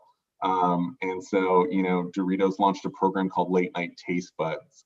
And it was actually internally conceived by our internal creative agency, D3, then brought to life through a media partnership, and by the Doritos brand team. And it's all about tapping into this, this inspiration, mealtime inspiration to fill their downtime. And it's recipes that work perfectly, for that late night. which is late night and streaming is the same time, which is ironic. So it's perfect. Here, let's see. Exactly. So let's take a look at that one real quick here. All right.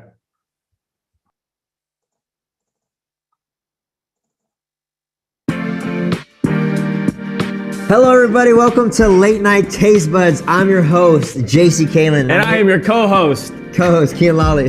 Wait, no, I'm the host. This is my co-host, JC Kalen. But our guest today, Dixie D'Amelio.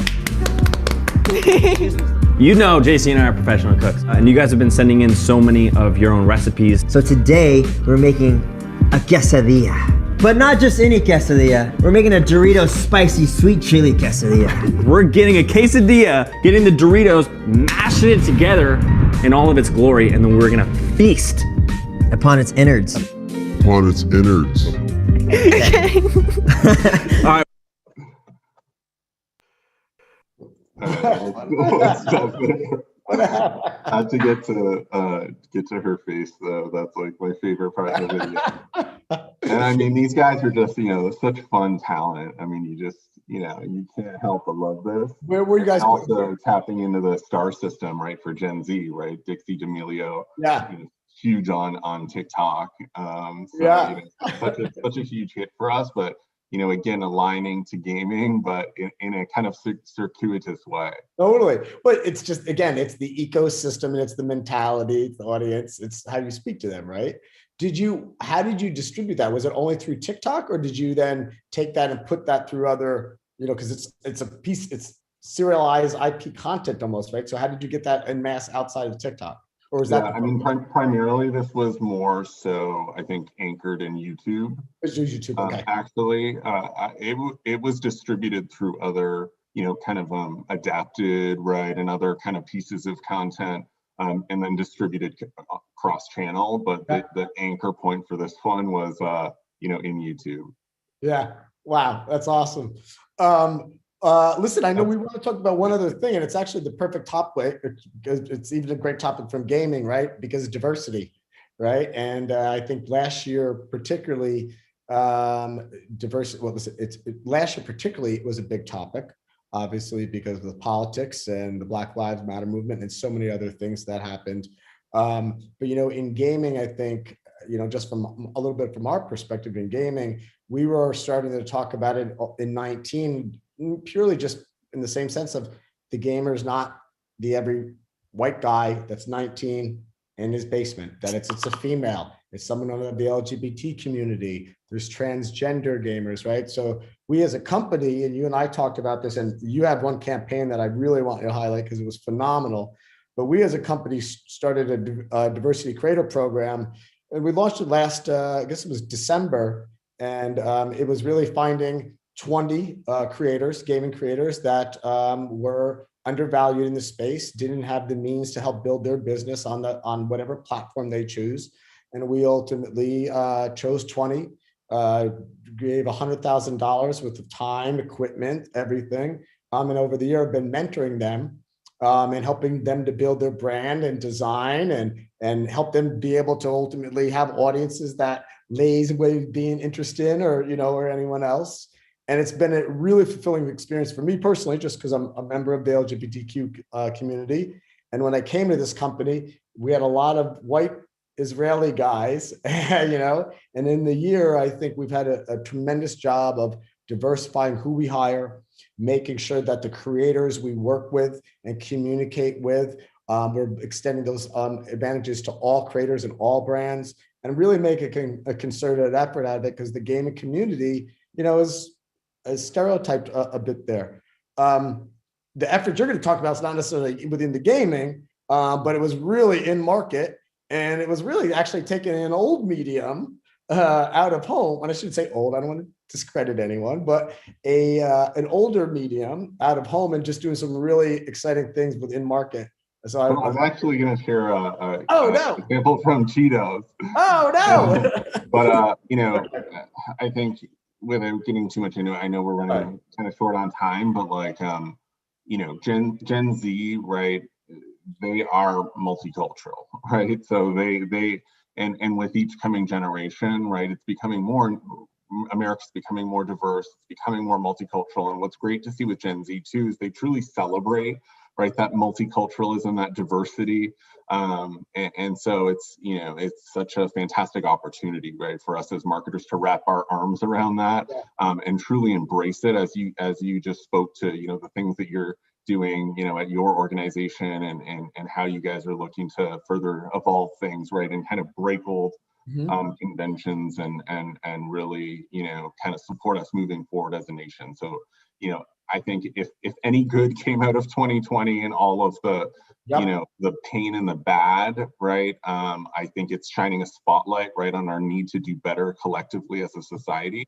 And I'm really proud to work. That's one of the reasons I'm super proud to work for PepsiCo, right? So not only do we do a ton at a corporate kind of organizational level, but we do a ton also, through the individual brands themselves.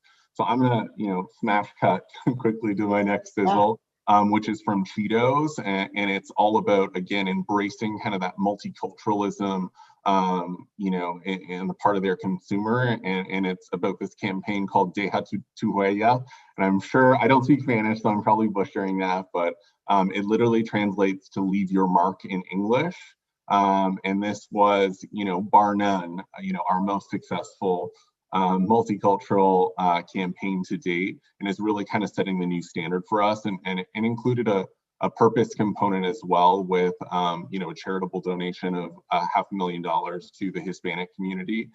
So a lot to feel good about in this, and is serving as a blueprint and a template for us to scale out these types of purpose forward efforts across other brands in the portfolio, to ensure that we're uplifting a multitude of different communities.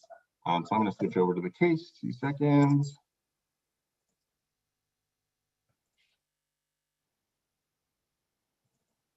Being Hispanic today means pushing boundaries, reshaping the world around you. No brand recognizes this more than Cheetos. We set out to inspire Latinos to leave their mark on the world. This is the rallying cry of Deja tu Huella. So we partnered up with the hottest music icon and #1 streaming artist of 2020, who's leaving his mark in the pop culture worldwide, Bad Bunny. And things got crazy in no time. On the second day of production, Bad Bunny was spotted with a bag of Cheetos and became the #2 trending topic on Twitter. Before the campaign was even on air, news of this hot collab earned more than 1 billion impressions, making the headlines in every major news outlet. To turn up the heat, we had a full 360 integration at the 2020 American Music Awards. With a robust media plan, we had Deja tu Huella teasers featuring Chester and Bad Bunny all over. From social media to Spotify, we were getting everyone excited to tune in to the AMAs. Then on award show night, Cheetos stole the show with our sponsorship of the Latin Award expansion and special appearances by Bad Bunny and Chester. Our rallying cry took the main stage, and we premiered our flamin' hot TV spot. People went crazy.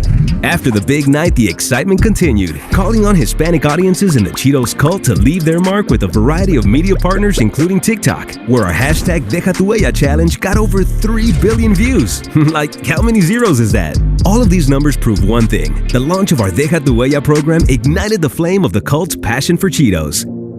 All of this excitement left consumers hungry for more. That's why we have a bag full of flamin' hot surprises ready to be opened in 2021. Now that was a Cheetos thing. That's awesome. Yeah, I'm back. So as you can see there, I mean, a lot to love there, and that's a huge program. At home thinking, well, there's TV included in that, and the American Music Awards, is that anchored to Gen Z? I mean, this program is meant to, be a large, this is a large activation for the brand. So although, there are some aspects, right, of the program that certainly kind of bleed outside of Gen Z, it also had robust extensions, right, into channels like TikTok. You saw the streaming audio stuff in there as well. Well, and to be clear too, right, the awards may not be watched, but they're reported on and clips are watched.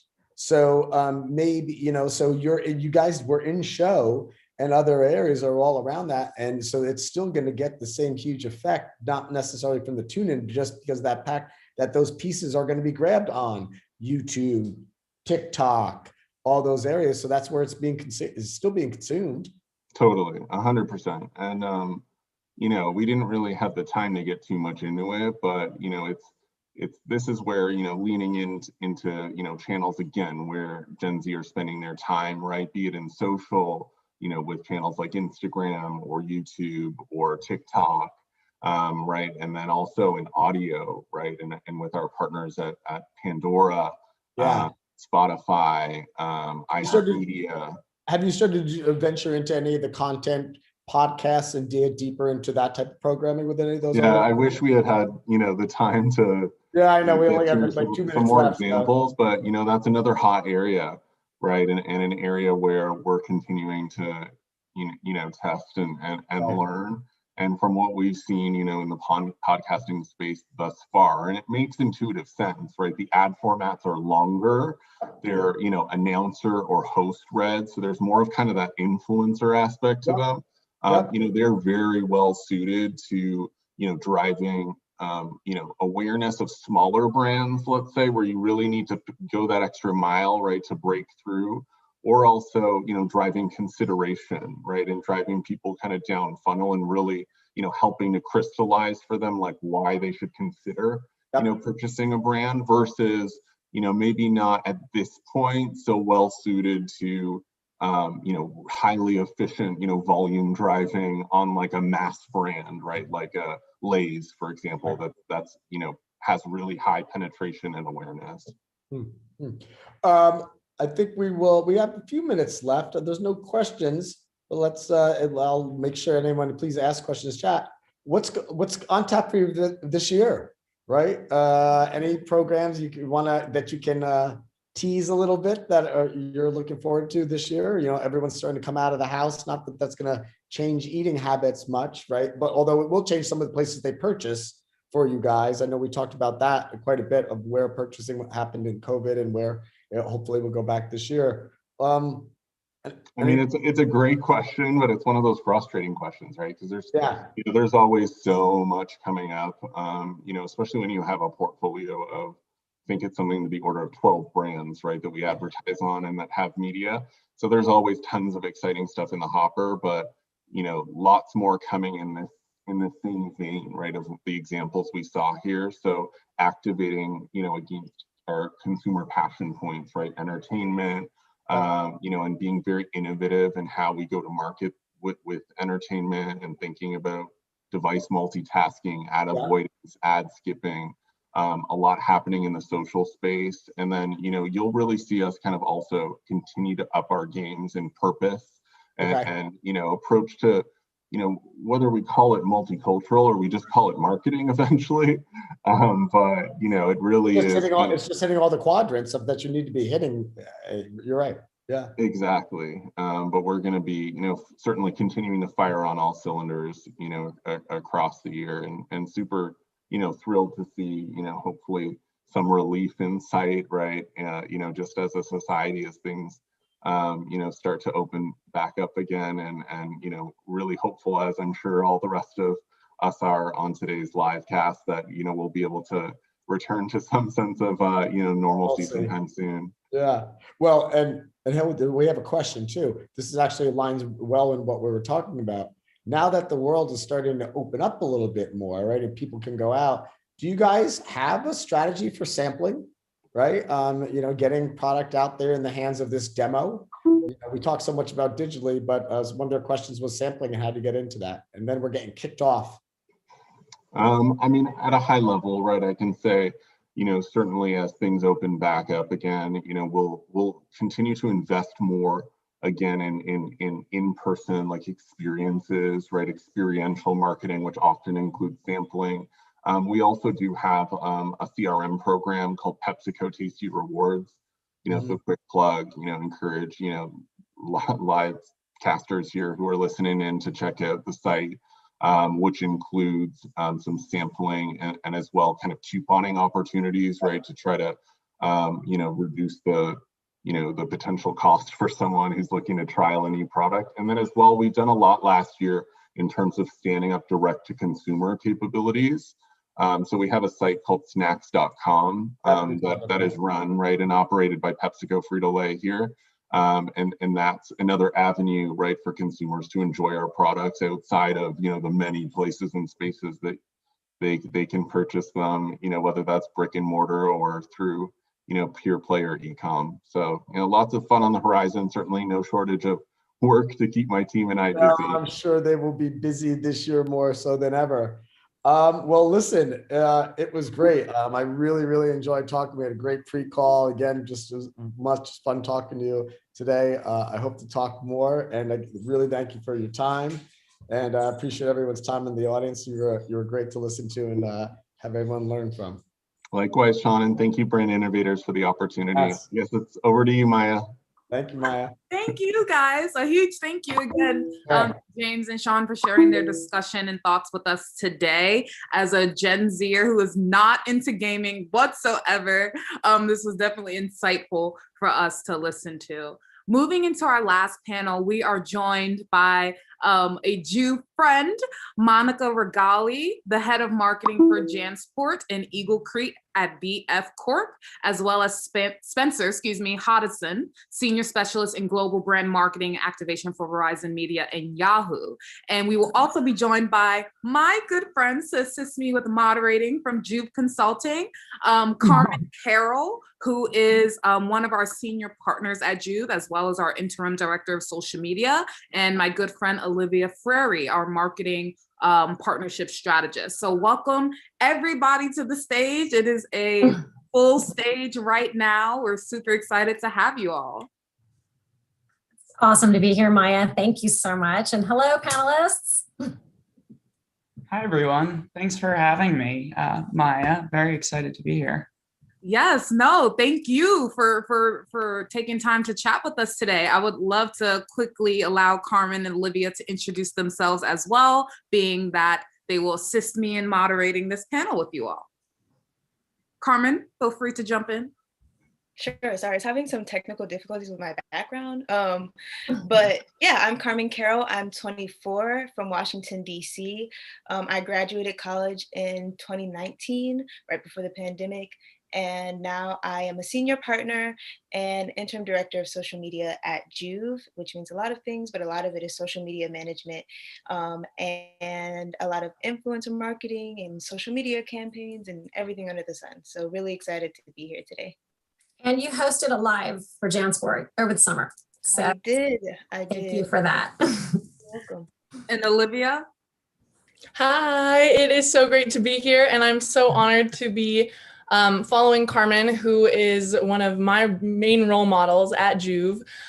So huge shout out to her. But I joined Juve somewhat recently, a matter of like 6 months ago. Right now I'm a student at USC studying political science. But at Juve, my title is marketing strategist, and I am so honored to work with companies big and small in order to empower Gen Z through marketing and really connect better with Gen Zers. Amazing. Thank you guys so much for the intros. And as we kind of discussed offline, I would love for this to sort of be in a discussion more so, being that we all have some familiarity with each other in some sense. So I think that it'll be relatively easy to do it that way as well. But one thing that we thought would be fun to start off with, because being with everybody's roles, I think that everybody would have a decent answer for this question. We would love to hear everybody's favorite trend right now.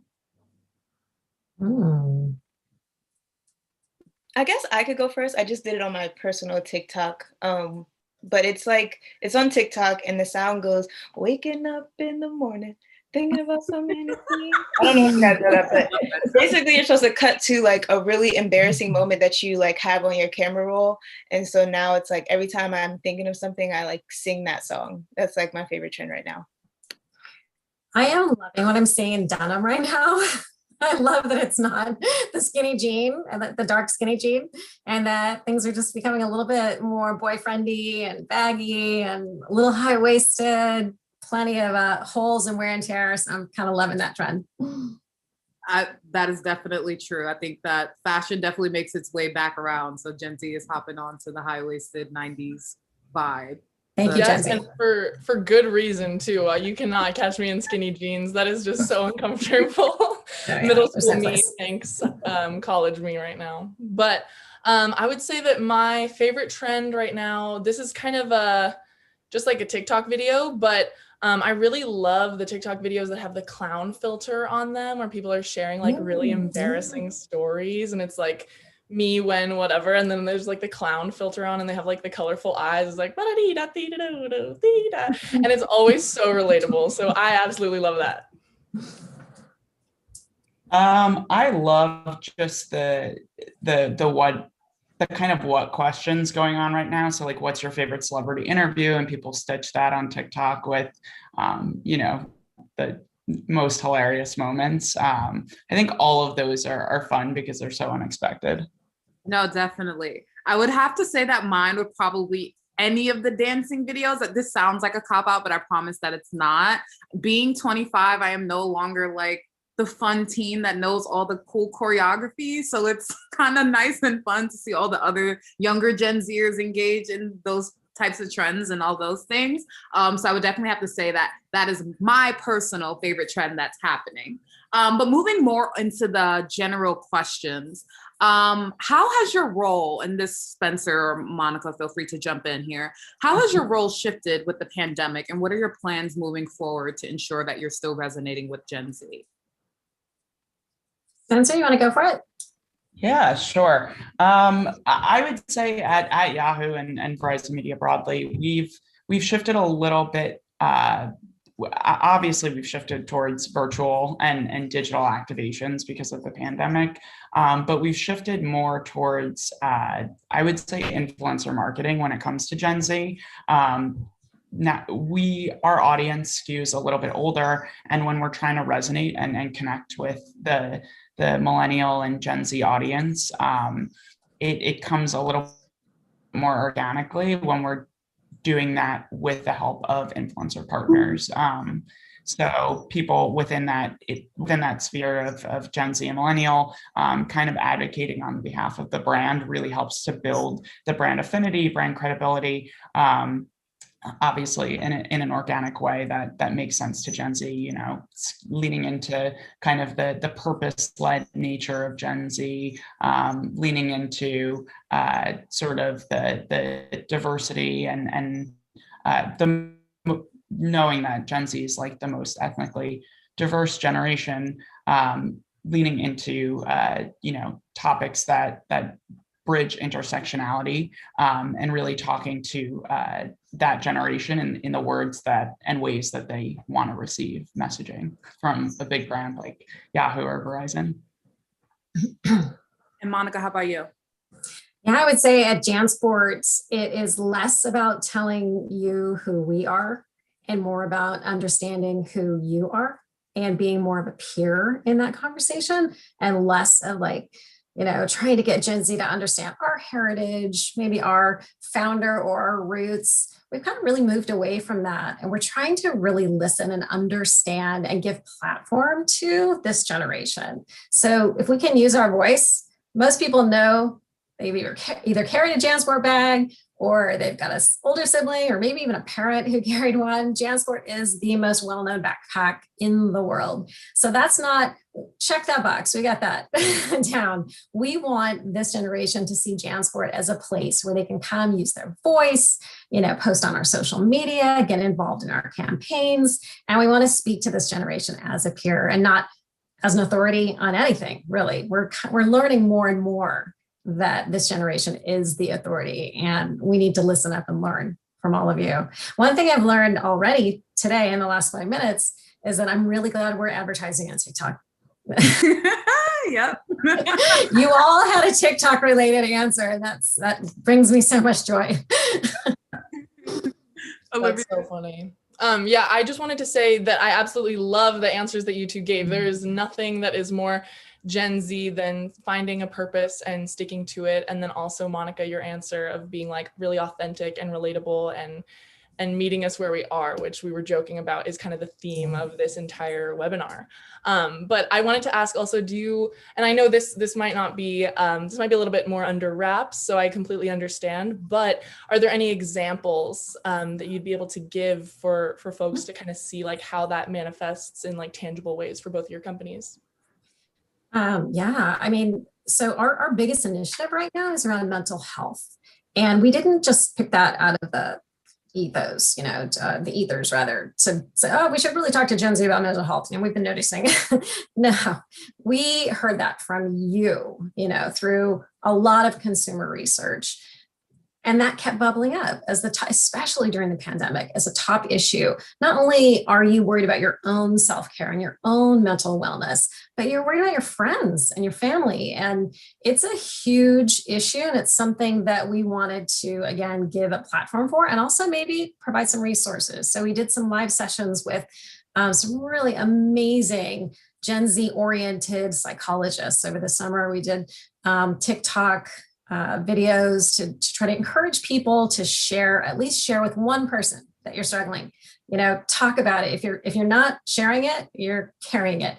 So it's close to my heart. It's close to the brand's heart. And I think it's close to your heart. So that's an initiative that it's called Lighten the Load.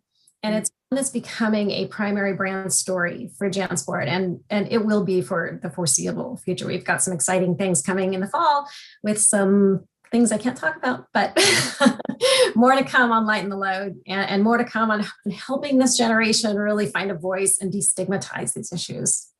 Definitely. And a sort of follow-up to that question, one thing that I personally noticed as a Gen Zer that's on these platforms is this insane increasing surge of creativity coming out of my generation during the pandemic, which is, when you think about it, kind of impressive when you think about the amount of things that happened in 2020 and all the things that everybody had to endure last year. But there has been this surge of creativity that I personally have seen on different platforms, whether it's TikTok, whether it's Instagram, whether it's the constant meme creations that are being created based off of culturally important events. And I'm curious from everybody on this call, how has that impacted your marketing strategies, if at all?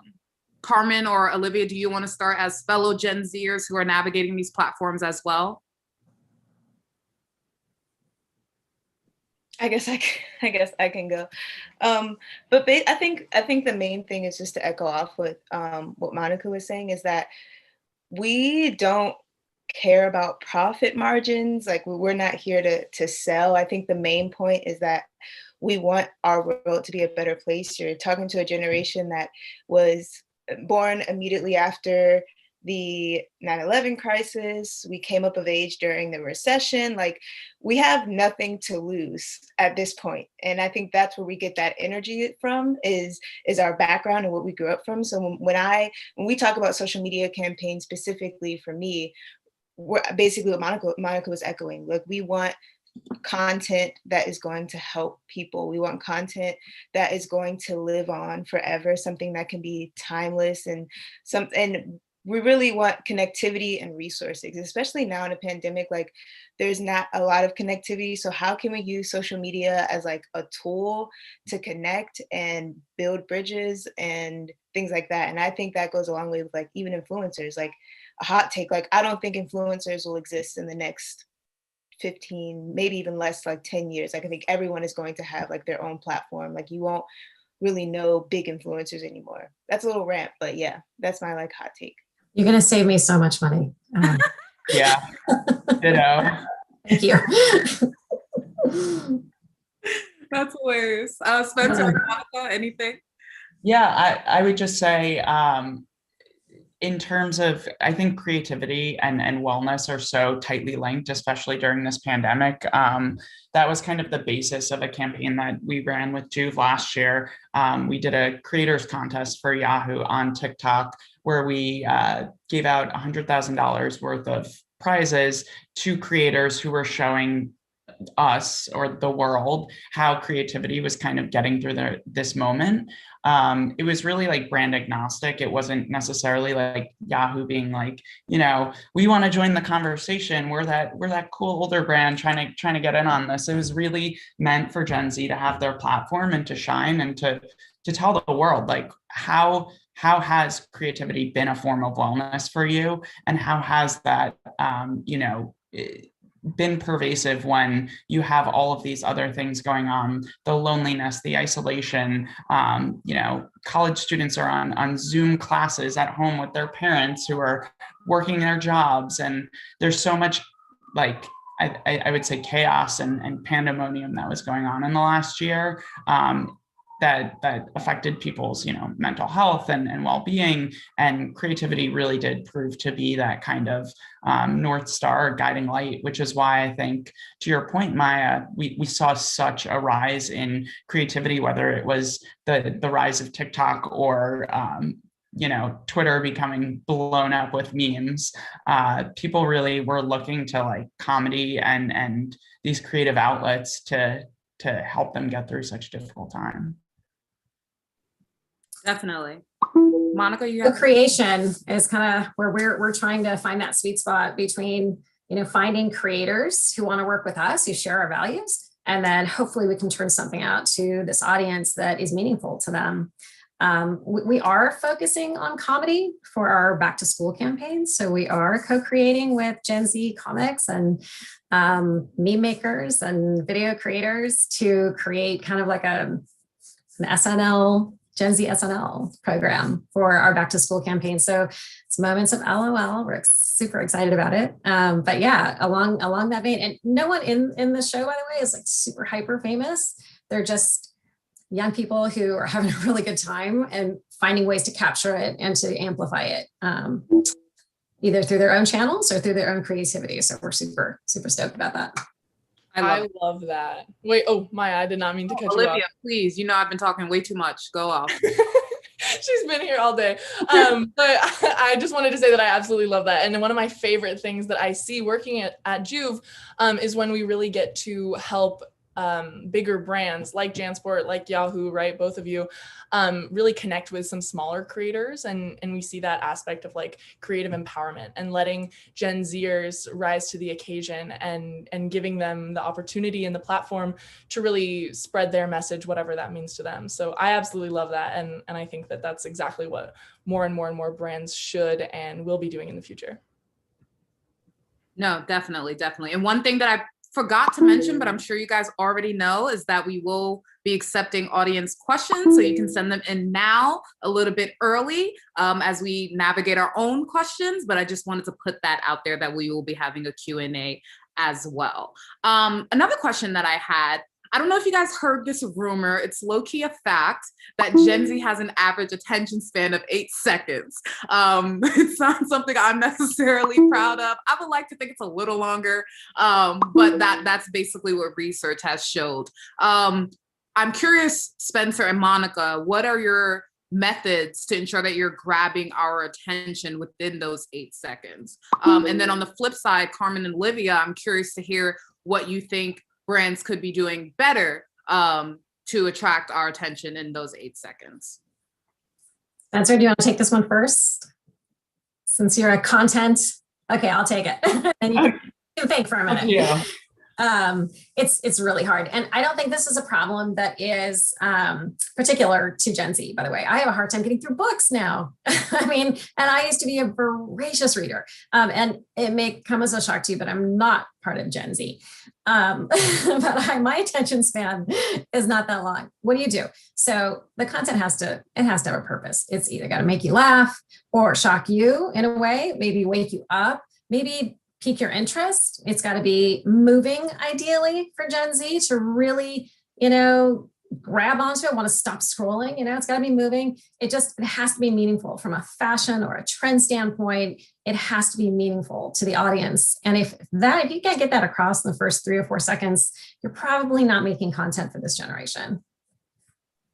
Yeah, I mean, I would agree with that. I would even posit that 8 seconds is too high, especially given the pandemic. Like, I find myself picking up my phone every 3 seconds and looking at something. And at night, I never had this problem until the pandemic, like putting my phone down at night and being able to just go to sleep. So I would say attention spans are probably even shorter than that, just given how long people are spending on their phones every day. Screen time has like skyrocketed in the last year. But I would agree with everything that Monica said. I think familiarity too is a really big hook for Gen Z.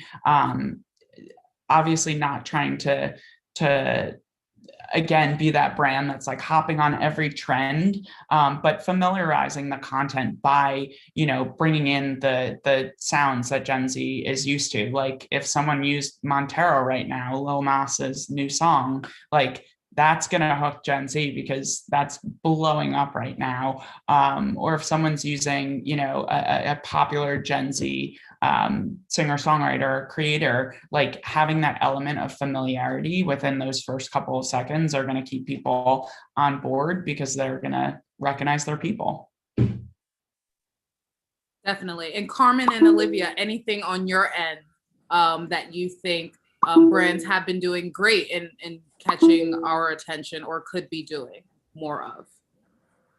I can jump in here. I absolutely agree with Monica and Spencer, so I'm not going to reiterate any of those points because that's absolutely 100% true. I'll just add 2 things, and that's on like a content level, right? Like when I see something on TikTok or when I see something anywhere, I'm paying attention to it if it pertains specifically to me. And only to me, right? And so with all these algorithms and with all this like super narrowed down niche stuff that we basically get exactly what we need to see at any given moment, right? Like I think about a certain type of slipper and then I see it on my For You page like the next second and I didn't even look it up. But so that's pretty crazy, first of all. But I think that really shows that like every single piece of content that you're putting out as a brand has to be super relatable to the exact Gen Z niche that you're trying to market to, whether that's in like a specific campaign itself or just like as a brand. So if you don't know your niche and if you're not like hitting your niche with every single piece of content, then definitely start doing those things that Monica said to make sure that the content that you're putting out there is actually like hooking the exact niche that you want.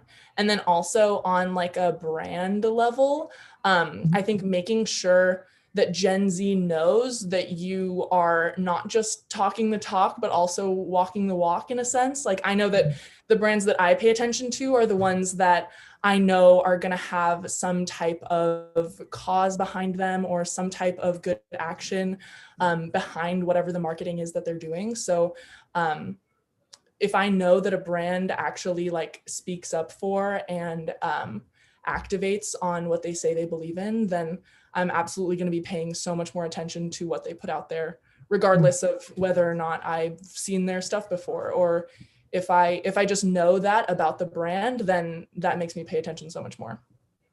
Olivia, you hit on 2 really important filters that we use at JanSport. One is if we picture a group of friends, with a few backpacks or whatever in the park or whatever, like, does the audience relate to that? Do those friends look like their friends? Do they want to be in that group? That actually doesn't work as well for us as posing one person who's got, the type of edge, empowerment that represents our brand and the audience that people might relate to, want to be friends with, want to look like, so we've kind of gotten away from this like group of friends thing for that reason, because it has to be relatable to the person, to the user, right? So that was one thing. The second is, walking the walk, talking the talk. We don't put out messages anymore that, make a statement about a cause unless we can demonstrate that we have actually been actionable against that cause or for that cause. And that's when social justice, when the movement started really, gaining steam back in June 2020 after George Floyd was murdered, it was easy for a lot of brands just to put up, a statement. We at JanSport now really consider, what is our part in this? What can we do about it? Can we find a way to give, to help, to support? And if we can't, then, we should probably let other brands who are already actionable in that space do that. So to your point of, actually having a platform for a cause, walking the walk, I think it's really important. I would agree with everything that Monica said. I think there are now ways, though, that a brand that cares about a certain issue but doesn't necessarily have the expertise can be a part and play a part in that conversation and propagating people across that spectrum. Allyship is a good example. At Yahoo, we're running right now an Allyship pledge where we are partnering with two community businesses to help curate this community of influencers, creators, thought leaders, activists, and basically throughout the year having different sessions with those folks and educating influencers and creators with the help of those thought leaders and expert partners so that those creators and influencers can educate their audiences. And again, this isn't like Yahoo isn't necessarily the social justice expert, but we are passionate about that cause. So we felt that bringing in those folks and having those conversations and broadening, first educating the creators and influencers themselves, and then having them share that with their audiences was a way that we could participate in something that we did care about, but we weren't necessarily rooted as an expert at the time in social justice.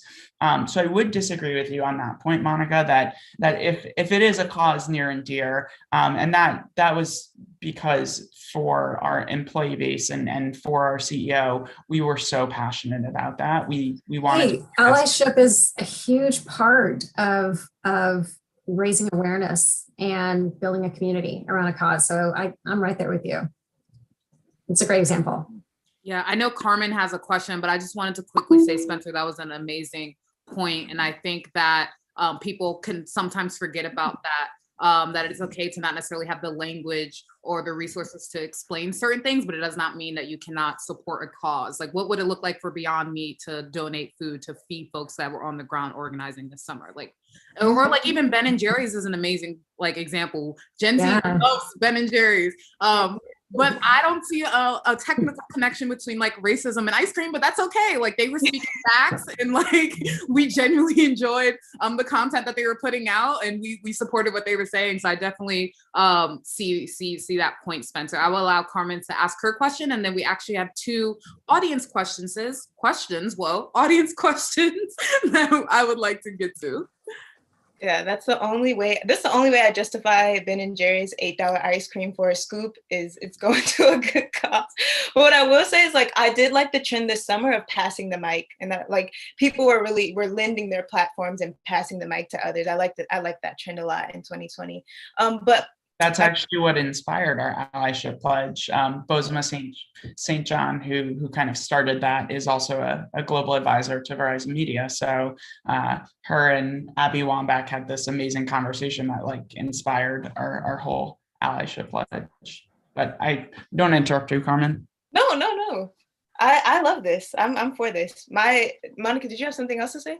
I was just going to say Abby Wambach is just a force to be reckoned with. I used to work with her at Nike, and she inspired me then when she was winning gold medals, and now she's inspiring a whole generation of women, people in the LGBTQ plus community. She's an awesome role model.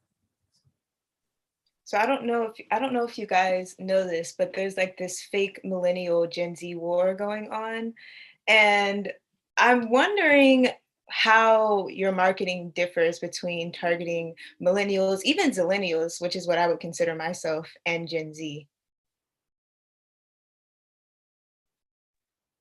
That's a great question, and it's honestly something that we're actively addressing right now. Is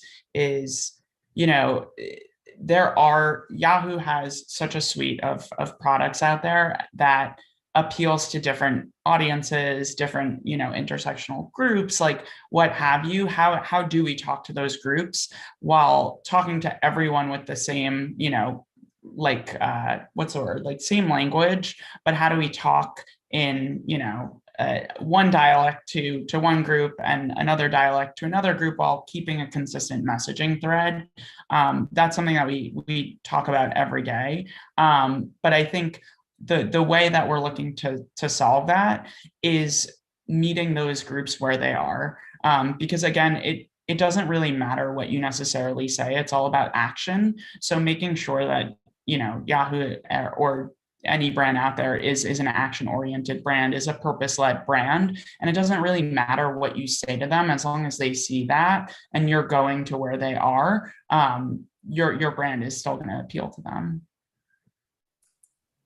It's a great question. And I wasn't aware of the war necessarily, but that's good info.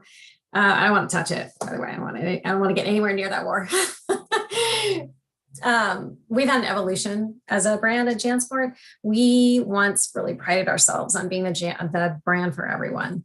And what happened was we were kind of the brand for no one for a while. I mean, it's like everyone knew about us, but we didn't really have a voice. So we've kind of, spent a lot of time trying to refine that voice. We're a purpose-led organization as well. We've defined our purpose. Why do we make bags? Why do we show up every day and turn on the lights? And we're grounded in that purpose. And we also know who we're talking to. And that is 365 days a year. It's to a 14 to 22-year-old. So we live right there with JanSport. Now, I also lead marketing for another brand, and that is Eagle Creek. You probably haven't heard of it, but it's a adventure travel brand. And we do speak straight to millennials through Eagle Creek. And it's a different voice. It's a little bit more mature. Not necessarily, mature is not right. It's a different life stage. And millennials spend a lot of money in travel. They are fearless when it comes to travel. They'll buy a plane ticket before, a fine meal any day of the week. And I think Gen Z is kind of following that trend too. But with Eagle Creek, we're definitely focused on millennials. Definitely. I want to quickly jump into audience questions, not questions, as I said before, as time is kind of wrapping up. One question we got is, how much is sampling a part of your strategy with the Gen Z demo?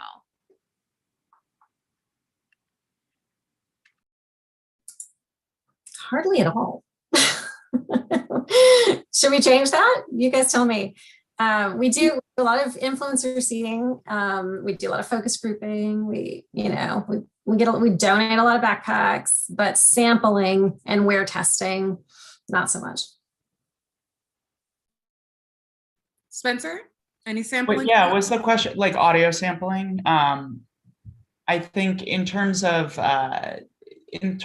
platforms like TikTok, sampling is so important because you have to kind of break down how the engine works, and half of the driver on TikTok is sound.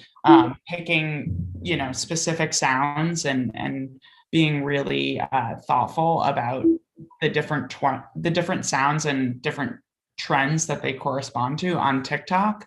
When we were working, earlier in the year on a campaign with Juve, actually, one of our approaches to sort of influencer marketing was really focusing on sounds, because the sounds on TikTok particularly do dictate what the trend will be. You're not going to have the trend that Carmen was saying earlier, like waking up in the morning feeling, you're not going to have that trend without the sound, because the sound dictates what the action is going to be in the video. So sound, I think, is increasingly becoming a part of everyone's strategy, just based on how pervasive sound is on TikTok and how much of a driver it is for that content. I want a do-over on that question, by the way. Oh, do it over. Yes, please. So sampling, audio sampling, totally different story. A very, very important part of the content that we drive. The first campaign we did with Juve was a challenge on TikTok to show us your at-home workspace. It was called Unpack That Challenge. And we sampled a track from Grayson. Help me out, Carmen. Chance. Sorry? Grayson Chance. Thank you. And sampled a track that had been around for a while, but really hadn't gotten a ton of traction. And that became the sound of the challenge, which ended up getting almost 20 million views on 2 hashtags. So really important with this generation. And thank you for the opportunity to answer that in a different way.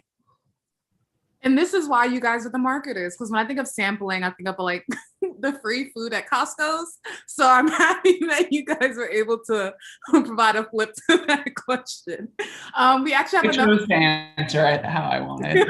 No, Spencer, you saved me, man. Thank like you so much. Like a true millennial, just answered it whichever way. There you go. We actually Save have me, Spencer. a question specifically for Monica. Has JanSport considered streaming audio tactics to reach this audience? Knowing they're listening to music and driving the engagement on those platforms, curious to know if this strategy has been in discussion. And Spencer actually kind of just touched on that, but Monica, I'm curious to hear your thoughts. Well, streaming audio is a different beast because it's one of the most expensive media units to buy out there. So we are absolutely lining up our fall back to school media right now, and streaming music and connected TV are a part of that conversation. Haven't made any hard calls yet, but absolutely. We did some podcast sponsorship, which is in the same family, but not the same as streaming audio. We partnered with Teenager Therapy. That's a popular teen mental health or mental wellness podcast. And so, yeah, as a sponsorship, we got a lot of audio engagement there. But yeah, absolutely part of every conversation, especially when you're marketing to Gen Z. And we have time for one more question, and it is our last question. What do you see as the role of promotional merchandise as a way to engage Gen Z? I'm gonna kick this one to Monica. I would say for us, promotional merchandise is really, we use it internally for employees and swag to build, company pride and things like that. But we don't have too many brands that are, that Yahoo doesn't really have a champion that we create branded merchandise for. So kicking it to you, Monica. When you have high name recognition, you don't have to do the promo merchandise quite so much. We have an 87% brand awareness, which most brands would kill for. Yahoo probably has like a 95. So yeah, not a lot of promotional merchandise. What I will say though, when you don't have brand recognition, let's take the early days of Red Bull. Red Bull started with one SKU of a beverage that appeals to some, but not all. And they built that into what they are today by promoting that brand and getting that brand promotionally, so for free, into the hands of college students. And it was a great strategy back then. I would kick this back over to Carmen and Olivia. Do you, as Gen Z, want like branded merchandise? Do you want promotional merchandise? Is that something that's gonna excite you about the brand or build brand affinity for you? I know for me, I love merch, and I know like my younger nieces and nephews are always like, did you see this new YouTuber's merch? I need it. So like, I think merch is something that we like. It's where I think the highest form of loyalty comes from. I'm just gonna name drop like Ivy Park. She sends out PR boxes. Beyonce sends out PR boxes to everyone. And it's just like, if you don't have a PR box, who are you? Like if you don't have an Ivy sweatshirt, who are you?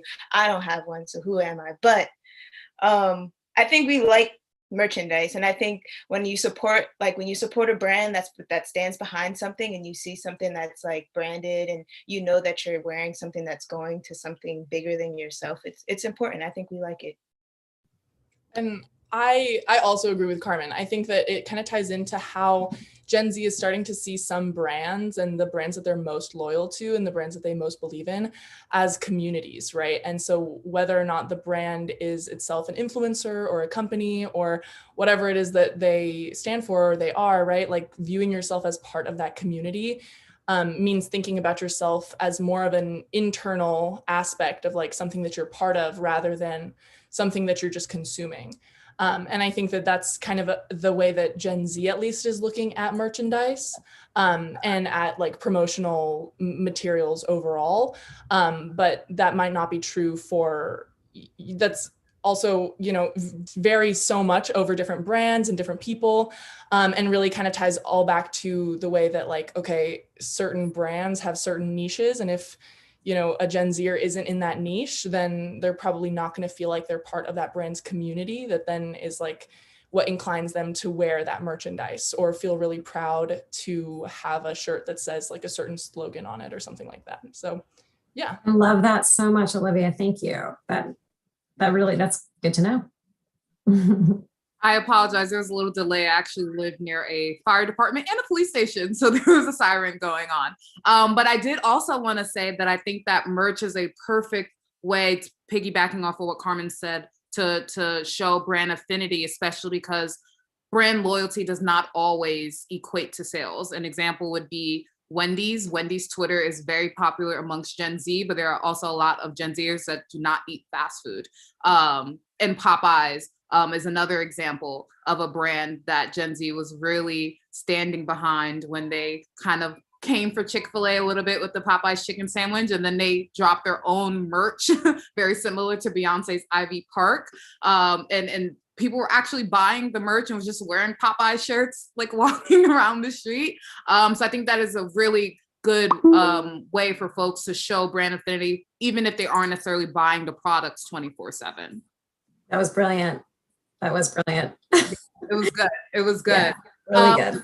Guys, I think we're at time and I'm so sad because like I can talk to you guys all day, especially because you can't see an audience. It just feels like we're in my living room chatting. So I'm super sad that this came to an end. But I just want to thank you so much, Monica, Spencer, and my Juve family for being here today and for closing our day on marketing to Gen Z. It's been a great day of speakers and we are super excited for all of our upcoming days on this topic. Today was extremely, extremely educational for me, even though I am a zillennial. I think I just turned 25, so I'm a little bit older than the average Gen Zer. But today was definitely educational for me, learning about how you guys are thinking when thinking about my generation or the generation before me, depending on how you label me.